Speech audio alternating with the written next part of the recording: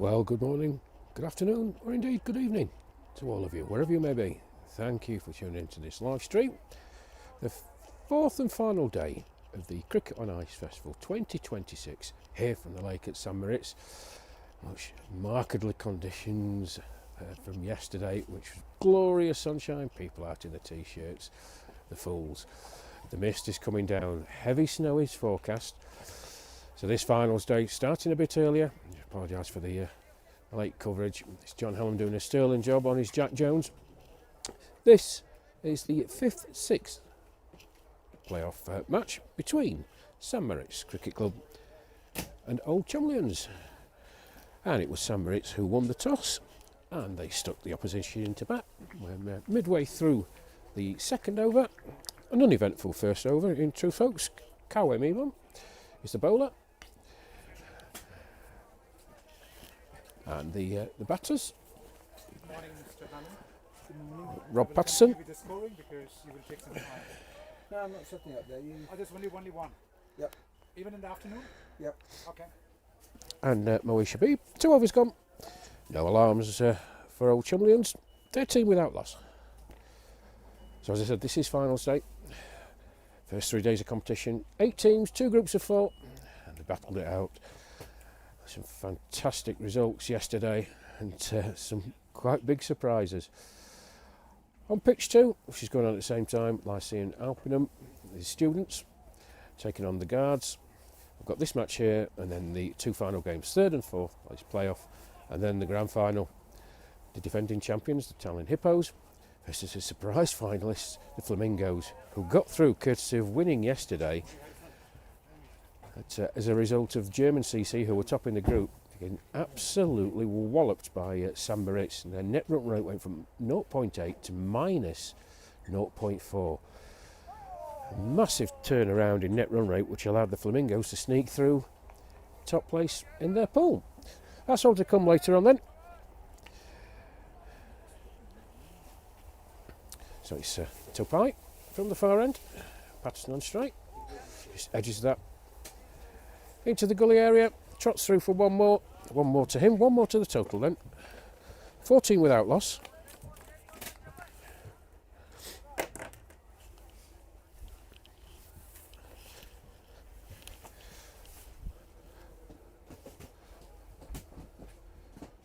Full of delivery, nicely tucked round the corner.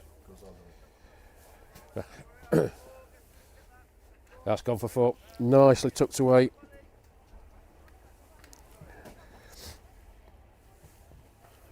By Habib. He was going towards leg side, he didn't have to do anything heroic. Just got into position nicely, rolled his wrist on the ball. Has to play now, comes round the wicket, sits up, rinse and repeat. And it's gone again. Just sat up nicely for him, and that's a feature of this tournament, folks. A lot of batsmen have been out trying to play the shots too early. You've got to wait for this ball. It does some weird and wonderful things and variable bounce, but if you've just got the wherewithal to bide your time, you can adjust your shot accordingly. Good example there by Habib. He moves on to 12 after 9 deliveries that he's faced. And that's a nice shot as well, just guided into the offside. It sets off, but called back by his partner Patterson, and there's no run. End of the over. 22 without loss after 3.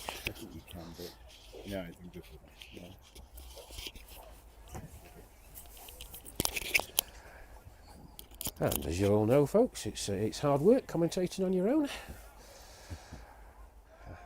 Those of you who were watching the stream yesterday, I was sitting alongside the broadcasting legend, Mr. Henry Blofeld, in an assistant capacity. Let's put it that way. He's got his own ideas of how to do it, and bless him, who am I to argue?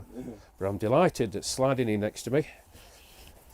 Yes, Arvind. Good morning. Good morning to you, everybody. Hi. It's such a wonderful weather today. While it's not too bright, not too sunny, but it's an amazing experience commentating on cricket on ice. So some introductions. This is Rash from the England over 60s. This is Arvind. Wow, this it's a morning rush. Morning, Arvin.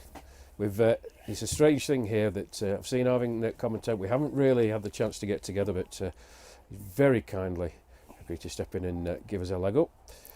He'll obviously offer his insights. Oh, swing and a miss by Patterson. He's got long levers.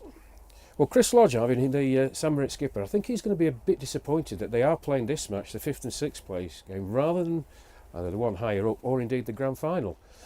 Absolutely, they had a great chance, great opportunity to really rise up the ranks and then playing for the trophy of the championship. But yeah, I mean this is what the game is. I mean sometimes you can have an off day and one off match, and you can really slide down pretty quickly. Yeah.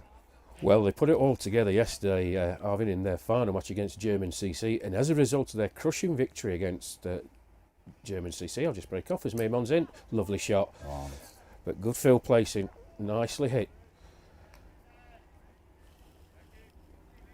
by Habib, but straight to the fielder at deep square leg. Good bit of fielding, but after absolutely crushing the Germans fell from top spot, having won 2 out of 2. And as it transpired with the Flamingos winning yesterday, the Flamingos went from, I think, 3rd in the table to the top, and consequently will be playing the defending champions later on this afternoon, the Tallinn Hippos. How things can change. Yeah, things can change very rapidly. It's a shorter format of the game. I mean, a few good overs, a few bad overs can really change your fate and change your destiny. And at the end of 4 overs, 27-0. Well, Sam Ritz, as I said, winning the toss and sticking the opposition in. I spoke to Chris Lodge yesterday, actually. He was quite philosophical. He's obviously disappointed to be playing this game, but all in all, he said it's very difficult trying to get players to adjust and different conditions and various bits and pieces. He did feel that out of the 3 games we've played so far, it's the first one that really disappointed him. And we saw that. But he's G'd his team round. Yeah, it's good to see him marshalling his resources to getting them up a beat, so which is good. And John Royal now coming on from the far end. Swing and a miss from Patterson. We'll wait for the umpire's decision. It's Sap Chakraborty there. It's a wide given. So that was a wide down the leg side. This is some interesting field placement. Chris Laws has lost himself right at short mid off. Oh, you can see he's absolutely ready. Oh, that was picked up very nicely over long leg for 1 bounce 4. Brilliant shot. It was. I mentioned in the previous over, one of the things on here is as a batter, just wait for the ball. Too many batsmen have rushed through the shots. Just wait for it. The ball does weird and wonderful things. Oh, let's watch the a big swing and a miss that time. Oh, yes, no, after you, Claude. Patterson gets back. Well, it was a massive swing and a miss from Habib. Rob Patterson was on his way down. Habib didn't know where the ball went. And chaos ensued, people running all over the place. Total confusion. Had the throw been right on the mark, he was gone. There's a goner, yeah. Oh, nice. Oh, he's got him this time. And another big wind-up, inside edge, onto the stumps. And Habib smashes the ground with his bat. Opportunity missed. He went for a big swing the previous delivery, was lucky. Let's watch the replay. He played completely all over it, missed it, and straight into the stumps. The bails are dislodged. It was clean bowled. It was indeed a good pick-up. 34 for 1 then. And he'll be very annoyed with himself. It just signs he was having sung his praises about waiting for the delivery and what have you. He went too early. And the ball wasn't there the height that he expected. And consequently, had a big swipe inside edge. Yeah. And as Arvin says, smashed into the leg stump. Breakthrough for Sam Moritz then. Sometimes what happens in these games for bigger runs, they play all around, they play across, and that's why had he played with a straight bat, he wouldn't have missed it. Yep, absolutely. It's a new So batter James in. Poynton is the new man in. That's a good start. Gets an easy one. Knocks it over to cow corner, short cow corner. And batter moves across for a single. Opens his account. Oh, that's a low full toss. He must be disappointed. He didn't make full use of it. Hit straight to the fielder. Yeah, he's got long levers as Rob Patterson. He's a tall man. It was a gentle full toss, I suppose. But yes, just hit straight to the fielder. 5 overs gone then. Power play ends. Just a reminder, folks, you can't see the 20 metre circle. It is there. There are people. There's only 2 fielders outside, allowed outside that circle in the first 5 overs. Field restrictions lifted. No more than 5 outside the circle now. So how do you think the power play went for these guys? I think 36 for 1. I think Sam Moritz will be the happier. Definitely. I mean, it's not a excessive run rate. 5 overs in only 36. I think they'll be delighted. Just a couple of wides, which you're going to expect. It's difficult for these bowlers to maintain a grip on this rubber plastic ball. Yeah, it does have a pronounced seam as such, but you can't really grip it. True. And once these wind balls get wet, it's actually difficult to grip it even more. So It is, but one of the things that I have noticed is that it does afford a bit of swing and a bit of turn, believe it or not. I know you witnessed that. absolutely. So, Kawhi Mimon, he's in his 3rd and final over, maximum of 3 overs per bowler, folks, 15 overs aside. That was beautifully hit for a boundary. It was indeed. Just punch back. You got a nice length ball. Good stride across. Takes a good swing off the bat. Nice follow through. Goes for a boundary toward long off. 4 more added to the total. Prompts a change in the field by Chris Lodge. Sam Moritz skipper, you can see him short in the offside. Yeah, looking fully animated, Chris Laws. Yeah. He does look very animated. Yeah, you see, he's almost at the nick of the batter. Okay, that was a wonderful ball. Played defensively, no runs. Now you see somebody standing at short mid-off there.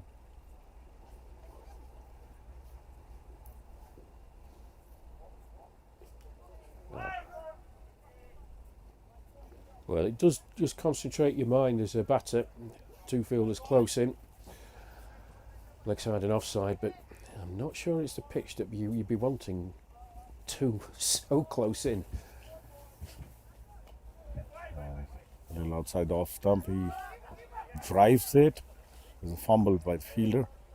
Yeah, Kersley Corder there. Looking forward to seeing him bowl later on the left-hander. Watch it through a bit as it, but a very destructive batter.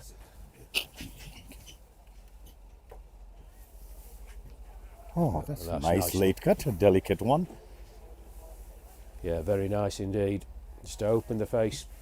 Didn't try and hit it too hard. And the batters go across for a single. End of the over. 42 for 1. Rob Patterson, he opened up. He's on 11 off 18. James Poynton, who's just recently come to the crease. 2 off 2 following the dismissal of Moish Habib, who is, I can see him over there to the right. He's still shaking his head and you can see him chuntering. He's absolutely furious with himself. So, John Royal to continue from the far end, his 2nd over.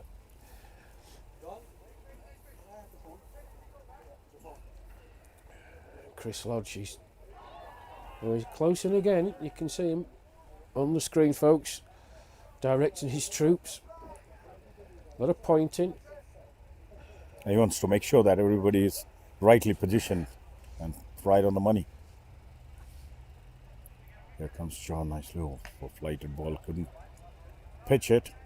It was a full toss. The batter could have hit it anywhere. Yeah, I'm just looking because there's nobody out there in the deep on the leg side at all. That was a missed opportunity. Well, that's This is gone. a slightly shorter ball, picked up nicely and goes to a deep backward square leg for a boundary. Let's look at the replay. Really, took it through.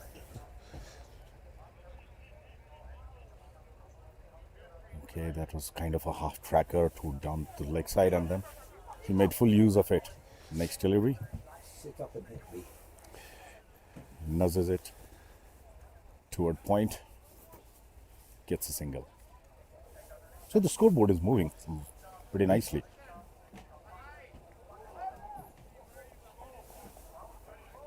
Yeah, they're going along at a decent rate. When you asked me the question, I think Chris Lodge will be the happier of the two skippers. Yes. Other than the odd bad ball which you'd expect to be dispatched, and it has, Sam Morris have been bowling pretty tightly. Yep. With this John Royal over, boundary side. That's a nice delivery, nice delivery. He's come back very nicely after that boundary was hit. Some nice deliveries. Yeah. So, That's a good action. Yeah, end of the over. 7 overs gone then, 47 for 1. Yeah, I think the key to it is not try to be too cute. Just realise that this ball is going to do weird and wonderful things. Fuller, straighter, maybe a bit pace off if you want. Is going to benefit you. Oh yes, now then, Yeah. Kersley Corder, you're going to enjoy this. He's a character. He is a character indeed. Very nutty beanie he's got on, red coloured, flowing locks. Sometimes it always helps to follow the process. Like the best place to keep your glasses is on your nose, right? So that's also simple, basic cricket. Sometimes also helps. You know. Absolutely. Like Absolutely. you said, one does not have to go too cute while a helicopter is hovering over us, like going into deep into the clouds. If you can Yes. see it. You can So just weather has changed drastically since yesterday, right? you can just see the clouds on the broadcast, folks. Good start. Zip through pace. Good delivery from Corder to start. As I enjoyed watching him yesterday. It looks like a relaxed character. It's, you Yeah, know, nice. he's a very Yeah. good character. The left arm over the wicket. Another good delivery. Full, straight, pointing. With Tranny's, he's trying to play off the back foot. I would advocate getting your big left foot forward. Try and meet it either on the half volley or on the full pitch, because I don't think you're going to get anything too short. I may be proved wrong, but there you go. Maybe a big one coming. 2 dot balls. Let's see. He tries to drive. Will there be a second? They are calling for the second. Yes, they take it. It's not easy for the fielders to move around on this outfield, right? You know, just on the ice, so they have to be a bit careful as well. Yeah, it's a really good point. Last night was the temperatures were bitter. I think they were when we were walking home from town after having half a shandy, John. It was funnily enough, I bumped into you after the half a shandy. It was -6. Let's wait for the umpire's signal. It has gone for a boundary. Was there a touch? No, there was no neck, so it has been byes given.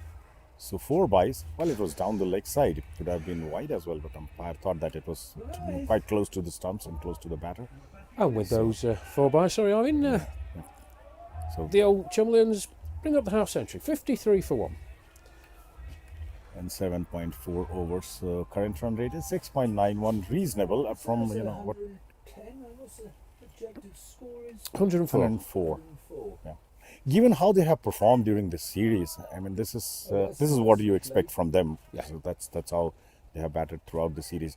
Will it go all the way? No. In this outfield, which is not too fast, the ball can get stuck in the ice. The chance of a run out, that was a good throw, 3. but the batter had made his ground. I can tell you a little bit about Kersley Corder. Yeah. He actually is a spin bowler, but he's not spin. He's not doing spin bowling here. When he plays league cricket in Switzerland, and he can turn it a mile. Whoa. So he's bowling sort of medium pace here. Well, he's bowling it very effectively, John. Maybe Unless with he's this, decided to change. right? So maybe with this mat on the ice, probably may not be conducive to his turner. So, that's a good ball. Yeah. He's bowled a brilliant line, except for the one that went down the leg side and went all the way. Yeah, for Chris four Lodge was byes. going to be happy. That's a good start. 8 overs gone, 56 for 1. The man out, Muhsin Habib, playing on. He was out for 17. James Poynton on 12. Rob Patterson on 11. Going along nicely. I think if they get to the 10 over point, and if they're somewhere near 70, 75, I think they'll be looking a minimum of 125. Plenty of wickets back in the pavilion. to play with. The score of 120, I think you give yourself a good chance.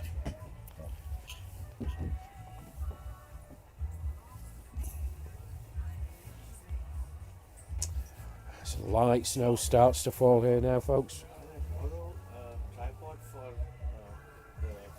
because we are streaming that live from our phones. Okay. So there's going to be a change at the far end, and it's the Samurai skipper himself, Chris Lodge.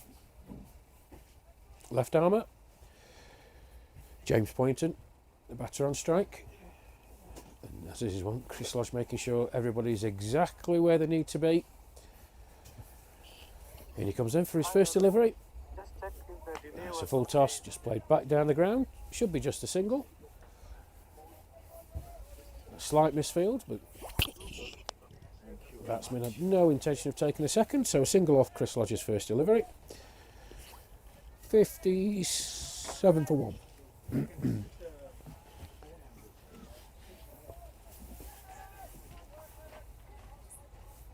Oh, I bet you that's close. Well, it was full. It was full and straight from Chris Lodge. May have just been going down a touch, but Rob Patterson, he was back in his crease. It was a good shout. But Steve Tripp, standing at the far end, didn't move. Oh, swing and a miss that time. The ball just outside the off stump, probably 4th or 5th line. He's getting a bit frustrated with himself, Patterson. He's just got a bit bogged down. That was the big appeal in the previous delivery. Thanks, John. Yeah, it may have just been sliding down. Oh, that's a full toss. And that should be... Oh. Yeah. Okay, the square leg umpire has signaled it as a no ball. Okay. Yeah, well, I'm going to give Steve Tripp the benefit of the doubt because the snow is coming down. So no ball above waist height, free hit then. Doesn't make use of it, straight to the fielder. Good over this. Yeah, that was a good delivery by Chris Lodge, by the way, on a free hit ball. All right, let's see if it was a waste time. Yeah. Oh, he's got He's got him. I think. Well, that's one of the no highlights ball. for sure. That's one for the highlights because this is amazing catch. The ball was popping out of his hand, but he somehow managed to get hold of it. And Just Well, an nice interesting shot. point. There I mean, it is. you can see it. We yeah, got let's watch the replay. the It previous, was a full toss. previous delivery, which was a full toss. Yes. And that was arguably higher and above waist height when he made contact. You're absolutely right. Even I felt so, and I was looking at the square leg umpire whether he would make any signals, but he did not. And that's fair. So that's how it is. The game is a great leveler. You win some, you lose some. So Eddie, I don't know how you pronounce Eddie's name. That one's frozen for some reason or other, so get rid of that one. Yeah, Eddie Say. Say. He's the captain, he's the skipper. right. That's come on to Eddie say that. bat now. He's on strike. Oh, Well, quite very, a way very on the good off and over. got lucky. I would say Chris got lucky this time. Could have been a wide, so Stephen Tripp has been quite benevolent on him. So that's end of the over, end of over number 9, 59 for 2. Well, a big smile on Chris Lodge's face. He, got I away with think that. he knows he got away with one. But nevertheless, Summerich, yeah, he's going to be the happier of the two skippers. Yeah, that was a nice over. It was. 3 for a wicket. And that's And I mentioned trying to get up to 75 after 10. Right. Give yourself a bit of wriggle room. Well, 59 for 2. They can still get to that 75 mark, of course. But they've lost another wicket. Newman in, conditions worsening. Minute by minute, the snow. It's not heavy at the moment, but you can see it just coming in on the wind that's drifting it in, and that's the big concern. It's Corder from the near end, shorter this time, down the leg side. Good take by the keeper, but Steve Tripp signals wide. 2 more to the total then. 61 for 2.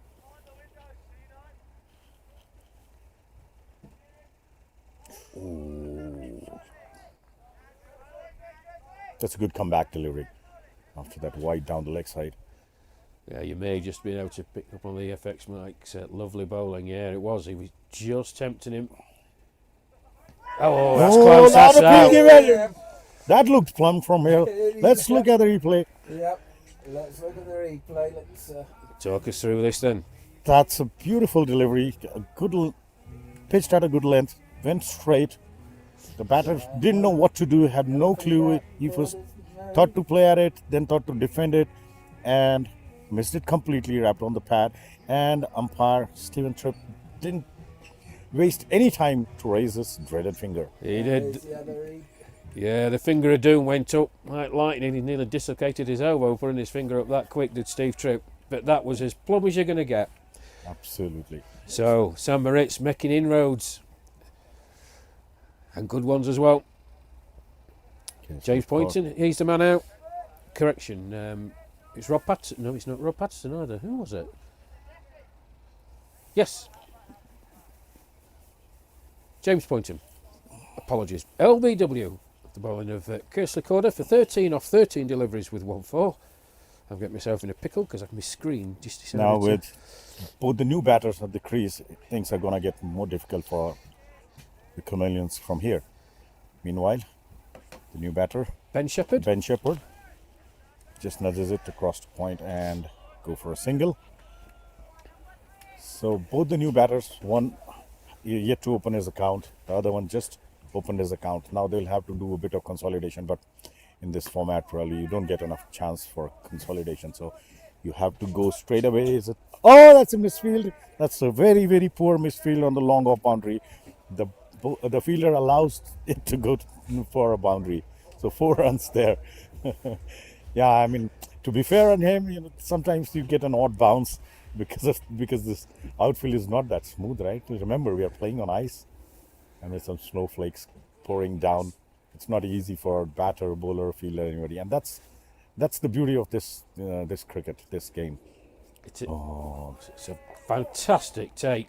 That ball just lifted off the length from corner to finish the over. A really good take. Yeah, I cannot begin to tell you folks how difficult it is for the fielders out there. So that's the end of the over.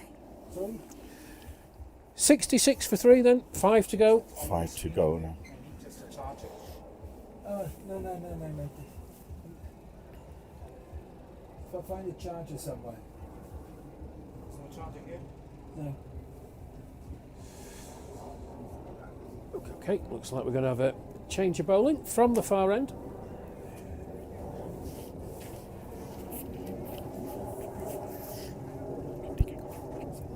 Surprised Chris Lodge isn't bowling from that far end, but 1 for 3 from his sole over. So change in bowling, new bowler.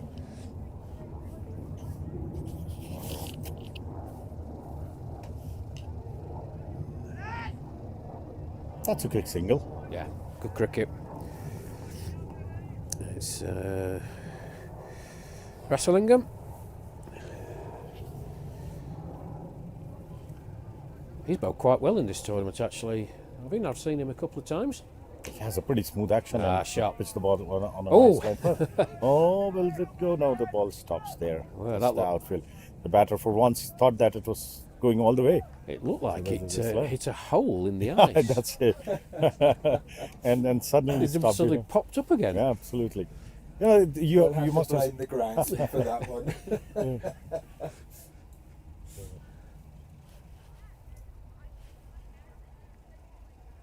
Ooh, now I don't know whether there was any bat once involved again. in that. Wide signalled. So, run the 1 plus the 2 for the wide. 3 more added to the total, and that's the prescriptive nature of bowling wides. Yeah. It is punitive. That's a lovely shot shot. through the Beautiful covers. shot once again. It hit some bumps along the way, but still somehow manages to go over the boundary. That is a brilliant shot. That was a wonderful shot. Nice stride forward, brilliant cover drive.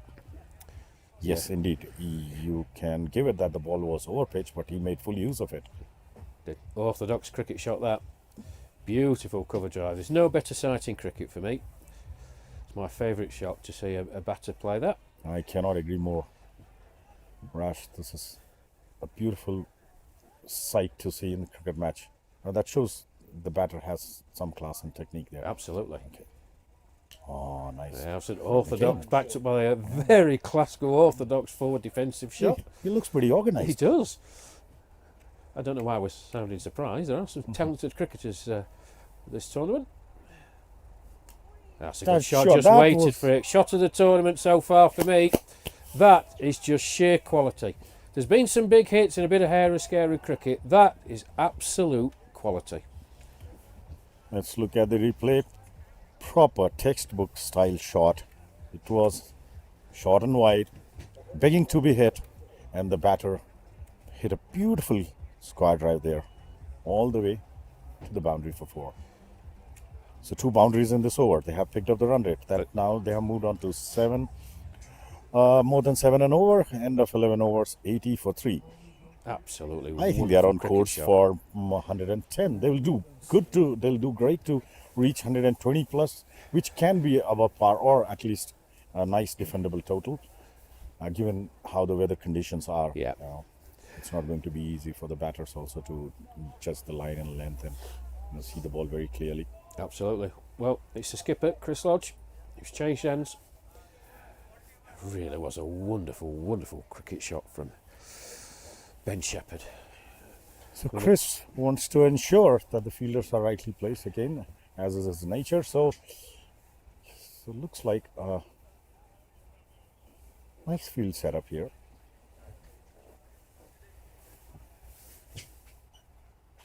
Oh, close. Tempting me with a wide one outside off stump, and say went after it, missed it. Bails off. Steve Tripp standing at square leg. Judging that the batter wasn't out of his ground.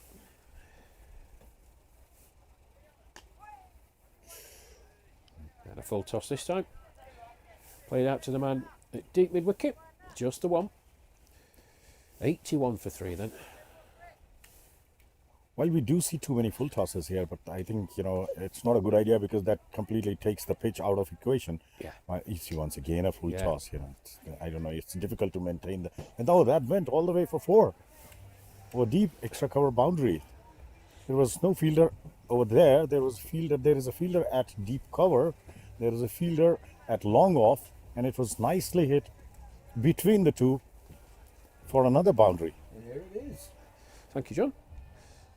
Yeah, it was overpitched. It was low, full toss, and I mean, I think you've Chris- got to bring this pitch into play. I completely agree. Oh, That's a better one. Yeah, it was Fuller. Okay, one of the greatest delivery in the world, but it was Fuller, and he was just dipping in front of the batsman. he allowed it to pitch and then collects a dot ball then. Yeah, and again. That he can put on his phone to connect it up to that. Yeah. But is it falling off? So he's back-to-back he's dot took balls. that off and said, "Is there something that he can put his 85 for phone 3. on to attach it?" Final delivery of this Chris Lodge over then. Maybe. Yeah, better.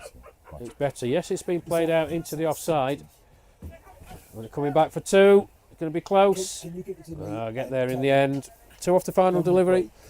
87 for 3 then. 12 overs gone. Sam Moritz winning the toss and putting the old Chumleyans in. So he's on 7 of 5. I think he needs to pick up from here, while Ben Shepherd has brought some sort of urgency into their innings, playing at 16 of 9 deliveries. He's going pretty good. New bowler, Russell Ingham, or Yes. he's coming back into attack. So he's been changing his bowlers quickly, so he's not letting the batter settle with any bowler that way. So there have been frequent changes of bowlers. He has brought himself in from one side and then from the other end. Well, he's a proper cricket badger, isn't he, Chris? And I mean that in the nicest way. But his skipper is always thinking, putting himself in the firing line, as you can see. was that we had. He couldn't place it nicely. It goes straight to long on.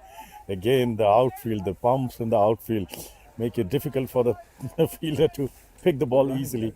That was brilliant running between the wickets. Yeah, the fielder out there, and I do feel for him because he was starting to come and then I realised, hang on a minute, this ball's coming at me a bit quicker than I thought. So he steadied himself, and in doing so allowed the batters to get back for the second. A big, ugly-looking swipe from the misfield again. And they make full use of it. This is some excellent running, Yeah, John. well run. And mind you, it's not easy to run on these mats on the ice, right? There is always a chance that you may skid. So they're doing great. 2 quick doubles that they have taken on 2 deliveries. So Yeah, hair and not scare always and about cricket from now. It isn't. No. wow, Shot. that was nicely done. Will it go all the way? It goes for a boundary. 1 bounce, 2 bounces over the ropes. And we can Beautifully picked. take a look at that one. You can talk us through the replay, Rush. Yeah, it was a good shot by Eddie Say. He's, you can see here, folks. Beauty of this shot is he just starts his initial movement. You'll see it here, folks, and he then just backs. It's ever so slight, but he just backs himself because he's picked the length and he thinks, right, now I can get down and go for the extended sweep shot. Initially, when you saw him move forward, I thought it was going to be one of those lofted drives. Good cricket, good recognition, and a fine shot. Now they are finding some momentum from both the ends. Again, that was another shot. Oh! Just over the fielder. The leaping field. I think he could not time his jump really properly. It was gettable. But he did a valiant effort. So he made a valiant effort there. He did. I don't know whether It seemed to that go went through through his gloves. hands. Yeah, it seemed to go through his gloves. Or hands. He got bare Yeah, hands. he got fingers at it. Certainly it touched his fingertips. But right after that lofted drive that went for the 4, you saw this old fox, Chris Lodge. He lost another player there. He did. And that's how, if the ball missed his fingers at mid-wicket, the fielder was there to save the boundary. So what could have been 4 ended up as only 1. And I think we've got what we had yesterday, and we actually saw a wicket that was taken back because there was more than 5 fielders outside the ring. And no ball being signalled by Steve Tripp because Chris, I think he had 1 too many fielders out, and I think it was the gentleman who's at fine leg. Ben Shepherd looking at that. Oh, thank you, Harrison. Well, so, yeah, no more than 2 behind square on the leg side, and Harrison informs me there were 3 with his youthful eyes. Thank you, Harrison. Harrison Burridge, who's here doing a lot of media work. His main employment with the England over 60s. He does a superb job doing all the social media for them. Oh, goodness me, that is absolutely crunched. Look at him. He's not showing any pain. Give me more! went straight to Chris Lodge, floored him completely, but he quickly recovers, gets up on his feet, and immediately runs to the stumps of backing up. He's So going to be on the massage table at half time, I'm telling you. Oh, good stop. 98 for this 3. could be one for the highlights. That was amazing event. End of the over. Oh, dear. At the end of over number 13, they are 98 for 3, so they have picked up pretty nicely. They got momentum from both the ends. I think Now 12 more deliveries left. It's to be seen how many that they can add to this total. Mrs. Lodge will be on the phone. That was nearly a Saturday night fun time ruined. Goodness me. Well, he's not showing any ill effects, is he? Yeah. That was absolutely hammered.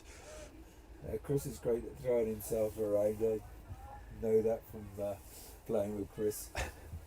And mind you, Quite a bit. in this cold, if this wind ball hits somewhere on your body, it Yeah. really feels, you will feel the punch. Well, good job we played with the wind ball. Yeah. I mean, with this snow falling and stuff, imagine a cricket ball. That would be soaked. Well, It here would he be is, look, difficult for bowlers to even Captain get a hold of it. Courageous. Coming back for the last over of his spell. Over number 14. Nice ball. Pitches it. Good shot. Nicely Well picked. fielded. Just for a single. That's Yeah. a good result for the bowling team, eh?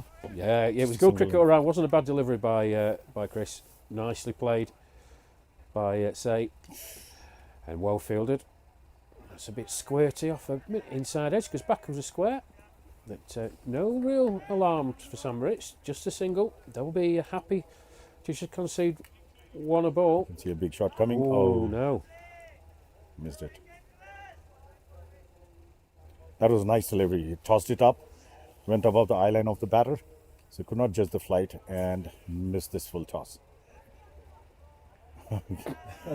Goes inventive, tries a reverse wike, but he could not really connect it. So 2 dot balls, pressure on the batter, 14th over of the innings. Let's see. Okay, another low Oh full no, toss. no, Straight to it's the a fielder. complete mix-up. But It's gone the other way. throw comes at the wrong end. Wrong end. I think non- he capture that. Yeah, go ahead. Well, Eddie Say hit that straight to the fielder at short mid-off, set off running. Throw came straight to the wicket, dislodged the bails, but it was unfortunately at Yeah. the wrong end. Ben Shepherd wasn't moving. Throw came to Chris Lodge. Wrong end. Eddie Say would have been out. Excellent 14 over so far, 14th over, 2 runs of it. Oh. Oh, he beats him outside the off stump. Umpire is unmoved. There was an appeal for stumping. Good sharp work by the keeper. Can you imagine, over number 14, just 2 runs of it, they have reached 100 with those 2 runs. So 100 for 3. This is the last over. Well, yeah, cometh the hour, cometh the man. Chris Lodge having been smashed nearly in the unmentionables in the previous over, comes back just 2 from it. And that shows the class of the man. Yeah, Captain Courageous leading from the front. Excellent over in the context of this. And batters know. And that's 2 Singles against the aren't good batters enough. who have been playing so well since last 2-3 overs. They had picked up pretty nicely, seeing the ball well, watching the ball nicely, hitting the ball well, connecting nicely. And suddenly, over number 14, 6 deliveries just for 2 runs. Now I think, let's make a guess here. Last over of the innings, the extras will be re-bowled, mind you, viewers. So extras will be re-bowled in this over. It says 107. I'm betting on more. Let's see, John Hallam, our Oh, good Oh. delivery from Russellingham to start. They're going to run anyway. Should be a bye, but no harm done. so just a single. Is waiting for. Umpire signal, no signal No given. signal. Given off the bat. All right, Oh, so Harrison's youthful eyes again. I need to Sorry. be eating more carrots. Definitely. so our colleague and director John Hallam is betting on 110 plus. I think they'll do well if they reach 110 plus. Let's see. Oh, misses it completely. Goes for a wike outside the off stump. 4 more balls to get.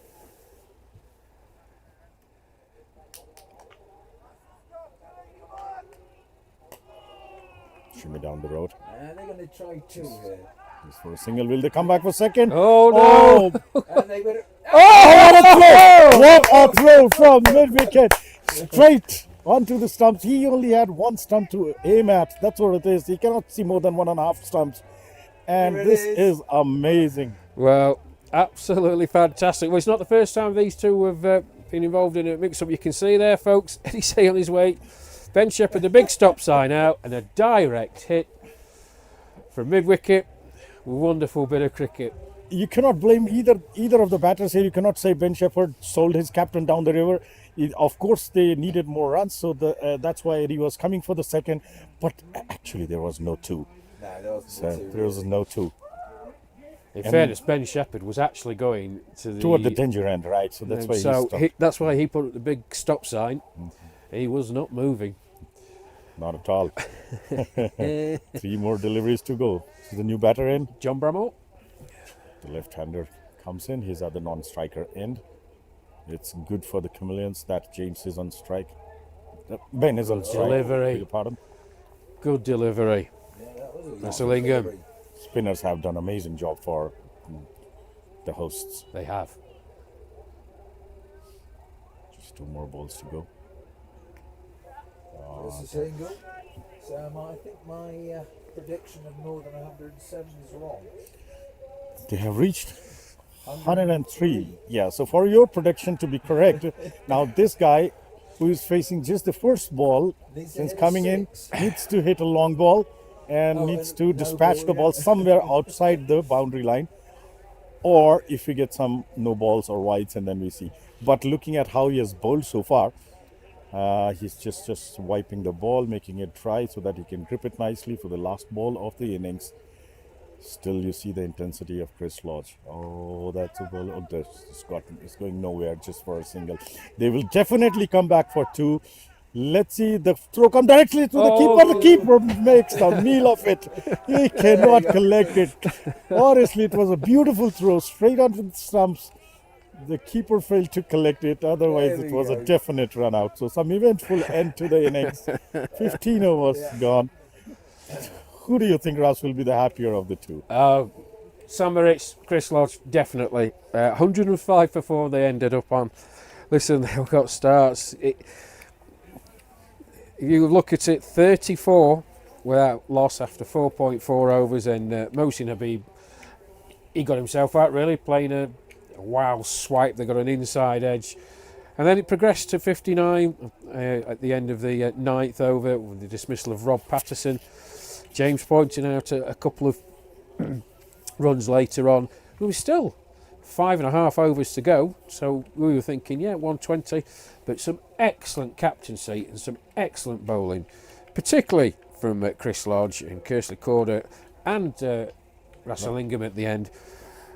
Chris Lodge is going to be the happiest by a long stretch, restricting the opposition to 105 for 4. 7 and over required when they come back out to reach 106 to finish 5th. Your observations of that innings? I think the innings started pretty well. Like you said, it was going well until 4 overs and all, and since then some wickets fell. What I liked about the batting part is that after 9th or 10th over, they picked up pretty nicely for 2-3 overs. There was very good momentum. They were definitely looking at somewhere in excess of 120, but they again lost their way. Thanks to some beautiful bowling by Chris Laws and Russell Ingham. Excellent bowling by the spinners. I think the spinners did most of the damage, and amazing spells that they had. They did. I mean, these are tremendous figures. We'll just run through some highlights. John Royal, who I think was involved in that run out with a direct hit, 2 overs, no maidens, 1 for 14. Kersley Corder, 2 overs, no maidens, 1 for 12. The skipper Chris Lodge, 3 overs, no maidens, 1 for 12. Pick up the bowlers. Pick up the bowlers, really, really good. And I think he'll be absolutely delighted. If they play like they did yesterday against the Germans, it's a formality. It should be. It should be quite easy. It should be quite easy. Well, that's the first innings completed, folks. The snow is still continuing to come down. The horses doing some exercise on the frozen lake, ready for the big horse racing meeting here tomorrow. But we're going to take a short break, try and get a nice cup of coffee. We'll be back with you in about 5 minutes' time.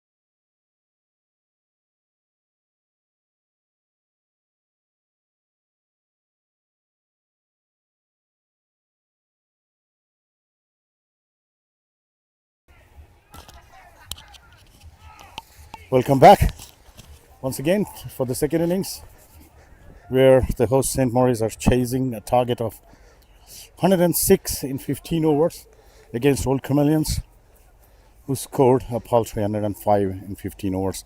The first over is being bowled by Arshad Khalil.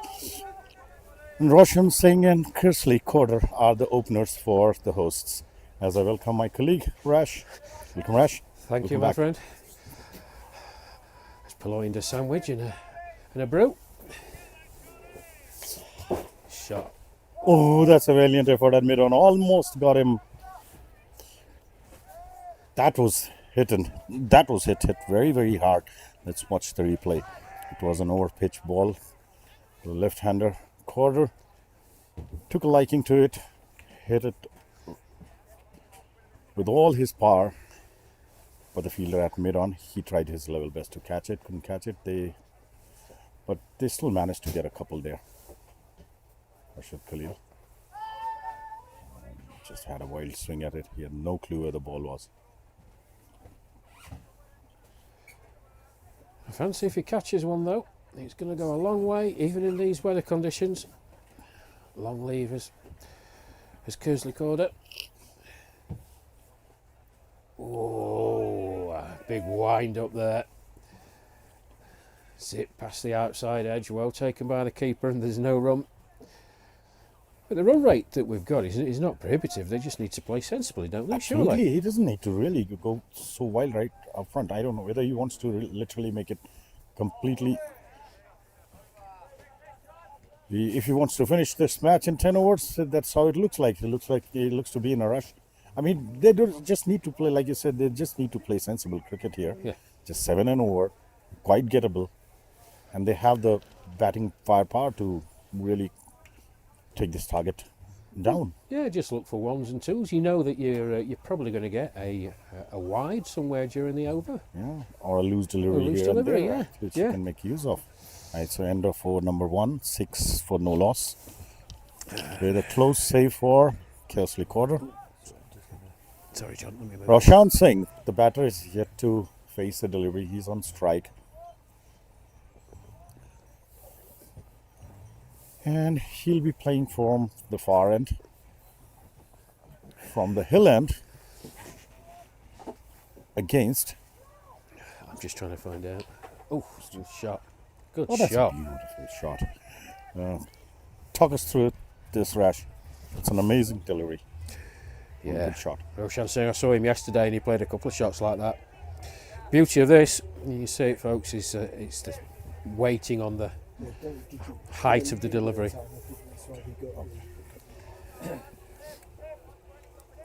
So just waited on it, rolled his wrist over the ball and it scooted across the outfield for 4, and that's prompted a change in the field.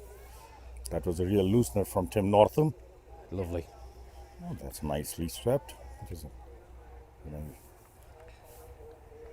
Came nicely forward, bent down on one of his knees, swept it towards square leg for an easy single. So with this, Roshan moves on to 5. Corder gets to face Tim Northam for the first time. Now you can see it.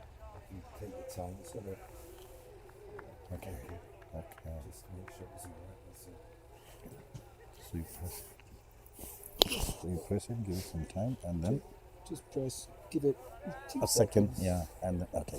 Yeah. Okay. No, that's right. Good.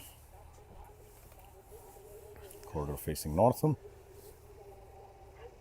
Oh, it was as if he was in a hurry. He had to catch a train or a plane somewhere. He was having a swing at every single delivery, and this was meant to happen, it looks like. And the way he's walking out is he knows that he is not really doing well. And I mean, it looked like. Let's look at the replay. Well, it goes down as a ugly dismissal. Gave himself room for the big hit. Kelsey Corder, he will not be happy about that. He's a talented cricketer. We've seen it already in this tournament. But that, well, he won't be too pleased with himself. And the worst thing is, he didn't have to do it. heard me speaking in the last over. Sensible cricket gets you home. Yeah, That was by no means sensible, and it puts pressure on the batter coming in, conditions worsening. It just gives a bit of impetus and momentum to the bowling side. it was a complete brain fade from him. I mean, there's no need to do that, as we were talking. As we welcome the legend Blowers, Henry Blowfield, into the commentary box. He is walking to us. That's a nice shot. Nice way to get off the mark. That's rolling away for 4 and gets there. Crispin Webb off the mark, first delivery. Played nicely through the leg side.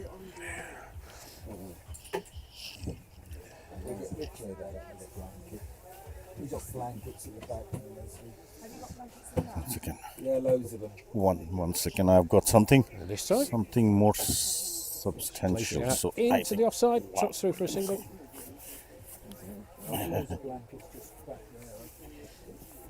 luckily I End of had. the over then. 2 overs gone.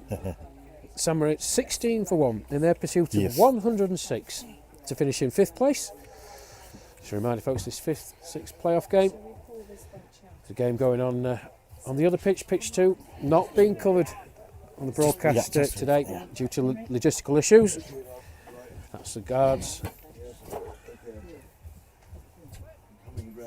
Try and get you an update on the score. End of over number 2, 16 for 1. Is the best way.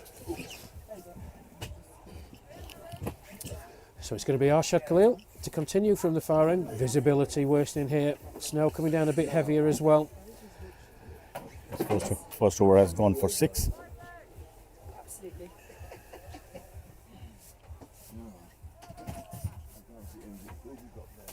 This is the And looks like Crispin Webb on strike. playing the old champions. So Samuel's batting. Samuel, so green, I think. Good delivery from Khalil. Nothing that the batsman could do other than play it straight back to him, and there's no run. As we were- Sensible cricket required from here. No heroics. Absolutely. He's just doing the basics right. He's bowling wicket to wicket, not giving any room to the batters to have a swing at it. That's it. Nice ball. Once again, stump to stump. Simple, plain, basic cricket. But the batters don't need to get frustrated by this. Yeah, dot ball, but you know, Absolutely, you've still got 4 balls in the over. You're hoping for an extra, but if not, a couple of singles. And it's You know, not a big ask either, right? It's not. No. So they it's can take not. their time. Last night, and so we just had a meal in the hotel. That's lovely. Yeah, good cricket. That's a quick single. There's no fielder there. Yeah, sensible. Rose up, nicely played by Webb. Just dabbed it out into the offside. We realised that the fielder was having to make a lot of ground. Low risk cricket. 1 more to the total. Yeah, even if they take just singles from here and just odd boundaries here and there, and they should be home pretty easily. They should. There is no need to do something like Yeah, what that's Calder good. was doing meanwhile. Yeah, sensible again. Roshan Singh then. Just dabbing that out into the offside, recognising that the fielder on this surface has got to make ground to the right. Just a bit hesitant stepping off. Nice easy single. Changing the field, man goes out onto the deep point boundary. Khalil in again. Webb, nicely played. Straight to that fielder. Fields nicely, keeps it to 1. Sensible from Samaritz. And that was a good field change there. The ball went straight to the same fielder, which was sent out to the point boundary. It was. So, So 3 off the over so far, 19 for 1. Khalil comes in for his final delivery, finish off. Yeah, nicely played again. That's going to go for 4, I fancy. oh, that'll be a beautiful boundary. If Oh, no, is- it stopped. So what a great stop. What a great stop by the fielder. Well, a great bit of fielding there. Looked a certain boundary, but 2 from it. But that's good cricket from Sam Rich. 5 off the over. That's all they need to do. Sensible cricket from here. 21 for 1 off 3. That was on the offside, delicately played, and surprisingly on this outfield, which is generally slow, the ball doesn't move that fastly. This went pretty quickly. It was going toward the boundary, and the fielder came running from the point boundary and cut it across. That was a brilliant dive, saved certain boundary there. So just allowed 2 runs to the batters. Arshad Khalil had finished Is 2 this, overs is this for Eddie, 11. Eddie C coming on? Does that look like him? Eddie Say he's bringing himself into the attack. Yes, indeed. He's a compact slow bowler who bowls nicely, stump to stump again. So has done pretty well in his previous outings here. Yeah, Crispin Webb on strike, 7 off 6. His batting partner, Rushan Singh, 8 off 4. Man out, Kersley Corder, very, very ugly shot, clattered into his stumps. 6 off 8. Good delivery by Sane, a very, very nice looking shot through the offside by Webb. Foot to the pitch of the ball, just played through the line. 1 more to the total then, 22 for 1. That came as a good click for a slow bowler. It sounded nice Yeah. off his bat. Yeah. Okay. Oh, that's gone for That was some 4. pace. 4 wides. Costly delivery. Full down the leg side. And the vagaries of playing on this surface. Hit the mat and then took off right over the wicket keeper's head. You know, the keeper is complaining that he was not forewarned about it because this was a pacey delivery, right? It was. Yeah. Full. Very difficult for the wicket keepers to set themselves. Flying over his head. Scooted across the surface for 4. 28 for 1 then. Remember the target for Sam Moritz to finish in 5th place. Cricket on Ice 2026 is 106. Oh, that's going to be a wide as well. So unlike in the other matches, he is bowling more of medium paces this time. And I'm not sure if that is a good idea because we saw St. Maurice guys when they were bowling all the slower bowlers. The slower they were through the air, it was more difficult for the batters to connect. That's an orthodox shot out into the offside. Very nicely played. Instant call. Risk-free cricket. 1 more to the total. And that's all they have to do with the extras in this over, of course. The 4, and then the 2. That one, yeah, run rate sorted. Absolutely. Anything else you can accumulate in this over will be a bonus for the next over. Yeah, they don't need to do anything stupid in this over. Let's see once again. Oh, they were Nicely short balls. played. Out into the offside, out to the fielder in the deep. And on the deep point boundary, he returns the throw.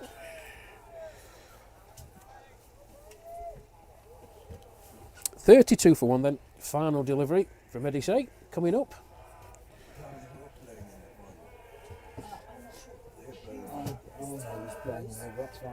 Flamingos versus. And the Flamingos.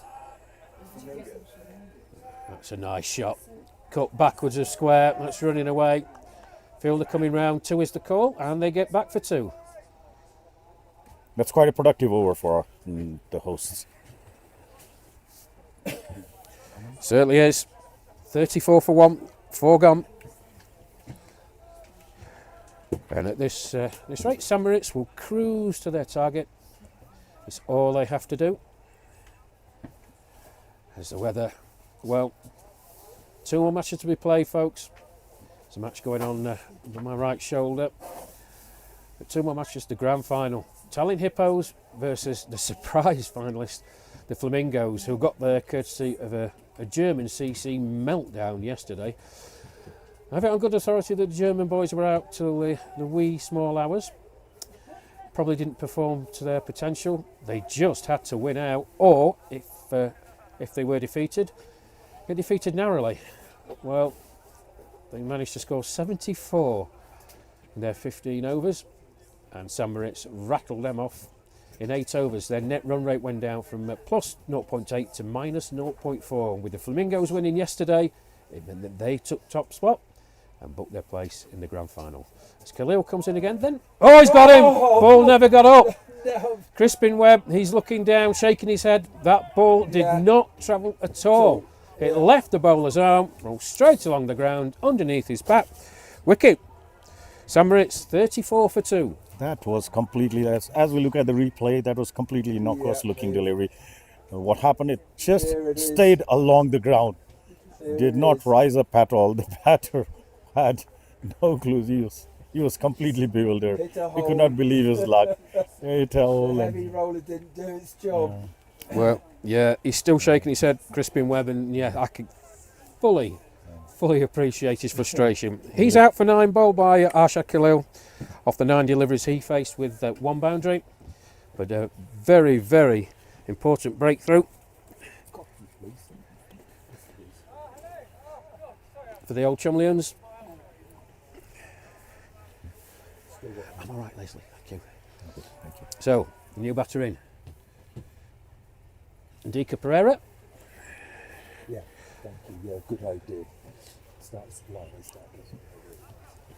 Thank you, Leslie. Khalil gets his first wicket in his 3rd over. He's bowled well so far. 2 overs for 11. Now, Do you think the conditions as well, obviously snow falling continually on this matting surface, yes, it that just might. seems to be skidding a lot more than it did in the first innings. Yes, that is correct. And at the same time, the bounce has been quite unpredictable Oh, sometimes. that's gone. That was there to be hit. It was a short ball. He picked it up nicely, made full use of it, sends it toward the mid-wicket boundary for 4. Yeah, a good way to get off the mark for Pereira. Ball Yes. sat up nicely for him, took his time. We've been advocating that from these batters out there, take your time. This ball does weird and wonderful things, but if you just give yourself that half second, it's not coming down at express pace. He swivelled nicely, hit through mid-wicket for 4. Nice way to get off the mark. Suddenly, the over that was going well so far, with 4 added to the total. It was a loud shout. There's an appeal from someone stood at fine leg. He raised his hand a little bit for the counter, and the fielders got interested, but he was having none of it. As Khalil comes for the last ball of his spell. It's got him. Oh, straight across the line. Cleans him up. That was a completely needless shot. Didn't need it at all. He had already hit a boundary in this over, and they were going good with the run rate. That was not good for the hosts. Well, Chris Lodge will be absolutely fuming, the St Moritz skipper. He's going to be sitting there waiting to come out at some point. I said it didn't need to happen. You got your boundary in the over. New man in. Just consolidate yourself for a couple of overs. You can get there with singles. You don't have to go for the big hit. That one full straighter from Khalil. Big swing and a miss. Middle stump. Knock back. Well, bang bang. So the Game on. The batter does well to not really look at his captain while going back in the pavilion. Yes, he's done very well, and I can see Chris Lodge hunting him down. That's not smart cricket. Is the nicest and politest way I can put that. Absolutely, that ends the power play. I would say the power play goes to both the teams. It's just 50-50 because they actually lost this 3rd wicket, made it even Stevens at the end of the power play. So, it's Henry Sherrington Lodge. The St Moritz stumper comes out to bat at the non-striker's end. As the captain Eddie continues his bowlings and to the 2nd over of his spell. He's looking at the fielders, making some field changes. Just sending that man out now that the fielding restrictions have been lifted. Deep backward point. Well, that's either inspired or he needs to put my lottery numbers on. Went straight to that fielder at deep backward point. Which he said to.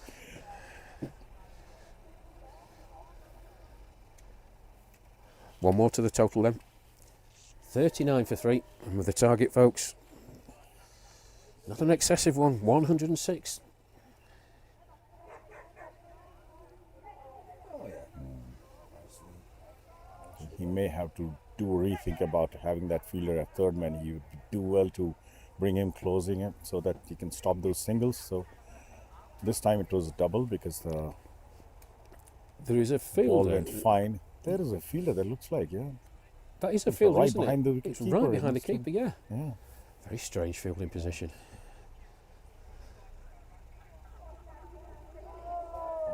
Full bun, mate. That was a good delivery. Yeah, full of that time. Sherrington Lodge is So, Rush, in the previous over, I was thinking there was a stark difference that I could see in the energy levels of both the teams when St. Maurice were fielding and when these whole Chameleons are fielding. But with that wicket, these guys have also got energized and now their tails are up now. So, Well, they have. The body language has changed yeah, completely. Absolutely. Absolutely. I think it stemmed from as well that they were a bit down in the dumps, but the fantastic bit of fielding we saw in front of us. And I feel who You ran, can see dive what- full length. It looked for all money, but Yeah. dive full length, stuck out his left paw. Oof, that's powerfully hit by Sherrington Lodge, and Will it saved go four. all the way? The ball stops there with this outfield, a bumpy outfield. Bumpy, icy outfield. And as have been talking, the ball doesn't travel too far. That was a nice looking shot going toward deep extra cover, but then got stopped on before the boundary. And it just seemed to give them a lift, a bit of impetus. You could see it. And then they had that good over, of course. And all of a sudden, there you go! Quick delivery. One more goes down, cleans him up. Yeah, beats him for pace, and I think that moved in a touch as well. Excellent delivery. Game on, folks. Yeah, suddenly the Sherrington match Lodge has gone. changed its texture completely. Clean bowled by Eddie Say for 4 off the 6 deliveries he faced. And from sitting very, very pretty. As you rightly pointed out, that inspired fielding at this deep cover boundary has changed their momentum completely. As if Well, that's they what were it does. sitting at 34 for 1 of 4.1 overs. They are now 43 for 4 For 6. of 6. This is anybody's match now, gentlemen. And this is what wickets do. Wickets, bit of fielding, changes the impetus, changes the momentum. Yes. And from here, you would suspect that there's only going to be one winner, even though St. Moritz should be, on paper, favourites.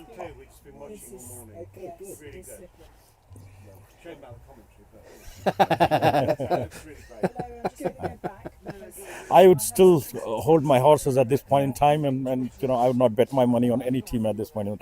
For me, it is still even Stevens because the target is not really big.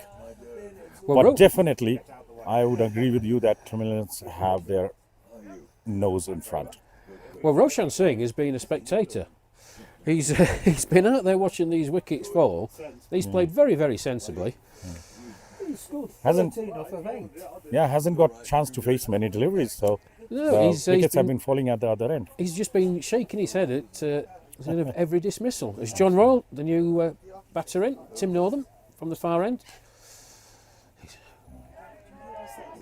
He plays that into the offside. There's a bit of yes, no for a time being, but there's no run. So, time to reset. Northam then in again from the far end. Bowls outside the off stump. Just rocks back on his heels, plays that powerfully into the offside, but straight to the fielder, and there's no run. Suddenly, the Chameleons look Well, they're much up for it. organised now, and then Dot. Oh, gives himself room. This is not required. now they need to consolidate at this point in time. See, the target is not big. They must focus on consolidating and taking singles and doubles, and there's no need to panic, right? Absolutely. Well, you can hear the oohs and ahs from the great and the good assembled here. Oh, he's missed that outside the off stump, I believe. And probably buys. A wait for Steve Tripp's signal. By signalled. So there is another risk in this weather on this pitch. The ball can keep low at times, and so that's where your name could be written on any delivery. So you have to play sensibly, try to keep the scoreboard moving. Absolutely. That's very, very important. Absolutely. Northern then in again. Roshan tries to paddle that down the leg side. I'll just wait for the signal from Steve Tripp to see if he got any bat on it. Alright, so No, by signal. He Didn't thought he look like brushed he the got it. pads at least. Yes, it looked like he brushed the pads. So, 7 overs gone here, folks. This 5th, 6th playoff game. 46 for 4, St. Moritz, chasing 106. It's exciting. That's it. what goes through the mind of a batter sitting there in the hooks thinking, In the oh, this dugout, is yeah. quite simple, this. 5, 6 and over. Well, what have you done that for? Yeah, you can Oh, send and then some. his mate's done exactly the same. Well, what you've done that for? True, you can sense some tension already in Sitting in there the with your Saint Boys feet up, dugout. Yes. cigar in Yeah. hand, nice glass of cognac. That's what I used to do. Chris And Laws. all of a sudden you've lost 4 wickets in about 8 balls and you're trying to find your jockstrap and somebody else's pad and box and God knows what else. Right, enough of my prattling on. Change your bowler. Rob Patterson. Oh, starts with a full toss. Down the leg side. No ball called as well. And Roshan Singh just helps it round, but no ball called. Thank you, John. So that's not a good start. No, I didn't see him He gets a signal free a hit. free hit. Sure, there should be a free hit. So They umpire must Sat want. Chakraborty. It was above waist height. Maybe it was. It should be a free. there was Definitely be a signal, free hit. I know that. Oh, that's Ooh. all along the ground. It's going to be a wide. Yeah. So ideally, the free hit should continue. Yeah, it's 0 for 3 off of 1, so it's 0 for 5 off of 2. So it was a. He was giving us a wide no or ball. a no ball. Yeah, I thought I saw the umpire. So now stick the his free hit arm has out, been given, So the free hit has been given. Has now. been given now. Yeah. And I thought he missed it on the last one. Some good communication between the umpires now. Oh, it's in the air, upper slate, Good over the fielder though. Has it gone all the way? It has indeed. Full toss, nicely dispatched by John Royal. Just for a second, the fielder out there As we watch the replay now, at mid-off was interested. that was a hit me delivery for sure, and it was a free hit, so Free hit, he made full basically. use of it. And the bowler bowl was a free hit. Absolutely. So Yeah, hit that one. he Thank accepts you that very gift much. gleefully. Fluttering its eyelashes at him. So Patterson in once more. Oh, it's another full toss. Oh, he's missed it this time, John Royal. Again, we'll wait for the umpire signal. May have got a little bit of inside edge on it, but I think he's looking at how many balls are left. Okay. Yeah, he did. Inside edge. I'm wondering if this over is going to turn the tide. Nicely played. Yeah, sounds Nicely played. Should be able to take 2 there. Roshan Singh, he's been very, very good this tournament, and his colours could learn a lot from him. Absolutely reading the situation to a Scoring T. over 1 a ball easily. Saw the length of it, realised there's no fielders out there, didn't need to do anything heroic, just dabbed it out, came back for 2, Oh, missed that. and me singing his praises, he then decides to try and smack it over mid-wicket, and hits it straight into his pad as it squirts out into the offside, and there's no run. End of that Patterson over. 8 gone, 58 for 4. And I think Roshan Singh is going to be key to this chase now. If he can carry on until the end. Required run Probably. rate is 6.86, so close to 7. Yeah, that's pretty much. So they're back in the hunt. They're good with the run rate. Required run rate is pretty much manageable. Roshan Singh is playing sensible cricket, except for that last delivery of the last over, as you were appreciating him. You know, I don't know whether you call that as commentator's curse or what. But Well, the thing is, we're with obviously Mr. Blofeld next to us. He was commentating on the final match here yesterday when the run rate was up at 15-16. You've got no hope. yeah, The run rate here is not prohibitive. It's not excessive. Sensible cricket gets you home. get you home. That's what you need to do. As I said, what goes into the mind of a batter, I do not know. What an awful position that guy's standing. I can just about get around it now and then he moves that way. So Tim Northam, oh, that's wide outside the off stump. He had a bit of a follow at John Royal, but it has been signalled wide by Steve Tripp. So 2 more to the total. So you'll keep getting these odd wides, and mind you, these wides and no balls get you 2 runs to the total. They do. So in They this do. situation with these small chases, that is really working in the batting team's How favour. is that missed? Was there? How has that Oh. missed? Well, it's Keystone Cops time out there, but John Royal took an almighty swing of that. The inside edge, it bounced off his foot. He was looking to the right, the ball went to the left. He had no idea where it went, apart from he then saw the wicket-keeper run to his left, decided to run. That was a good call by Roshan, by the But way. Roshan He was knew exactly prompt. what it was. Yeah. So, after all that, 1 to the total. Well, Rather- there was some woeful running from Sam Ritz in the first game. I know that. Comes up. Nice, sensible He's cricket. looking a class act, isn't he, Roshan Singh? Yeah. Please don't make me look a dumpling like you did in the last over. It's Just play sensibly, guys please, in Roshan. the same spot every time. I get around. There I go. Looks like he has got his wits in control. So, doing well. Tim Northam comes in. Nicely tossed up delivery. Yeah, good shot. Goes straight to long on. They come across for a single. One more added to the total. 62 for 4. We are in the 9th over.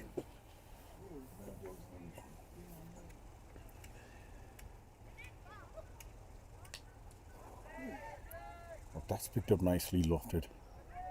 Very good. Go for that one. Oh, yes, no, after you, Claude. No, we're all right. Right, thank you. Played out into the deep by John Royal. There was 2 there, bit of hesitation. No harm done. Easy second run. One more to the total then. 63 for 4. So Tim Northam's going to finish off. That's nicely played. Really, really good cricket from Roshan Singh. What we had noticed when St. Maurice were fielding, they had a couple of closing fielders, so they were making the singles difficult for the batters. Yeah. While here there are singles are up for grabs because the fielders even on the circle are there at right at the edge of the circle that allows the batters easy single. That's the end of the over. It does, and I think you get into ultra defensive mode when you're defending such a small total, you know. True. And then 9 overs, 64 for 4. So match is again back to even Stevens. A little bit moving towards St. Maurice's favour as Exactly 7. exactly 7. So I'm sure the advice would have been for the incoming batter to go there, play sensibly, consolidate the innings, and not lose any more wickets for the next few overs. And that's Yeah, what they're absolutely. doing. Absolutely. Well, just a delay here while I think they're changing wicket keepers. They are changing wicket keepers. I don't know the reason for that. Probably he's going to bowl as well, the wicket keeper. That's quite often the case.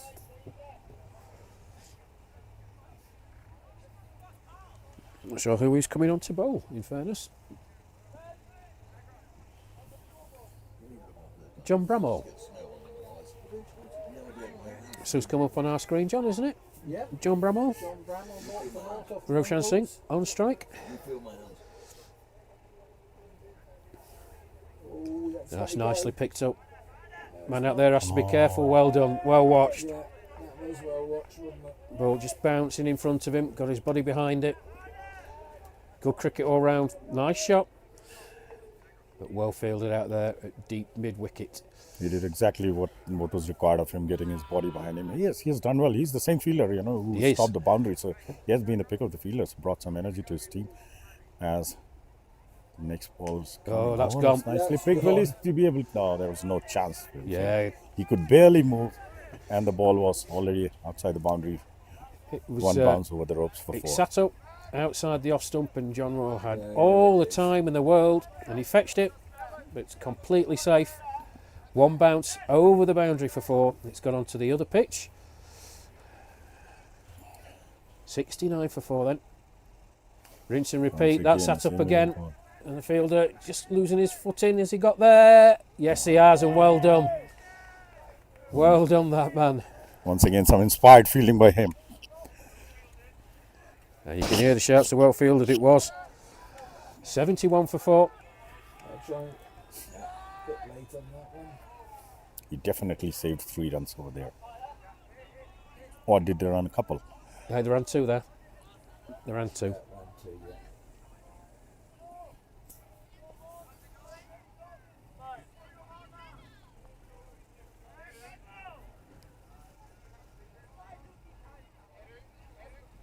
That's a nice shot. That was a hit That's me a delivery. It lovely was shot. inviting. That's gone for 6. Roshan Singh, take a bow. No, sorry, it's well, is it? It's John Royal. Yes, John Royal. My apologies. There's a He's, replay of it. Let's watch it. It Get was the way ball out. back too early. I might have to. It was short and way outside the off stump. Lot of room given, begging to be hit. Hit back. And he said, "Thank you very much. Hits it over extra cover." Mind you, that's not an easy shot to hit. Oh! Nicely dipping full toss, missed the ball in his flight. You need to just hit that straight. Yes, right. That's it. That's what we were talking about in Well, the previous the first previous innings as well. delivery, Why do you try to hook it to leg? the previous delivery, as we say in Yorkshire, he gave that some pasty. It went miles. He's a big old unit though, Mr. Royal. Again, you don't need to do anything silly, anything out of the box. They're going pretty well along with the run rate. Just one Things are in control. Just keep doing this. You will get a chance to get odd boundaries here and there. Well, 5 to go, folks. St Moritz, sensible cricket gets them home. 78 for 4, chasing a target of 106. This match is moving like a seesaw battle here. Definitely. As the temperatures are going down and down, the temperatures on the mat are rising. That's what it looks like. We are headed for a close finish, most likely, if they get a couple of wickets at this point in time. Otherwise, I think they'll walk home easily, the hosts. What do you think, Rosh? Yeah, I think it's still heavily weighted in St Moritz's favour. They just need to try and follow Roshan Singh's lead. Sensible cricket. You know, he's out there 19 off 16. If John Raw's going to biff the ball like he did in the last over, then one of those and over will see you through. Conditions are worsening. Obviously, the final is going to be on this pitch. Tallinn Hippos, the defending champions, against Flamingos, who miraculously made their way through to the grand final. I think they're up against it, folks, but you'll have that match on this pitch at the conclusion. I think it's 12:45, John, scheduled start time. Yeah, for that. They might even try to get it earlier. And you will have the esteemed gentleman to my right, Henry Bowfield, who will be giving you the commentary on that. As Habib gets into attack. If he can find some windscreen wipers for his binoculars. Quite right. The great man is alongside us. And very difficult for him. Oh, that's not gone off the ground at all. Yeah, live ball signalled. Fortunately, it was not straight onto the stumps, otherwise it could have been anything for the bat. That did not rise at all.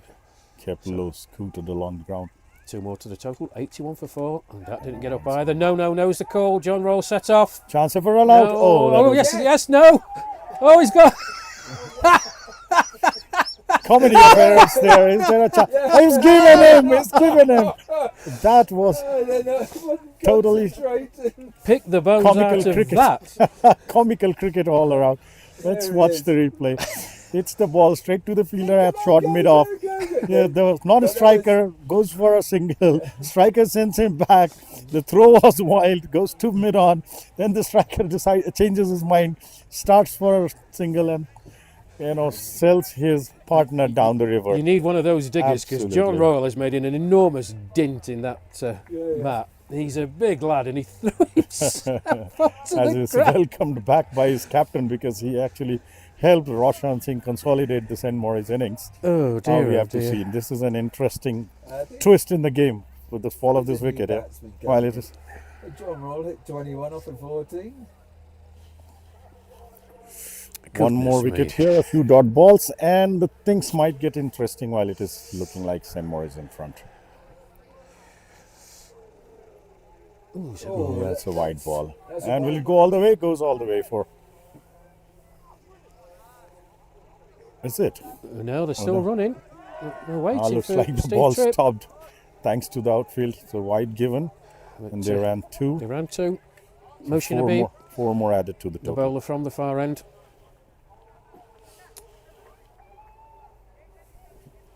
And New batter is Ganesh Tapai. Ganashekaran. Ganeshekaran. Good pronunciation. Ganashekaran. Georgie would have been called in Yorkshire. That's a no ball. It's a no ball given. Yeah, bounced off the mat. It should not be a free hit. Anyways, it's the end of the over. And mind you, the free hit doesn't get carried over to the next over. That's 87 for 5. That's one of the best run-outs I've seen. Yeah. I was once involved, me and my batting partner, we both were injured, and we, all 4 of us, because of yes, no, we all four of us ended up at the same end. So you had two runners as well, yeah? We had two runners. It got- Is that the reason that ICC stopped the use of runners? Because they don't want to see four batters at one end stranded? I'm not sure it was a result of our cricket match, but against Barnsley Woolly Miners. But yeah, all four of us. It was That would have been quite a sight, it was quite a sight. and would have needed somebody like a legend like Blowers to explain that. So I wonder how he would have explained it. It would have been amazing. Oh So goodness what me! we got here is 20 runs or 19 runs required, 4 overs. Yep. That should be easy. Walk in the park. Yeah, 19 off of 24 balls. It's brightening up a little bit. Well, the captain Editse brings himself back into the attack. Let's see if he can do some magic with his medium pacers. Okay, low full toss. Played straight back to him. So that's a dot ball. 19 of 23.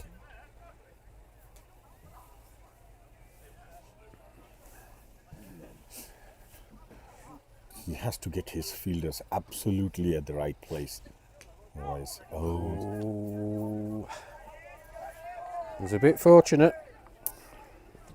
there was an inside edge. No leg byes given. So Roshan collects another single. Goodness night.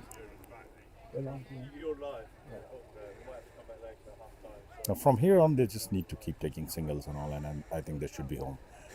Ball number 3. Yes, all things being equal, things like that will help, of course. It's going to be byes. Keeping hasn't been up to the mark in this innings, and that has cost them quite a few runs. While defending a small total, these things can hurt you badly.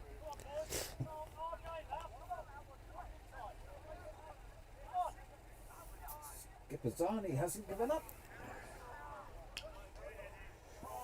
Right, classical textbook style forward defense. He can afford to do that because they are sitting nice now. Sitting pretty. Looks like an easy ride from here. Oh, he's had a nibble, that's out. Oh, Yeah, just had a little nibble. Flat battered. Edge, could hear it from here. Well taken by the keeper. The dangerous Roshan Singh. Battered so sensibly. Just couldn't resist dangling his bat out there. Skipper bringing himself on, backing himself, makes the breakthrough. Game on. Is there a twist in the tail now? Because Roshan was holding the key. The tail He was now, holding the knowing key. some of the batters coming in. Well, Roshan Singh out for 20, off the 20 deliveries. He didn't need Batted to really do well. that. No, That was a lapse in concentration. As you see, the ball was way outside the off stump. He flayed at it, gets a faint nick straight to the keeper, and gives Chameleons some hope. So they'll be clinging on to something, whatever they find at this point in time as the new batter comes in. The new batter Kawe is Mimon. Memon. Memon. You got So Memon is on you got strike. some inside knowledge, John, about the. He's had a little Is there nibble at another that as well. flick? No. Yeah, cover. That was pretty close to the outside edge. So that's a good over. Good over by the captain. He ends his spell. He does. 3 overs to go. 3 overs, no maidens, 2 for 19 for the skipper. Brought himself back on, backed himself, got the danger man out. Twisting tails, 89 for 6. Chasing 106. Still should do it, but got a little bit of inside Yeah. knowledge of the batsman to come. So this I think is going to be close. So Chameleons need 4 wickets, while the host St. Maurice need They're changing the wicket keeper yet again. 17 runs of 18 balls. Still, odds are still in favor of St. Maurice. But you never know until the last ball is bowled. It's never over until It's going to be Rob Patterson from the far end. There is another change of keeper one more time. Man. And it's going to be Topai on strike. Now looks like the keeper had gone on a bio break, and that prompted that change. Well, there's a big gap on the leg side. Ooh, that's a good ball. Well kept, by the way. This could have gone for buys. So You can see, Trying to hit them instead yeah, of you just- can see Tapai practicing the shot, but I think this is good captaincy because there's deliberate gap being left between wideish mid-on and the man at deep mid-wicket boundary. He wants him to play across the line. Oh, and he did. He squirted inside edge. Pressure. suddenly the pressure is back on the batting team. Yeah. It's good bowling, good fielding. Yeah. Good One captaincy, side good are cricket looking overall. calm and collected and focused. The other, trying to herd cats, headless chickens, whatever you want to call it. That's the team in green. There you go, a big swing. That should be out. No, Oh, it shoulder was the fielder. away from the That's fielder, The trouble is they're trying to hit sixes and fours. which is not required at this point in time. Once again, One, let the wide. good old They don't plain take simple it cricket. like that. Yes, good old plain simple cricket. 90 for 6. 16 runs required then. They're definitely making the match interesting for us. Yeah. 15 I balls. think it will go. 16 down off to the 15, wire. folks. As Patterson comes in again. Bowls. That's out! That's Got clean him! him up. No sort of a shot, really. Full and straight. Absolutely go. right on the off stump. There it is. Peach of a delivery. While you can say the batter offered no shot. I mean, the shot was of nothing. Let's It's a look poor at cricket replay, yeah. shot. You see there on the replay. Yeah. Oh, I don't know what he was trying to do. Feet absolutely planted. Bat well away from his body. And Rob Patterson, full and straight. Batsman misses. He hits. They've gone Anybody's from game now. 81 for 4. 10 and a half overs to this. New batsman. 90 for 7. 90 for 7. Anybody's game now, gentlemen. I'm going to say it's a team in red because San Moritz have just completely lost the plot. Like they did when they were playing, when they lost, who did they lose to? Was it Flamingos they lost to? When they were cruising at one stage? So are they becoming a pro at giving away the matches, throwing away the matches? Yeah. So Patterson in again then. Buoyed by that wicket, he's got another one! Another one gone. Rinse and repeat, a similar type of effort from the batter. Rob Patterson does not care one bit. Smashes into middle stump. Another San Moritz batsman fails to score, trudges back into the pavilion. Goodness me, 90 for 8. So pendulum has definitely swung back in favour of St. Moritz. As Clomelians, beg your pardon. Now Oh, Captain Courageous. comes, he has to defend the hat-trick ball. Well, he defended Let's the see what family he does, yeah. jewels, the family jewels earlier on when he was fielding, much to Mrs. Lodge's delight. Nudge your lodge. Pull in the nudge. Yeah, while Might he see walks why into if the he middle. said long enough. While he walks into the middle, you cannot ride them off. Well, Rob Patterson the on a hat-trick, experience, folks. Back-to-back deliveries, rinse and repeat. I mean, you didn't have to do anything different. If the batsmen are going to do that, plant the feet and not move at all. Good, intelligent bowling, full and straight. It's Well, good luck, Mr. Lodge. yet to be seen whether he follows his own advice. Let's see. All right. Oh, no! No, he made Oh, it. that was close. That was close. This He made definitely it, I called think. for a DRS. He put it, he does need DRS. But the I throw think came at the wrong end, by the way. It should have been sent to the bowlers, and Well, Chris Laws would have been struggling most likely. Chris Lodge tried to play a shot see. that looked like he was leaving it down the leg side, in very Throw should have classical. definitely gone toward the bowler's end. Got a call from his partner. Decided then to start running. So finally, no two damage done. overs. Goodness me. 2 overs, 15 runs. So this is 15 of 12. The key here for the bowling team, no wides, no balls. Make these batters who are going to be very, very nervous earn every single run. Yeah, Yes. he's- And I would be advocating bringing the fielders in close. Challenge yeah, the I batters to would. go over the I- top. I don't think with him batting, you don't need those fielders out there. Yeah, bring him in. Bring him in. Force him to hit. I would advocate doing the same as Chris Lodge did when he was out there skipping. Man at silly mid on, silly mid off. Yeah, I would. Get him in the eye line. A couple of dot balls from here will make it more and more difficult for the St. Moritz guys. You know, everything looks all settled now. So 15 off 12. I call him Nudger, and you'll see why, like the last one. Oh, yes. Ooh, that is Sensible. interesting. Well, I think that was a lot more to do with Chris Lodge's body language more than anything else. And umpire Sap Chakraborty, well, he obliged in the end. Arms outstretched, 2 more to the total, then 93 for 8. You're right, because he had moved across the offside, so it was close to him. It's not that wide for him. Trying to hit it too hard, Chris. Well, that looked even wider than the first delivery, but Yes. nothing given. But this is very, very surprising to see that he was taking a wild swing at that. I mean, that's not. All right, now that's more sensible. That's That's not going to it. get you there now, though. Yes. Just But at least he gets the younger one, Ganasekaran, on the strike, 12 runs, 9 balls. who can hit a long ball. Let's see.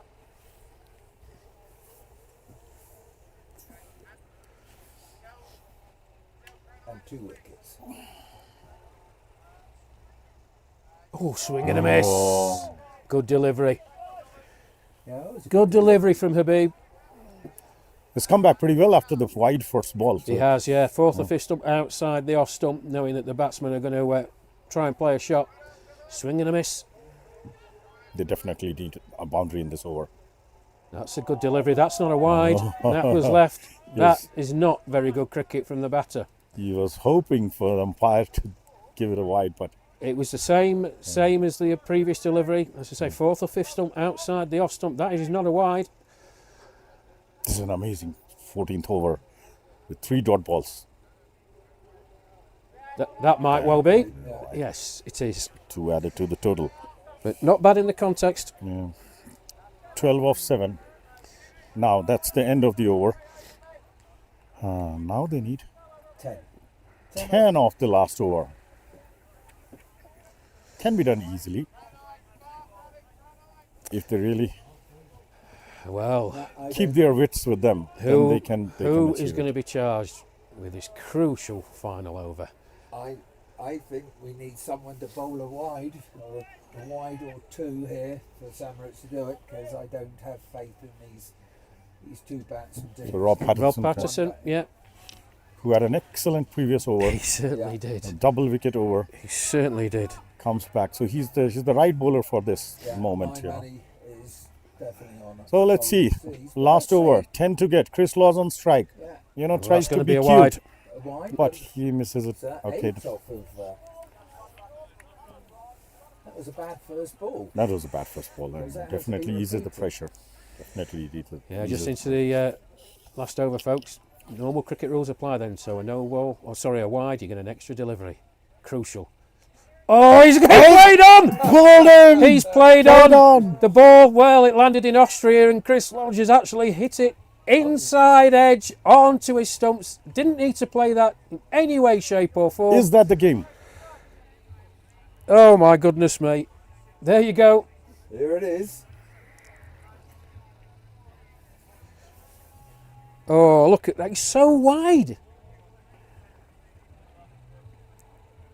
Why does he go for the? Oh, Oh, I he mean, went to play. He that tried has- to play across. that has pitched in another country.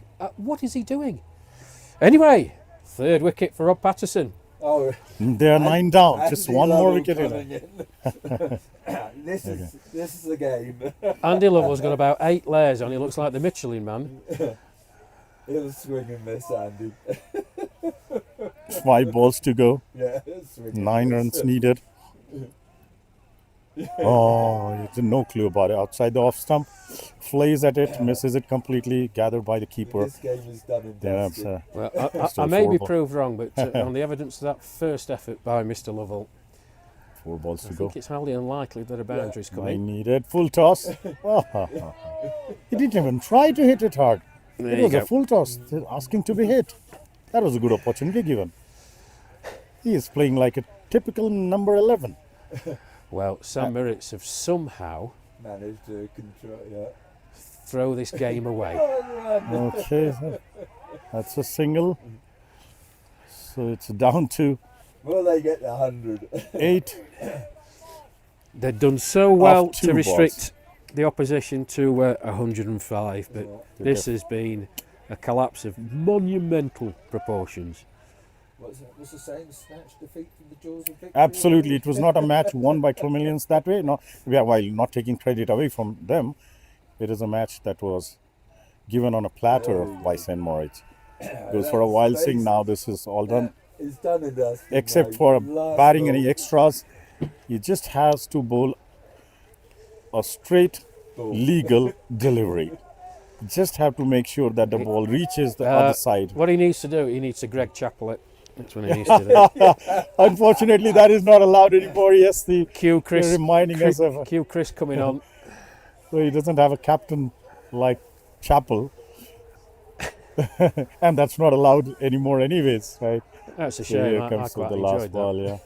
Oh, straight ball goes for the wild swing, no Early run. game That's the setter, man. brilliant victory by Clomillions. You have to give credit to them. Well, a most unlikely victory. Australians winning by 7 runs in the end. It was an interesting match for us as commentators and viewers, but definitely not interesting for the St. Moritz guy. I mean, it was an easy chase. They were chasing just 106 after deciding to field first. The bowling effort was really nice. Yeah, man of the match. Well, for me, Rob Patterson, you can see him on the screen, folks. 11 off 27 in his batting, but his bowling. 3 overs, no maidens, 3 for 16. Complete all-round effort. Yeah, good effort. As you see, the St. Moritz team being led out by the skipper, Chris Lodge.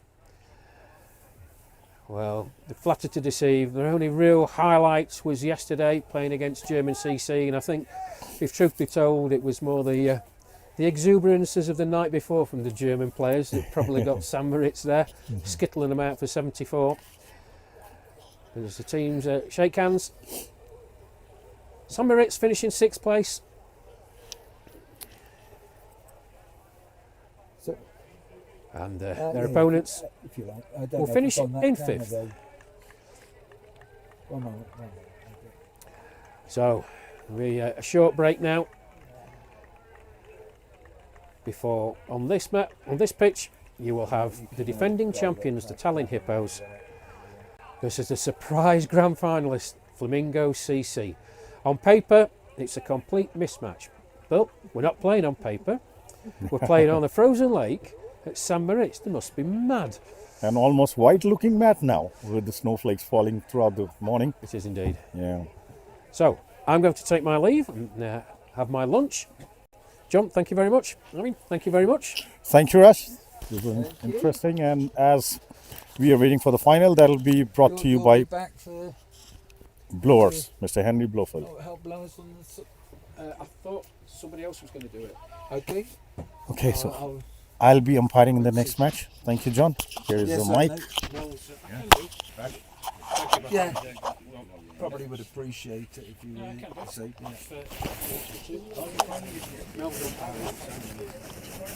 Yeah. Right.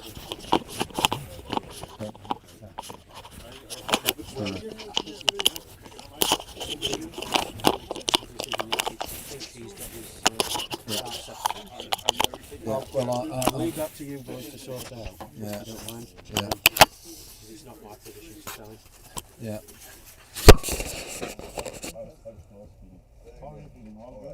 Enjoying the time here? Lovely. I've been sending those clips in all my groups, and people are like, oh my god, you've got to sit with Blowers and this and that. Everybody remembers you. Everybody loves you. Everybody loves you. I'm talking about India, Australia, people everywhere. Not since this morning, I think, but I'm not really looking at them. I'm trying to keep the camera dry. As I say, people may remain or not, their voices, their deeds will remain forever. That's how it is. That's how it is. Thank you, my friend. Thank you so much. Enjoy your lunch. Oh, thank you. Thank you. I really appreciate it. Great. So maybe, I don't know whether I'll give an opportunity. Maybe what are the top 3 things that would make anybody a good commentator?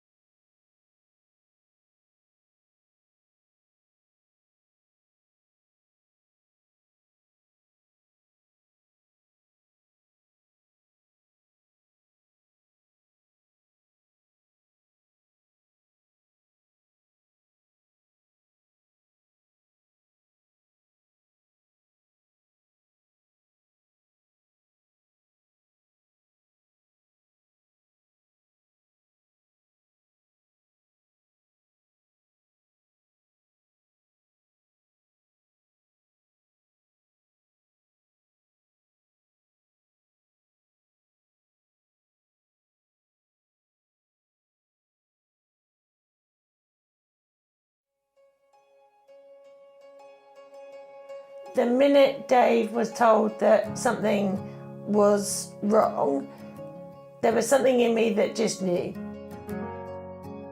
I fought so hard to keep Mike alive. He was a fantastic father, and I didn't want my children to lose out. I was diagnosed in December 2021 with a non-smoking related lung cancer. I think there were 6 tumours they spotted. The problem is it tends to come back again and again, and you are pretty much living 3 months at a time.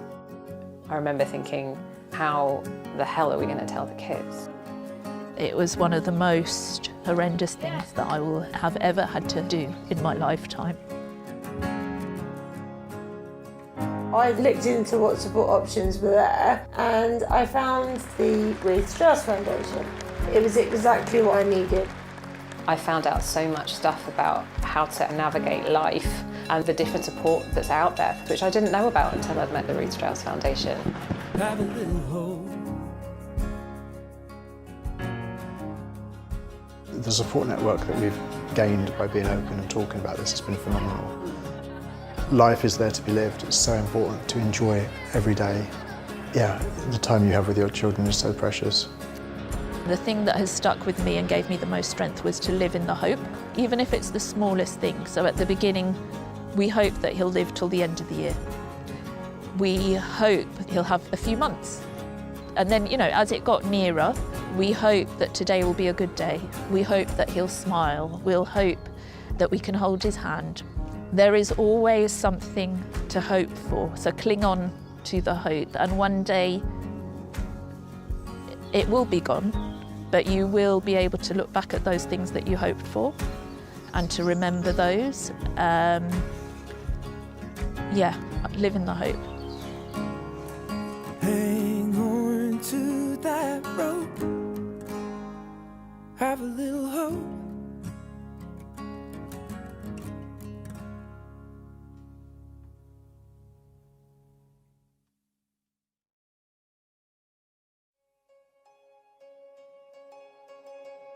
The minute Dave was told that something was wrong, there was something in me that just knew. I fought so hard to keep Mike alive. He was a fantastic father, and I didn't want my children to lose out. I was diagnosed in December 2021 with a non-smoking related lung cancer. I think there were 6 tumours they spotted. The problem is it tends to come back again and again, and you are pretty much living 3 months at a time.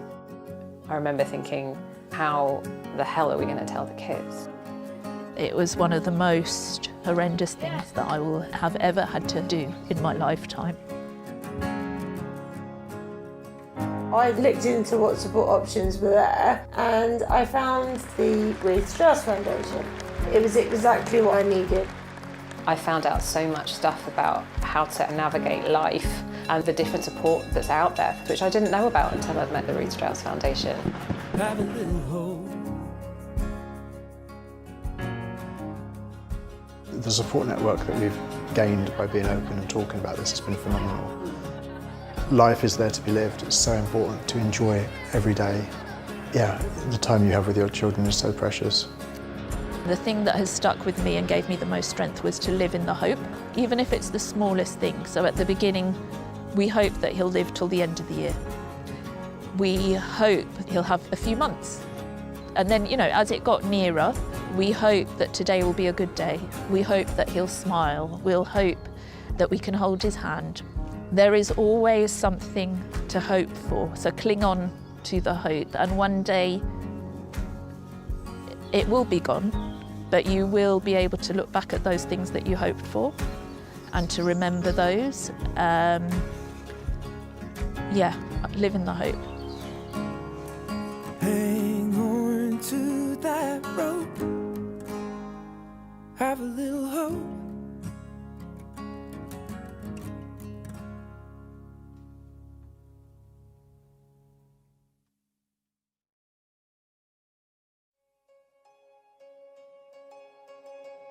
The minute Dave was told that something was wrong, there was something in me that just knew.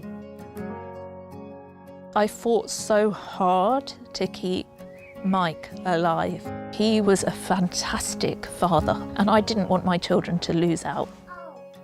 I was diagnosed in December 2021 with a non-smoking related lung cancer. I think there were 6 tumours they spotted. The problem is it tends to come back again and again, and you are pretty much living 3 months at a time. I remember thinking, how the hell are we going to tell the kids? It was one of the most horrendous things that I will have ever had to do in my lifetime.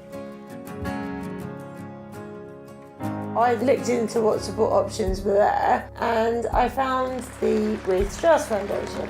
It was exactly what I needed. I found out so much stuff about how to navigate life and the different support that's out there, which I didn't know about until I'd met the Ruth Strauss Foundation. Have a little hope. The support network that we've gained by being open and talking about this has been phenomenal. Life is there to be lived. It's so important to enjoy every day. Yeah, the time you have with your children is so precious. The thing that has stuck with me and gave me the most strength was to live in the hope, even if it's the smallest thing. So at the beginning, we hope that he'll live till the end of the year. We hope he'll have a few months. And then, you know, as it got nearer, we hope that today will be a good day. We hope that he'll smile. We'll hope that we can hold his hand. There is always something to hope for, so cling on to the hope. And one day, it will be gone, but you will be able to look back at those things that you hoped for and to remember those. Yeah, live in the hope. Hang on to that rope.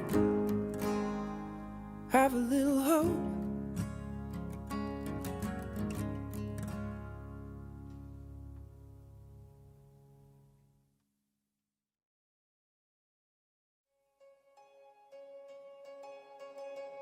The minute Dave was told that something was wrong, there was something in me that just knew. I fought so hard to keep Mike alive. He was a fantastic father, and I didn't want my children to lose out. I was diagnosed in December 2021 with a non-smoking related lung cancer. I think there were 6 tumours they spotted.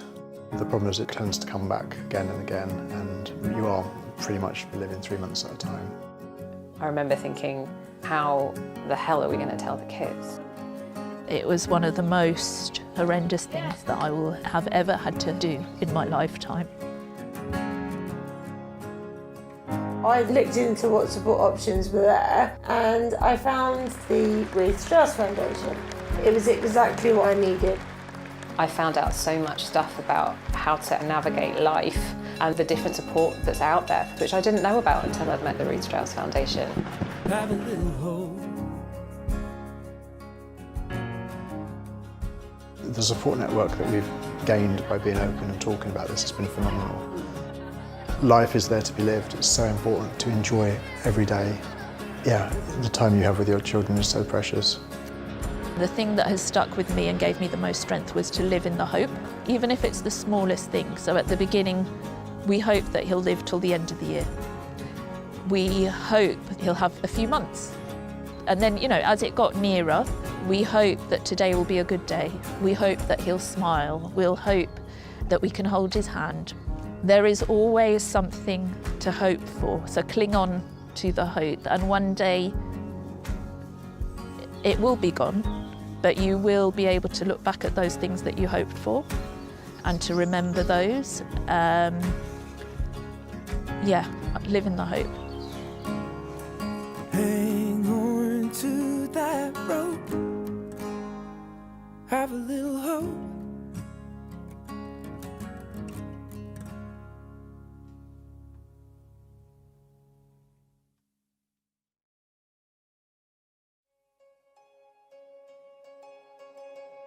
The minute Dave was told that something was wrong, there was something in me that just knew. I fought so hard to keep Mike alive. He was a fantastic father, and I didn't want my children to lose out.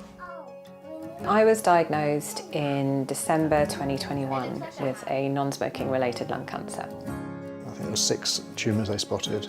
The problem is it tends to come back again and again, and you are pretty much living 3 months at a time.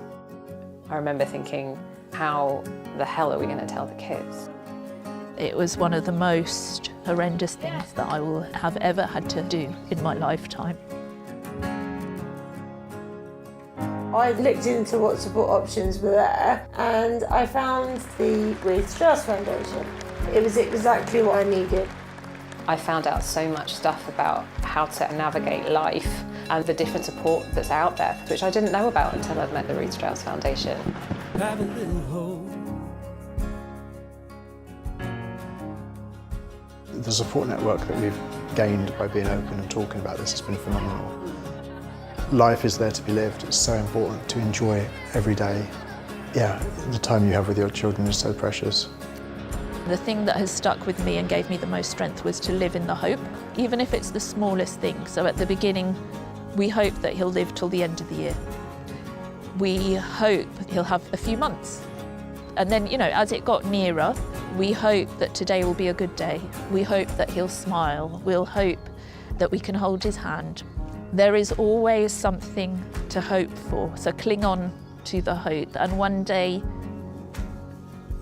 it will be gone, but you will be able to look back at those things that you hoped for and to remember those. Yeah, live in the hope. Hang on to that rope. Have a little hope.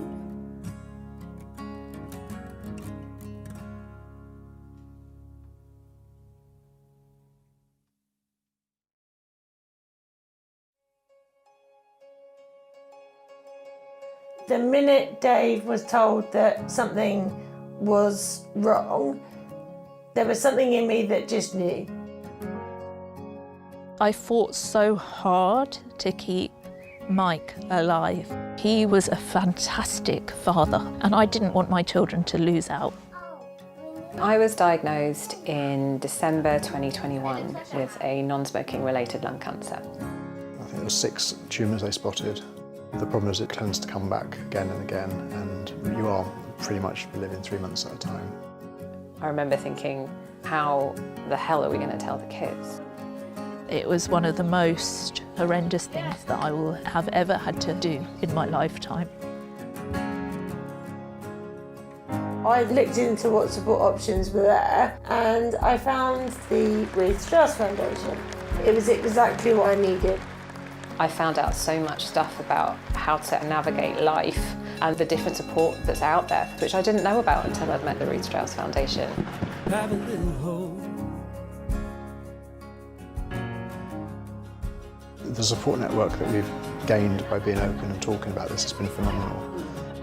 Life is there to be lived. It's so important to enjoy every day. Yeah, the time you have with your children is so precious.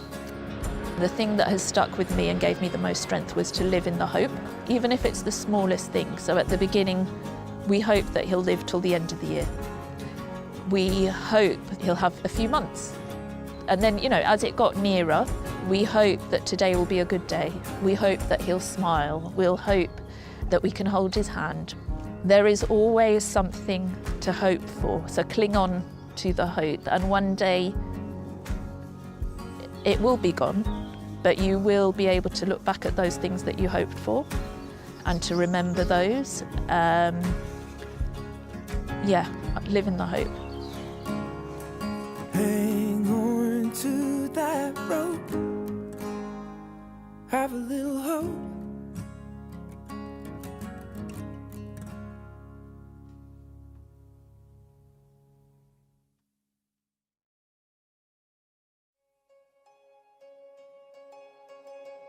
The minute Dave was told that something was wrong, there was something in me that just knew. I fought so hard to keep Mike alive. He was a fantastic father, and I didn't want my children to lose out. I was diagnosed in December 2021 with a non-smoking related lung cancer. I think there were 6 tumours they spotted. The problem is it tends to come back again and again, and you are pretty much living 3 months at a time. I remember thinking, how the hell are we going to tell the kids? It was one of the most horrendous things that I will have ever had to do in my lifetime. I looked into what support options were there and I found the Ruth Strauss Foundation. It was exactly what I needed. I found out so much stuff about how to navigate life and the different support that's out there, which I didn't know about until I'd met the Ruth Strauss Foundation. Have a little hope. The support network that we've gained by being open and talking about this has been phenomenal. Life is there to be lived. It's so important to enjoy every day. Yeah, the time you have with your children is so precious. The thing that has stuck with me and gave me the most strength was to live in the hope, even if it's the smallest thing. So at the beginning, we hope that he'll live till the end of the year. We hope he'll have a few months. And then, you know, as it got nearer, we hope that today will be a good day. We hope that he'll smile. We'll hope that we can hold his hand. There is always something to hope for, so cling on to the hope, and one day it will be gone, but you will be able to look back at those things that you hoped for and to remember those. Yeah, live in the hope. Hang on to that rope. Have a little hope.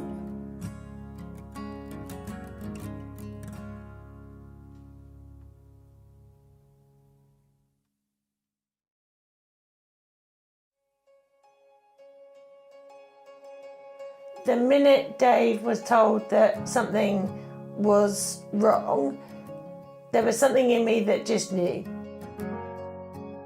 I fought so hard to keep Mike alive. He was a fantastic father, and I didn't want my children to lose out. I was diagnosed in December 2021 with a non-smoking related lung cancer. I think there were 6 tumours they spotted. The problem is it tends to come back again and again, and you are pretty much living 3 months at a time. I remember thinking, how the hell are we going to tell the kids? It was one of the most horrendous things that I will have ever had to do in my lifetime. I looked into what support options were there and I found the Ruth Strauss Foundation. It was exactly what I needed. I found out so much stuff about how to navigate life and the different support that's out there, which I didn't know about until I'd met the Ruth Strauss Foundation. Have a little hope. The support network that we've gained by being open and talking about this has been phenomenal. Life is there to be lived. It's so important to enjoy every day. Yeah, the time you have with your children is so precious. The thing that has stuck with me and gave me the most strength was to live in the hope, even if it's the smallest thing. So at the beginning, we hope that he'll live till the end of the year. We hope he'll have a few months. And then, you know, as it got nearer, we hope that today will be a good day. We hope that he'll smile. We'll hope that we can hold his hand. There is always something to hope for, so cling on to the hope, and one day it will be gone, but you will be able to look back at those things that you hoped for and to remember those. Yeah, live in the hope. Hang on to that rope. Have a little hope.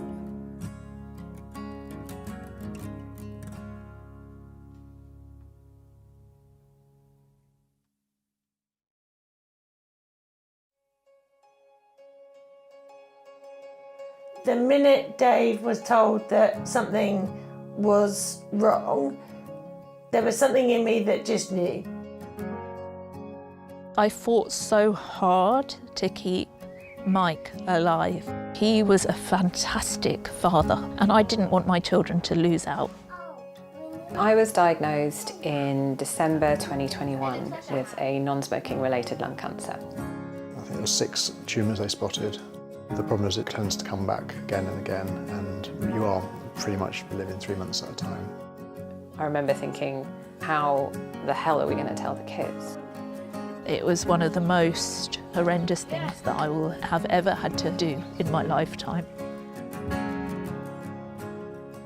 I looked into what support options were there and I found the Ruth Strauss Foundation. It was exactly what I needed. I found out so much stuff about how to navigate life and the different support that's out there, which I didn't know about until I'd met the Ruth Strauss Foundation. Have a little hope. The support network that we've gained by being open and talking about this has been phenomenal. Life is there to be lived. It's so important to enjoy every day. Yeah, the time you have with your children is so precious. The thing that has stuck with me and gave me the most strength was to live in the hope, even if it's the smallest thing. So at the beginning, we hope that he'll live till the end of the year. We hope he'll have a few months. And then, as it got nearer, we hope that today will be a good day. We hope that he'll smile. We'll hope that we can hold his hand. There is always something to hope for, so cling on to the hope. And one day, it will be gone, but you will be able to look back at those things that you hoped for and to remember those. Live in the hope. Hang on to that rope. Have a little hope.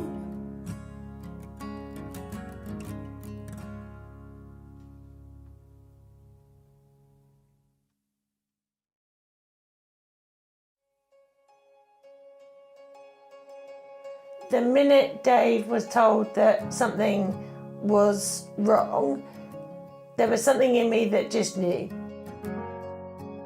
I fought so hard to keep Mike alive. He was a fantastic father, and I didn't want my children to lose out. I was diagnosed in December 2021 with a non-smoking related lung cancer. I think there were 6 tumours they spotted. The problem is it tends to come back again and again, and you are pretty much living 3 months at a time. I remember thinking, how the hell are we going to tell the kids? It was one of the most horrendous things that I will have ever had to do in my lifetime. I looked into what support options were there and I found the Ruth Strauss Foundation. It was exactly what I needed. I found out so much stuff about how to navigate life and the different support that's out there, which I didn't know about until I'd met the Ruth Strauss Foundation. Have a little hope. The support network that we've gained by being open and talking about this has been phenomenal. Life is there to be lived. It's so important to enjoy every day. Yeah, the time you have with your children is so precious. The thing that has stuck with me and gave me the most strength was to live in the hope, even if it's the smallest thing. So at the beginning, we hope that he'll live till the end of the year. We hope he'll have a few months.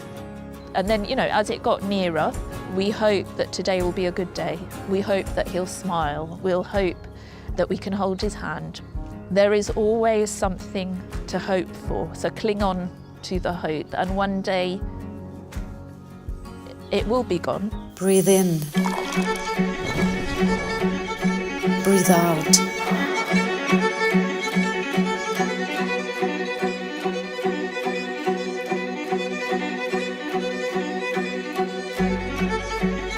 Have you ever wondered what it feels like to be on top of the world?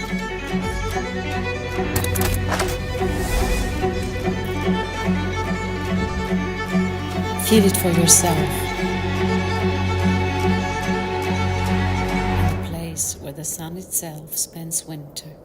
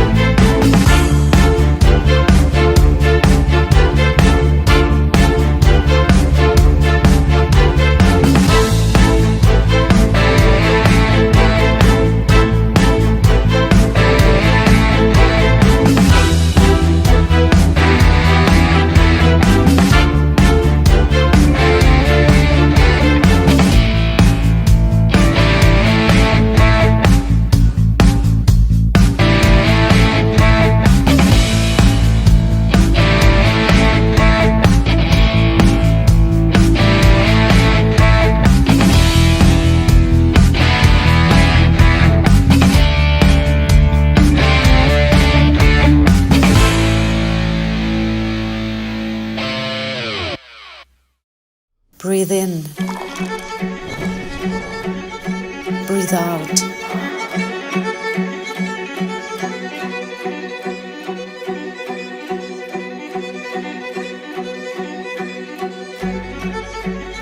Have you ever wondered what it feels like to be on top of the world?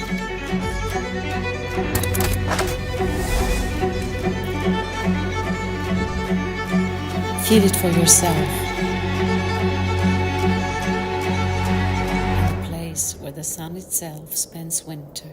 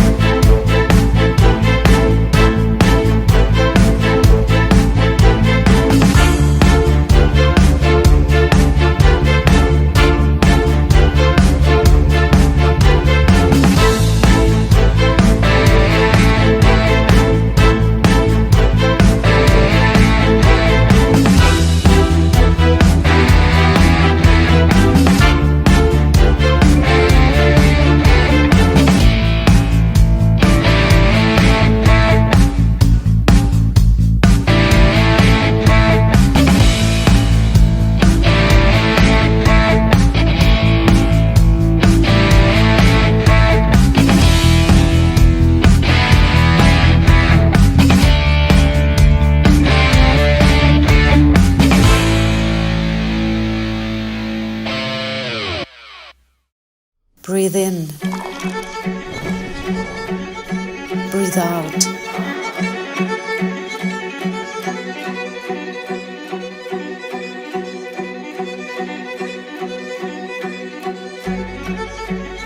Have you ever wondered what it feels like to be on top of the world?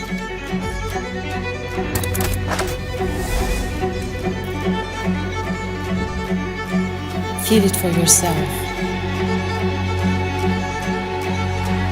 The place where the sun itself spends winter.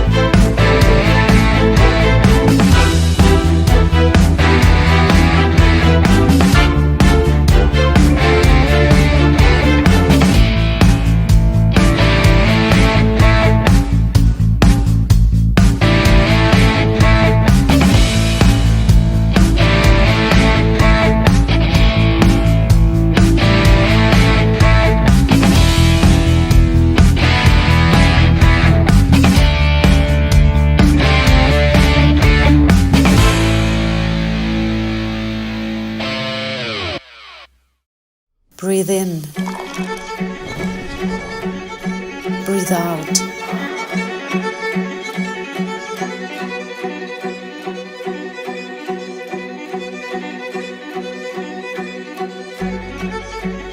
Have you ever wondered what it feels like to be on top of the world?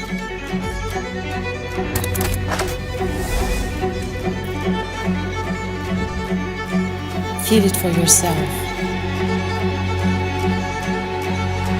In a place where the sun itself spends winter.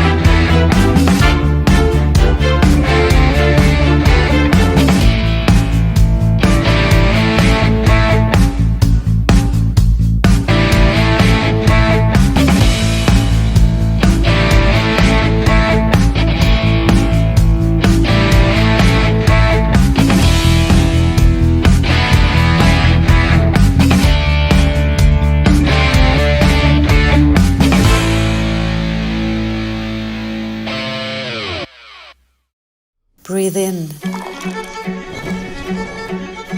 Breathe out.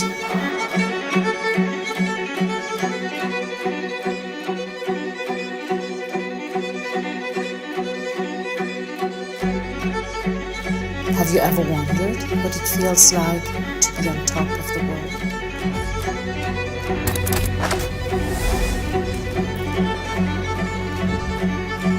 Feel it for yourself. In a place where the sun itself spends winter.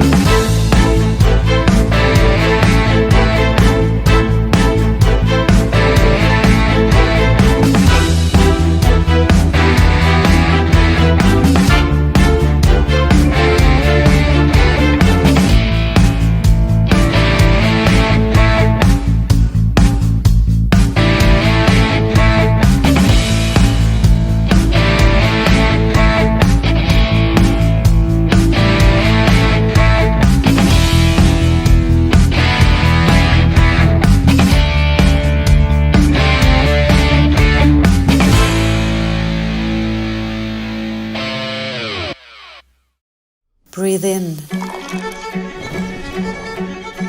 Breathe out.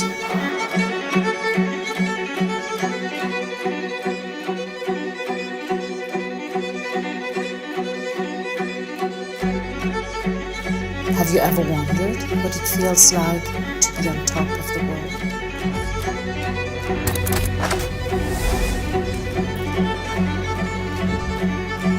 Feel it for yourself.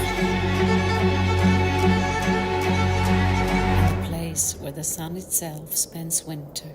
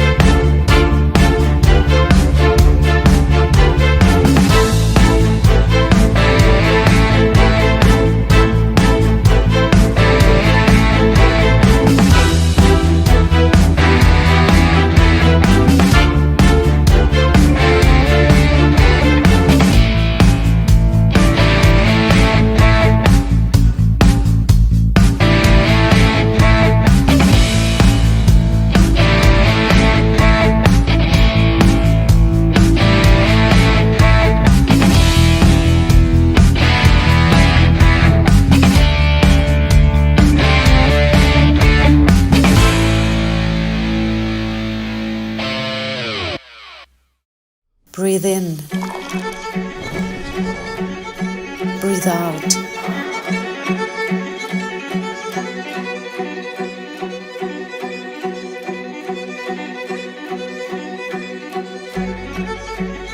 Have you ever wondered what it feels like to be on top of the world?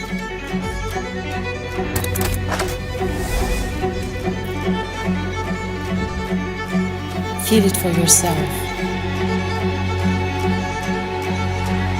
The place where the sun itself spends winter.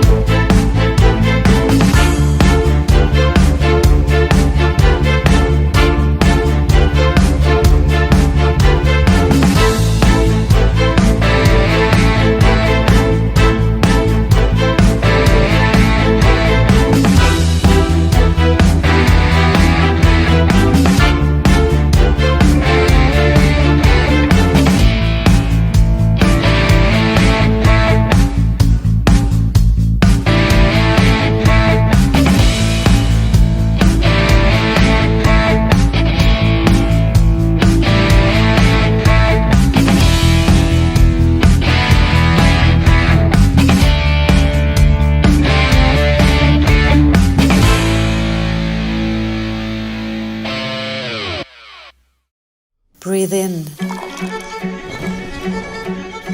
Breathe out.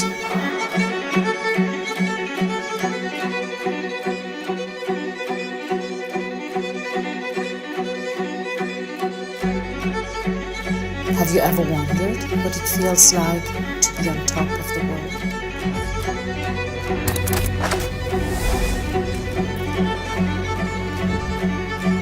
Feel it for yourself. In the place where the sun itself spends winter.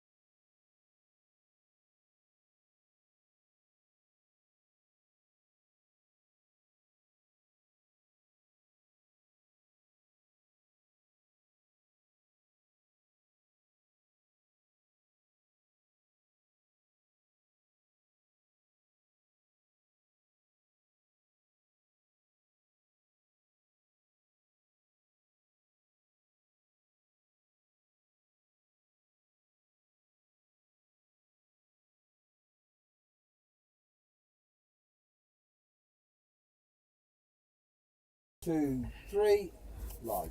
And we welcome you this afternoon, in fact it is now, to St. Moritz. We're in the middle of a blizzard that is succulent, sexy and terrific. It really is. We can't see very much, but what we can see is very exciting. It's the final between the hippos, the Tallinn hippos, and the flamingos. So it's zoological gardens time, isn't it, really? And it is the hippos who are batting. We've got Andrew Hartridge, the massive opener, who's out there all dressed in pink, looking highly improbable, and Robson, his partner at the other end, who's got a sort of a lovely red cap on as well. He's looking very, well, I've used the word sexy before, so what should we say? He looks very seductive. And the bowling is going to be opened by, and I'm not sure, but I'll tell you as soon as I know. And the flamingos are in the field. There's one flamingo who's holding the ball at the moment, who is a very, very ample flamingo. I think the chances of him taking off and taking to the skies are fairly remote. And but it's all building up. It's going to be tremendously exciting. We've had games already this morning for positions, and I know the local St. Moritz Cricket Club, they came second to the old Chameleons, and they rather threw away a good position. But there we are. That's the story of it, isn't it? Now we're about to get underway at any moment. I got a fielder absolutely in the way between the batsman and Andrew Hartridge and me. It's rather, oh dear, I can't see between his legs or over his shoulder or anything, this chap. Excuse me, would you move a yard to your left or right? Then I can commentate. That's wonderful. Thank you very much. I've managed to move in. The first ball's bowled, and Hartridge cuts that away square, and they run a tidy single. So the hippos are underway, 1 for no wicket. And these are, of course, 15-over matches, T15s. And it is terrific. It really is. It's exciting, and it's as exciting this final as it will be in Mumbai, Calcutta, wherever the T20 World Cup is being played. I mean, it really is exciting. It's cricket at its very best. It really is. It may not be a high standard, but goodness, it's got all the elements of cricket that we love. And here is Robson, a left-hander, working his first ball away furiously to mid-wicket for another single. So that's 2 for no wicket. 2 balls have been bowled. And it is snowing fiercely, which makes it even more. It was Noel Coward, wasn't it? He lived in Switzerland. He wrote Mad Dogs and Englishmen, go out to the midday sun. Well, what about the midday blizzard? Here's a short one. Hartridge pulls that round the corner. That must have gone for 4 or 6. He hit it brilliantly hard. 6. It's gone for 6 all the way. He hit it like a kicking horse. It was tremendous stuff.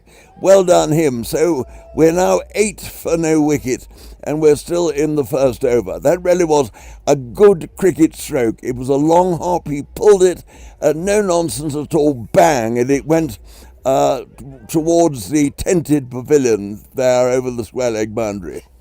What a terrific start for the hippos. And here's Hartridge again facing. And that's all, he goes to cut that delicately away, but it bounces. This lovely composition ball bounces rather high, and it went over the top edge. The keeper didn't take it either. So a chapter of accidents. And it's Hartridge again in strike. And he drives now and gets 1 down the ground. And he hit that well. And so that takes the score along to 9 in the first over. And it's good to see that we haven't had a wide. We've had too many wides. And we get them in the first over too, which is one time you don't want to give. Here's this rather ample flamingo bowling. And that's down the leg side. It is a wide. It is. Was that a wide? Yes. It was a wide. So talk of the devil. So the end of the first over is at 11 for no wicket. It is indeed. My mathematics and yours are identical. It's not bad stuff, is it? So this is a very exciting final. 11 for no wicket, the hippos, against the flamingos. The hippos, the Estonian hippos, with people from Australia, from Malta, from the over 60s side in England, and I suppose 1 or 2 from Estonia as well. whereas the Flamingos are an English club side being collected from all over England. And now we've got the bowling from the other end, the racetrack end, here at the St. Moritz, St. Moritz Lake, I should say. And who have we got bowling? He's bowling in a cricket sweater, unlike all the rest of the Flamingos who are wearing a sort of grey top. Do we know the bowler's name? Not as yet, Henry. We'll get that to you as soon as I can. We don't know it yet, but we'll give it to you. He's tall, he's amiable, and he's got an orange ball in his hand, and here he is, a very short run. Bowls to Hartridge, who comes forward, is beaten there, outside the off stump. Well bowled. It's a good one. On or around the off stump, the good old corridor of uncertainty. And here he is again, the bowler with no name. He's in, he bowls to Hartridge, comes forward driving. That was uppish, but he's gone away behind the bowler, going down towards the boundary. They run one, they come back for two. And that is all they're going to get. So 13 now for no wicket. We're in the second over of the game. And the Hippos making a very good, confident start. And Hartridge now tapping his bat against his back foot. Bat raised, he pulls that one away and towards the mid-wicket boundary. It's only going to go for one. Fielder coming, he didn't really hit that. And it sort of sat up and looked at him. And his bat came down a little bit too early. So 14 now for no wicket. And we're in the second over. Adrian Chappell, Henry. Adrian Chuckle or Chapel? Chuckle. And Chuckle bowls again. Outside the off stump, Robson cuts, hammers that way back behind square. And that's gone for, has that gone all the way? It has. It has for 4 runs. That was a fine cricket stroke. It was short and he hit it very well indeed with a flat bat. And away it went behind square, whizzing across the snow, melting it as it went, and 4 runs. So 18 now for no wicket. This is a very good start for them. And Robson standing there again, left-hander, stockily built, drives this nicely out to extra cover. They go for 1. The throw comes back to the keeper on the bounce, but they have completed the single.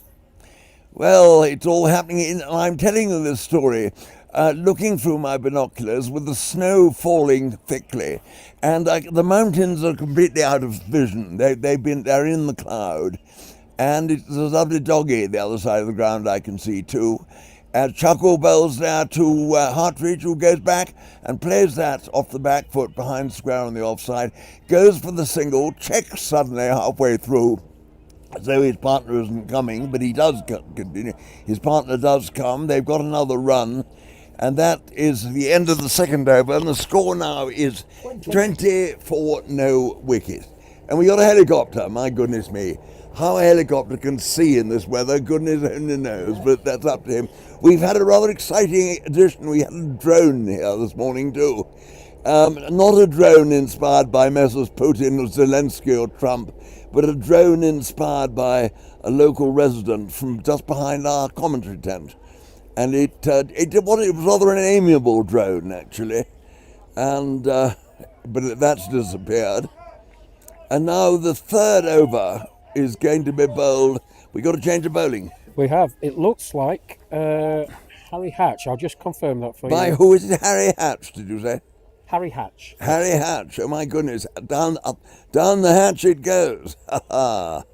Harry Hatch is going to bowl to old Harters. Hartridge is doing frightfully well. Standing on his black cap, he's looking, he looks like a sort of executioner's sword in his hand, a bat with a yellow rubber handle. He stands there massively waiting for Harry Hatch to come in, which he does now. It's short. He whips that round the corner. Oh, well fielding. And fine piece of fielding down there at deep square leg. Keeps them to a single. That was really good stuff. And not easy in the snow. So 21 for no wicket. Harry Hatch it is. He's now bowling to the left-handed Robson. And a lot of talking going on, pointing and field being placed. And now Robson is ready and Harry Hatch is on his way in. And now he goes down, bowls, and he goes onto the back foot, hammers us away, square with the wicket. They go for 1, and 1 is all they're going to get. So 22 for no wicket. And there was one a ball in the first over which got past the outside edge, but otherwise the bat has been firmly in control. In this wonderful, wonderful snowy, it's a strong blizzard. It's quite extraordinary. I should never watch cricket. I've never watched cricket like this before. And it's wonderful, absolutely wonderful. And then he bowls now, and Hartridge goes back, plays into the offside, and there is no run. Kept low that, and he bent at the knees, he buckled a bit as he played it, and sure sign that the ball was not bouncing as much as he anticipated. He looks massively round the field now, Anthony Hartridge. And here he is, waiting for Hatch. It's short, he pulls it round the corner, and that's gone down to a deep backward square just for the single. So 23 now for no wicket. Is it Anthony or Andrew Hartridge? Andrew. Andrew. Sorry, I'll be giving him an Anthony. I'm sure he won't be too cross with me. Robson it is, the left-hander. He's in strike. Hatch is bowling. He tried to pull this round the corner and gets a bat on it. It goes down to fine leg, and they run just the single. The trouble is with the snow, quite a lot of it's fallen. It slows up the outfield, doesn't it? The ball has to be hit very hard indeed along the ground if it's going to go for 4. 24 for no wicket, the score. We're in the third over. And it's attempted sweep. That could be wides. Was it wides? Yes. I didn't see it. Yes. It was wide. So 28 for no wicket. The end of the over, is that the third or fourth? Third, I thought it was. And it's rather an exciting start. They're doing well. The flamingos are rather drooping at the wings, aren't they already? But then the hippos are prancing around. 28 for no wicket. Actually, and Andrew Hartridge looks a bit like a hippo in pink, doesn't he, out there? He's a big man. Hippo Hartridge, that's what we call Hippo Hartridge. We call him that. Adrian Chappell, bowler. And now here's an expert ball, and that's hit away by Robson. He hit that very hard indeed. It's fielded deep mid-wicket. They run one, and they're coming back for the second. They're going to have to arrow. Throw comes in. Oh, it's all right. He's home. And Hippo Hartridge galloping down the ground. And that was 2 more runs, so 30 now for no wicket. The Hippos. And here is Robson again, pulling that one away. That's gone all the way. Has that gone for 6 runs? That's 36 now for no wicket. I say a long hop, and that got the works, didn't it? My goodness me. And this is now becoming a pretty impressive opening partnership. Woof, he hit that hard. And now he's waving as though he wants the sight screen moved, but the snow is white, so you can't get whiter than that. Maybe it wasn't. He was worried about that, something moving behind the arm. Anyway, conversation is going on. Protective clothing is being brought out for the flamingos. Oh, they've changed it to a 4. And now Robson is in shape again. Here comes Chuckle, and Robson swings and is going to get 1 down there. And so that one went behind the bowler. So that's 37. Is that now? It's not. They've changed it from the last one. It's not a 6. It was a 4, Henry. A 4. So yes, there was a change of signal. I believe it's now 35. 35. It would, because I gave it. Sorry, I didn't realise that. 35 for no wicket. And it's Hippo Hartridge in strike. He gives the peak of his cap a little bit of a tweak. He wears it at the angle Tom Graveney used to wear his. That one lifted on the Hippo. And I think he pulled out of the way just about in time. But my goodness me, that did lift, didn't it? Yeah, it caught him in the face. In the face, yes, he did. I thought he'd got out of the way. Oh, well, he's taken his cap off. It's interesting, he wears his cap, the peak Tom Graveney used to wear, the famous England batsman, which was sticking right up, pointing at the sky. And I've never seen anyone else do that. It's quite interesting. Anyway, there's a bit of a conflab going on there. Hippo Hartridge has been hit in the face, but I don't think it was a particularly bad blow. I hope not, anyway. There are one or two people that have come round to comfort him. He's now putting on a sort of woolly helmet, so to speak, and I think they're just checking on his welfare, Henry. are they checking for concussion? Yes. Yes, they are. They have to check, don't they, these days? Yes, I don't think it was anything like powerful enough to concuss. I don't think it could have concussed a fly, that one, actually. It was quite a gentle delivery from Chuckle. Chuckle, no relation to Paul Chuckle of the Chuckle Brothers. I went to India, the Marigold Hotel I did with Paul Chuckle was with us. What a fun man he was, a great character. He came out just after his brother Barry had died, because Paul and Barry were the two original Chuckle Brothers, and now Paul's on his own. But Chuckle the bowler now to Hippo the Hartridge. And Hippo the Hartridge plays forward, and we know he's not been concussed. He's passed the test. The lady doing the test has gone off, and Hippo Hartridge is in strike again. Here he is, massively over his bat, and Chuckle is in bowls. He pulls that round the corner or tries to, and gets runs there, and it goes away. They run one, and they come back for the second. The throw comes into the keeper, but Hippo Hartridge is back in his ground. He's completed the second run. 40 now, are we? 37. 37. Oh, of course it was. That 6 came down here. Anyway, 37 for no wicket. And is that the end of the over? Yes, 37 off of 4 overs. 4 overs. That's a good start, isn't very it? Good start.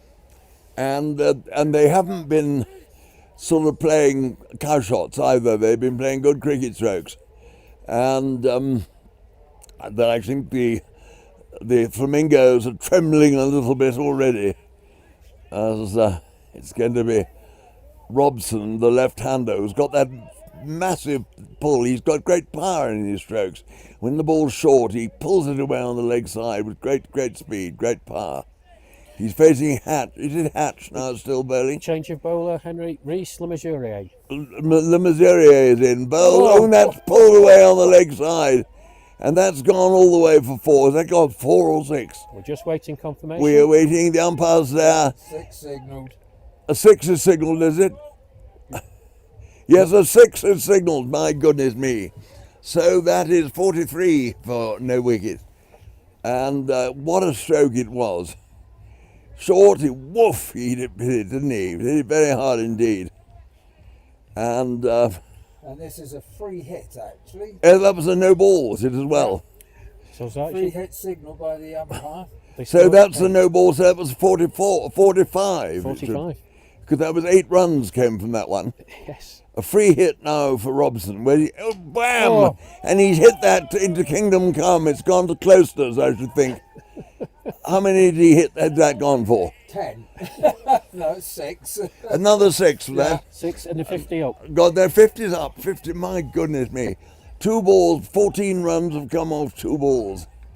And Robson is in terrific form. Isn't this fun? My goodness me. Hitting in this, it's so exciting. Dave Robson, Henry, 26 off 9 deliveries. 26 runs he's made, Robson, off 9 deliveries. Well. Well, he's looking very predatory. He's looking like a sort of coiled spring, isn't he? Absolutely marvellous. All dressed in pink and just black trousers to make the contrast. And it's the Missouri again in bowl. Oh, wham! It goes again towards mid-wicket, that. And is that fielded out there? I can't see. Yes, it's fielded. It's fielded and they run 2. Well, goodness me, that means he's got 16 off 3 balls. And it's Robson again in most tremendous form. This is really exciting. Oh, I say wide down the leg side. That was a grub too. It didn't get up. And so that's 2 more to the total, which is now 55. My goodness me. It's climbing out of all proportion. Well, I don't know about that, but the Flamingos will be thinking that, won't they? Oh, he bowled him, he had a tremendous yahoo. It was a yahoo, that. He's right across the line. Isn't it funny why people swing across the line when there's no need, and he's bowled. So Robson has gone. It was the most exciting innings, and he deserves a terrific round of applause, and I hope everyone's going to give him one when he walks back into the pavilion tent there. It was as entertaining an innings as we've seen all 4 days, wasn't it, really? 28 off 11, the new man in, Steve Aston. 28 off 11 deliveries. Steve Aston, the over 60s, England over 60s wicketkeeper, is coming in looking a very sprightly 60, isn't he? My goodness me. He's walking out like a spring chicken. And he's come out mostly in black, but he's got the sort of red pads on, or the pink pads, and the pink woolly hat on his head, sweeping a bit of snow away from the pitch. And what are we now, 55, is it, for one? Yes. And we're in the 5th over? We are. We are, goodness me. And so this is the last over of the power play. And 1 ball to go. 1 ball to go. And Aston taking guard. He's ready for it now, and here comes the ball bowled. He drives a good-looking drive. What a fine-looking stroke. And he gets a run. He goes back behind the bowler. 56 for 1 at the end of the power play. Goodness me, that was a great start. A great first 5 overs for the Hippos. And the 2 batsmen meet and punch gloves. And the Flamingos take a sort of deep breath and think, thank goodness we've got him out. Because really, Robson to start with was tremendous. What did he get? 28, did you say? 28 off 11. Of 11 deliveries. That's a terrific start. Goodness me, and I can see a mountain in the far distance. Goodness, how tremendous. What fun, isn't this lovely? And gentlemen, now we've got what's happening now. There's a great confab going on there at the end of the racetrack end, where the white turf racing is going to be there tomorrow, and that's going to be another great day for us all to look forward to. And it's Chuckle. Do you think he's chuckling? He's bowling his 3rd over, isn't he now? From the racecourse end, and he's bowling to Barry Aston. It is Barry Aston, isn't it? Steve Aston. I'm sorry, I'm very bad on my first names.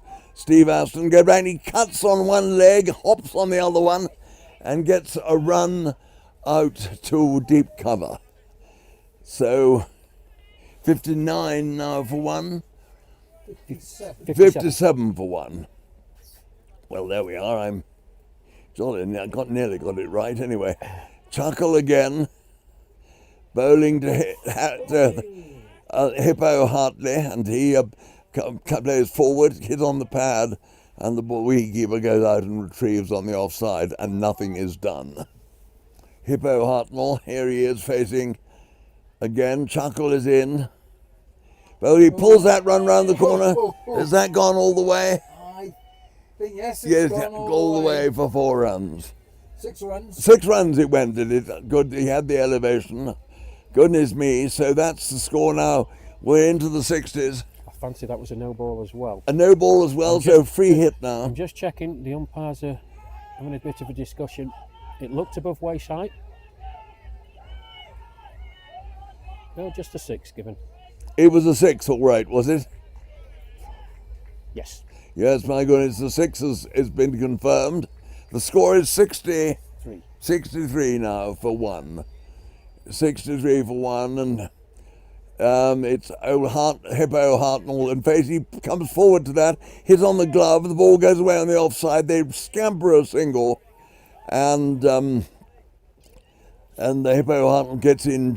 He gets in quite easily. In fact, the throw was a wide one at the far end, so there was no alarms really. 64 for 1 wicket. Aston in strike, it's short, he tries to put it round the corner, goes through to the keeper, who doesn't take it cleanly, drops it, but stops it, so there's no run. And Chuckle it is again in his cricket sweater.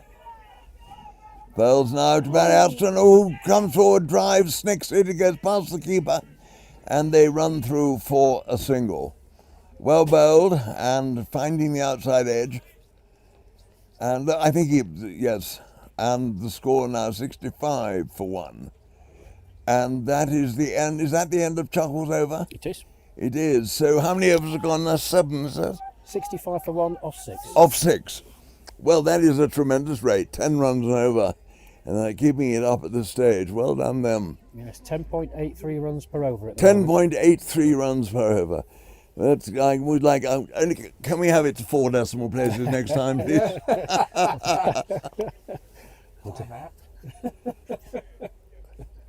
Oh my goodness! And Hippo Hartnell. It is Hartnell, isn't it? Steve Aston's facing its Hartridge. Hartridge, that's right. Sorry, I'm getting it wrong. Steve Aston facing, pulls that one round the corner, and has that gone all the way? No, fielded. Just the single. Fielded behind.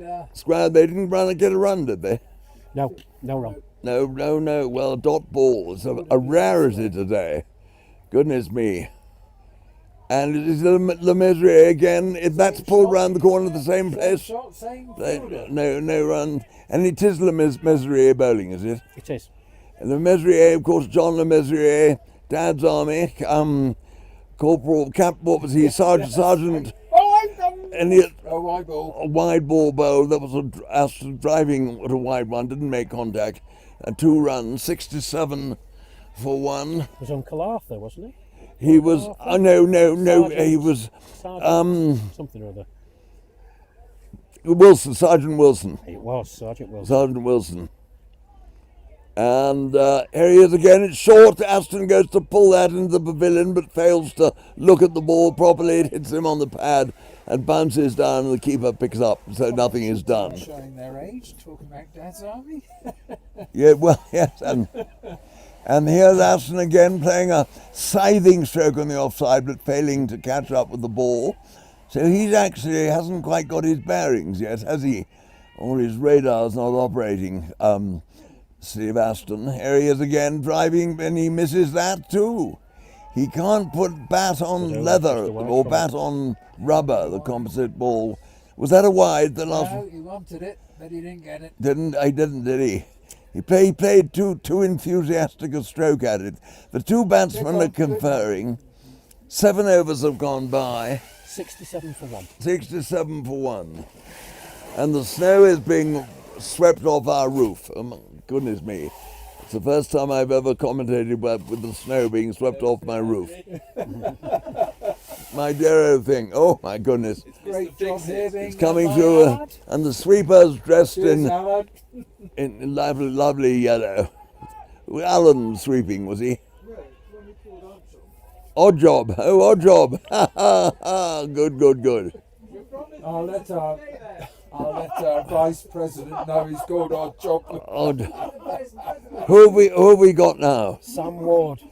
Bowling? Sam Ward. Sam Ward is bowling. And the boundary lines being and he's bowling to Hartridge, to Hippo Hartridge. As Sam Ward is in, bowls his first ball. And the old Hippo waits for it, tries to pull around the corner, doesn't catch up with it. A wide is signalled. So, 67 now, do you think? 69, I think. 69. It was 69 for 1. So runs coming at a fearsome pace.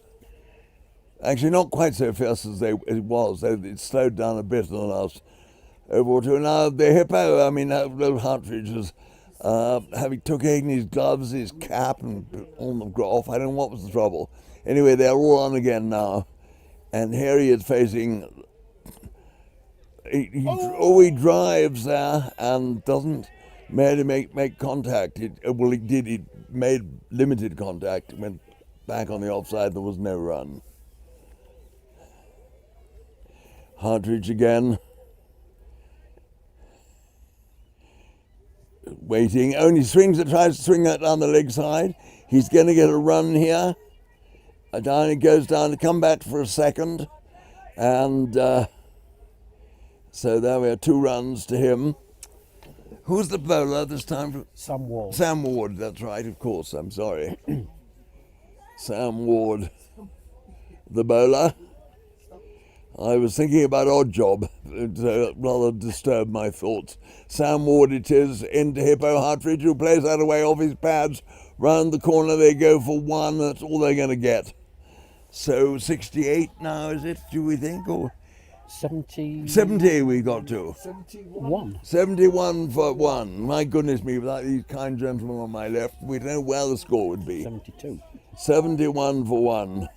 Aston's forward driving this one away on the leg side, and he set off for a single, but Hartridge was not willing to send him back, and the ball went straight to the fielder at square leg.